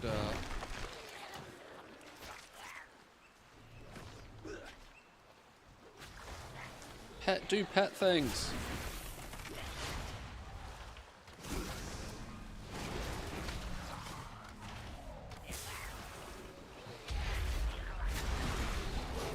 Don't shoot the messenger on this one, but hunters in low gear, 463 gear at level 78, there's my problem. But my paladin I leveled recently, Ret Paladin, just ripped through everything and had similarly terrible gear. A Ret Paladin's just like busted OP for like burst damage and survivability. Because I know hunters are like, the reason I said, you know, slam the brakes on, because I know under normal circumstances hunters just shouldn't die. But in comparison to my Ret Paladin that I played a couple of days ago, this dude is squishy as fuck right now.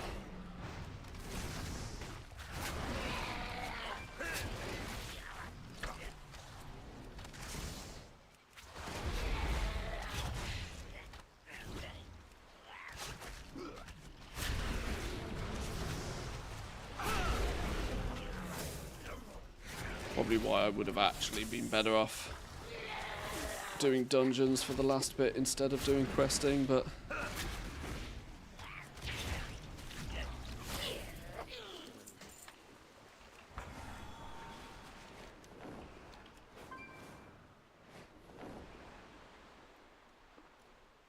communication in sorry. Sparkly ring. Hello. Let me take that. Oh, with a cheeky upgrade and all. Don't mind if I do. Wait, hang on. Surely some of these are upgrades as well. Surely some of these are upgrades.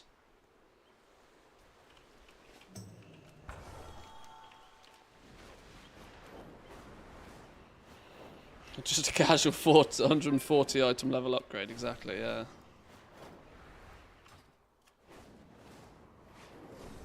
Yeah, this is always the thing.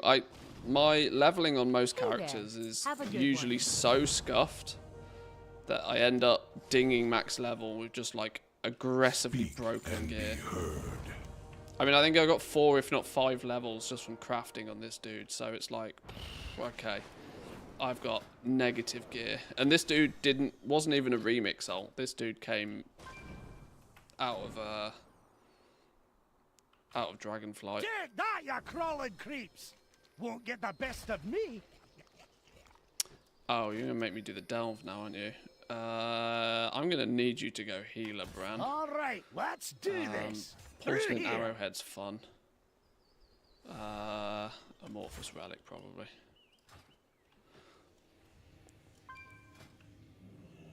I should probably go tier 2, but my gear's so bad I'm just gonna go tier 1 just to get it done.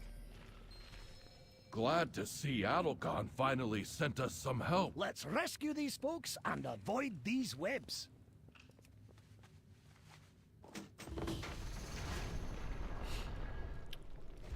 Survival's less squishy and more fun. Don't step in I've not played survival for ages. Ages and ages and ages.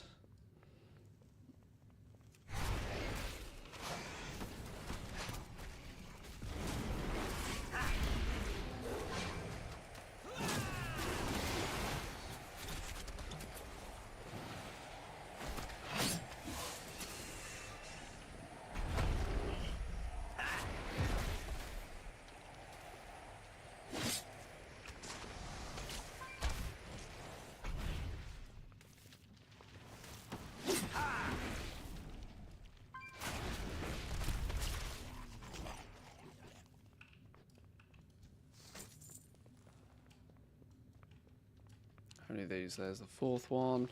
Here's your take of the spoils. Do we get ambushed now? That's everyone here. Let's keep this cart moving. Their mastery also passively gives them more damage reduction as long as they're near their pets and more defensive. Yeah, I've definitely heard that survival has better quality of life now than it ever used to, but I'm still so aggressively BM for life. I don't even like playing Marks, like, even though it has like pretty ridiculous burst damage sometimes. Get the rest of our people out of here. I'm still do pet things. I'm a creature of habit, and unless I really need to break that habit, I tend not to break it.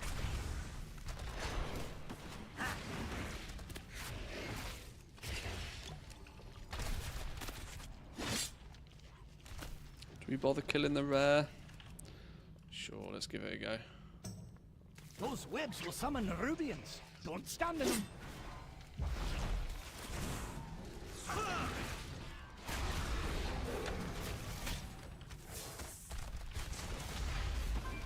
Ooh, let's not stand in that though.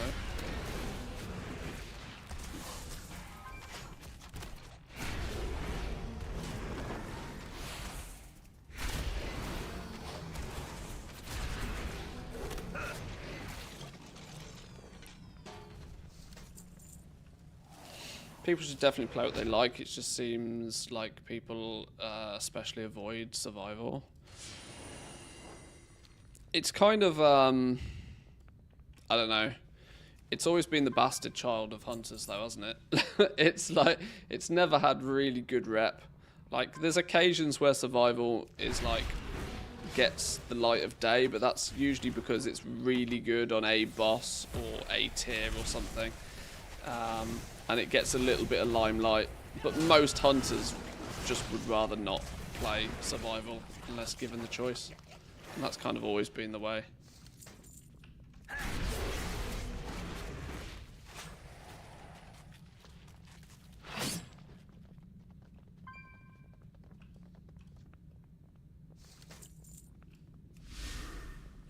I think some specs in the game just have like a natural stigmatism to them that's almost impossible to break. especially considering a lot of the people that play this game have played it for so many years and are so, you know, what's the word? I mean, they're stuck in their routine, I guess, is a Meet good us up description. above. I know I fall into that category. Absolutely.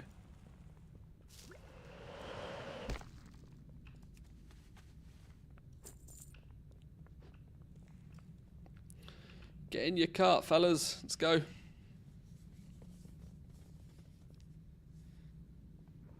Our forged paths intertwine.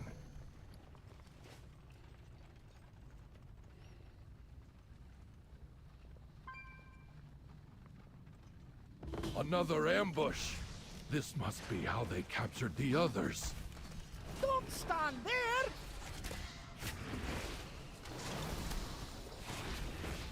All right.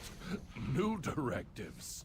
You take out the Nerubians ahead, and we'll follow behind.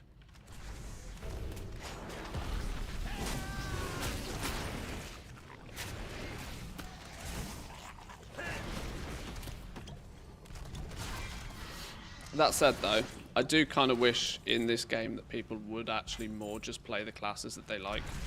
There's treasure close by.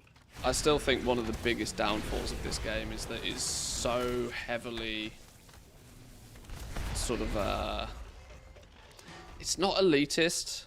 Elitist is not the right word, but people almost feel forced into playing meta specs because of just how much of the game is Pug World. And the Pug World, I guess the problem exists because a lot of the Pug World can get quite elitist quite quickly. It means other players feel that if they want to be able to go out and do group content and not be declined 500 times a night, that they then have to be playing the spec that's, you know, the one people want.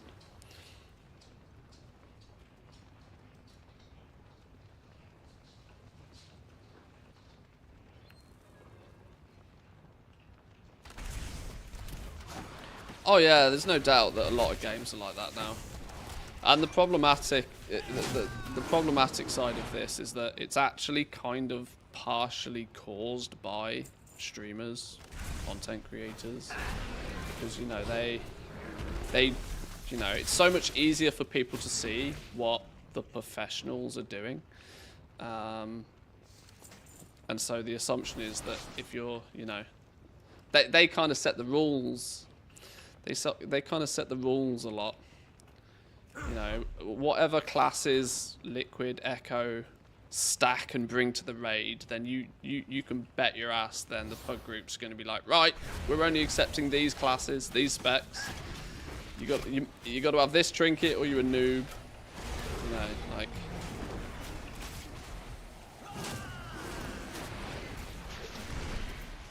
Whereas in a way, I reckon the blissful ignorance of players that don't really watch much YouTube, don't really watch many streams, just play the games. They're not checking Wowhead every day for like updates. They're not on the PTR. The general ignorance of what's going on around you, I think, allows you to probably enjoy the game in a different way these days. I'll give you a hand with this one.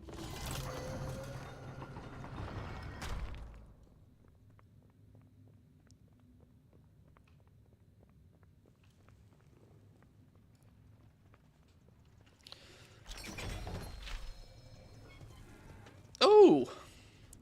Cosmetic. Wasn't expecting that, but we'll take it. Yoink.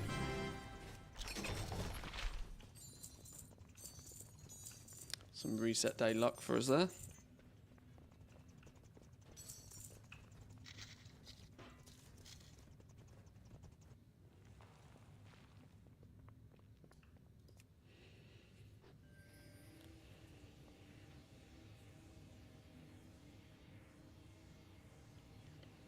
I think the best players actually play what they like. Normal players are the ones that are doing the gatekeeping.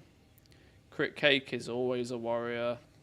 Banshee is always a hunter. Petco is always a shaman. Yeah, I mean, the very well-known people become brands in and of themselves. And you know me, can't resist a good cave. Like, I think people would be I'm obviously much smaller scale, but I think if I randomly started playing anything that wasn't a hunter, people would get like, hang on, what's going on here? People kind of like, you know, when you put yourself out there on the internet, you build an image around that, and you become a bit of a personal brand, even if you don't really mean to. So these big name top tier WoW players probably end up getting best known for like being our class or our spec even. But they can obviously then, at that point, entirely 100% get away with doing whatever the hell they want, because, you know, they have no issues getting in groups, putting stuff together. What do I think about the catch-up system for the professions? Honestly, I hate them. It's simply not made for catching up. It's trash. Oh, it's terrible. The fact that something is there is better than the fact that nothing's there, but it doesn't really feel like a catch-up system to me in any way, shape, or form. Because even somebody like myself, who is relatively proactive with their professions, this number isn't getting smaller every week. This number's only getting bigger every week. Plus, it's been figured out that the catch-up is in bands. We haven't figured out exactly what the bands are yet, but it seems to be one that has been very clear, is that if you get within 13 points, of what is the theoretical max, you basically stop getting the flickers on your patron orders. Which means that's kind of the cut-off, that even if you do all of your catch-up, that you're always going to be deliberately kept a little bit far behind. And the bigger this number is, the more flicker orders you might get with your patron orders. So it's still better than nothing, but it doesn't seem like it's an overly friendly system all the same.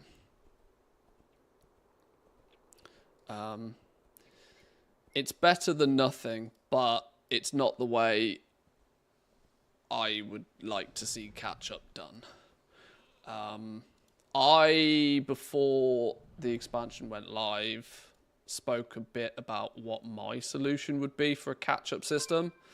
And it's more that it would be less of a catch-up system and more of a knowledge cap per patch. And how you go about getting your knowledge points is entirely up to you.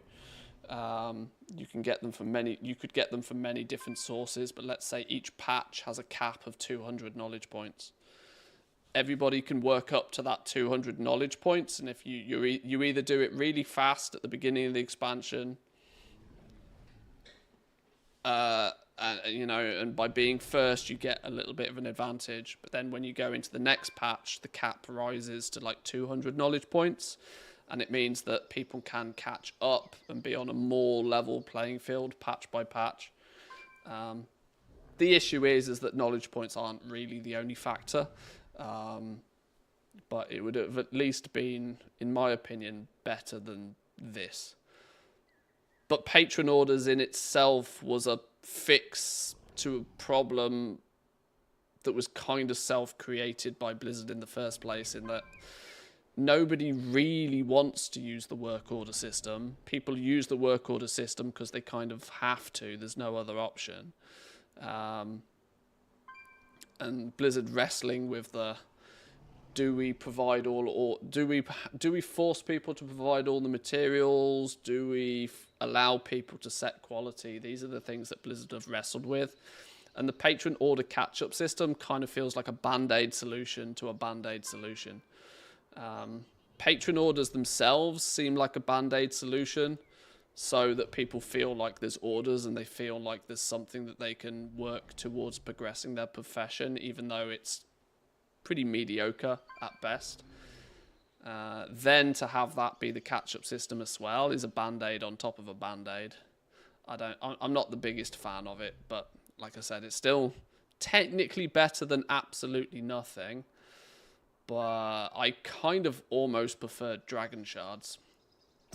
Is my honest answer. I think I kind of almost prefer Dragon Shards. I would have preferred them to have done a slightly more understandable system like Dragon Shards.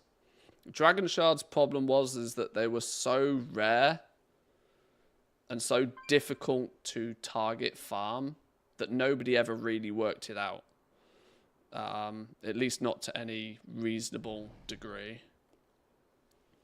Relatively understood that if you fly around and pick up dirt piles, you're doing enough small actions that, given enough time, you will find a bunch of them. I would have liked to see them build on that system. Maybe make it a little bit more front and center. That these are the activities you can do. You can catch up to a certain point. In a way, I kind of guess more like Enchanting. Enchanting's catch-up is better. I actually think they've gone too far with Enchanting, though. I think the Enchanting catch-up is too easy. Because realistically now, if you are in any... You have no excuse for being behind in Enchanting. Absolutely no excuse whatsoever. Just disenchant a bunch more shit and you'll catch up to everybody else. There's no excuse for being behind in Enchanting, which kind of goes in the other direction of it means that, you know, it's everybody has the ability to be hyper optimized, which is also a problem, but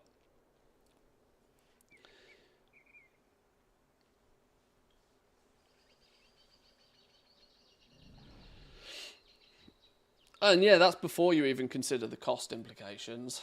I don't believe that catch-up systems should be free. The thing I don't like about patron orders is it's a catch-up system that says, right, today you have the chance to catch up 1 knowledge point. Oh, and if you're a little bit further back, today you have the opportunity to catch up 2 knowledge points.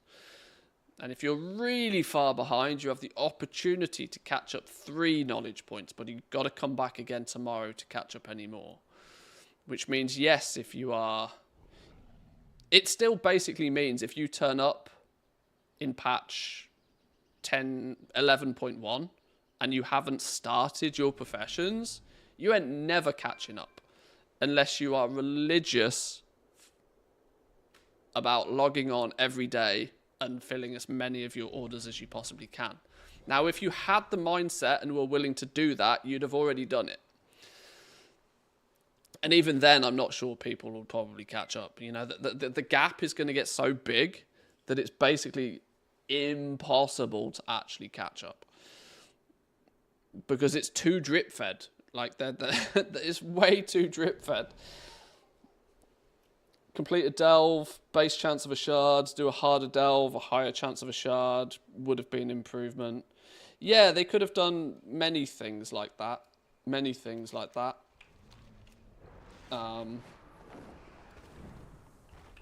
Yeah, it feels a little bit to me like a PR piece rather than anything that was put together with much conviction. Like, oh, people complained there was never any work orders. Right, when we'll put NPC work orders in then, so that there's always work orders. And surprise, surprise, that complaint has clearly gone away, right? Blizzard know how to make complaints go away. The complaint to make, oh, I never see any work orders, the solution to that was like, here's a bunch of fake shit. Now, I mean, they did that in Dragonflight when they took the restrictions away on public orders. And so there was always work orders, but they were always bullshit. Now we have bullshit work orders, but they're not from other people trying to scam us. It's from Blizzard. So... You know, they make one problem go away by putting a band-aid solution to it, really. It's better than it was, though. This sounds like I'm heavily dumpstering the entire system, which I'm trying not to. It's better than it was, but it doesn't feel like the solutions they put forward to the problems have really been addressed. It kind of feels like they've fixed one problem by making another.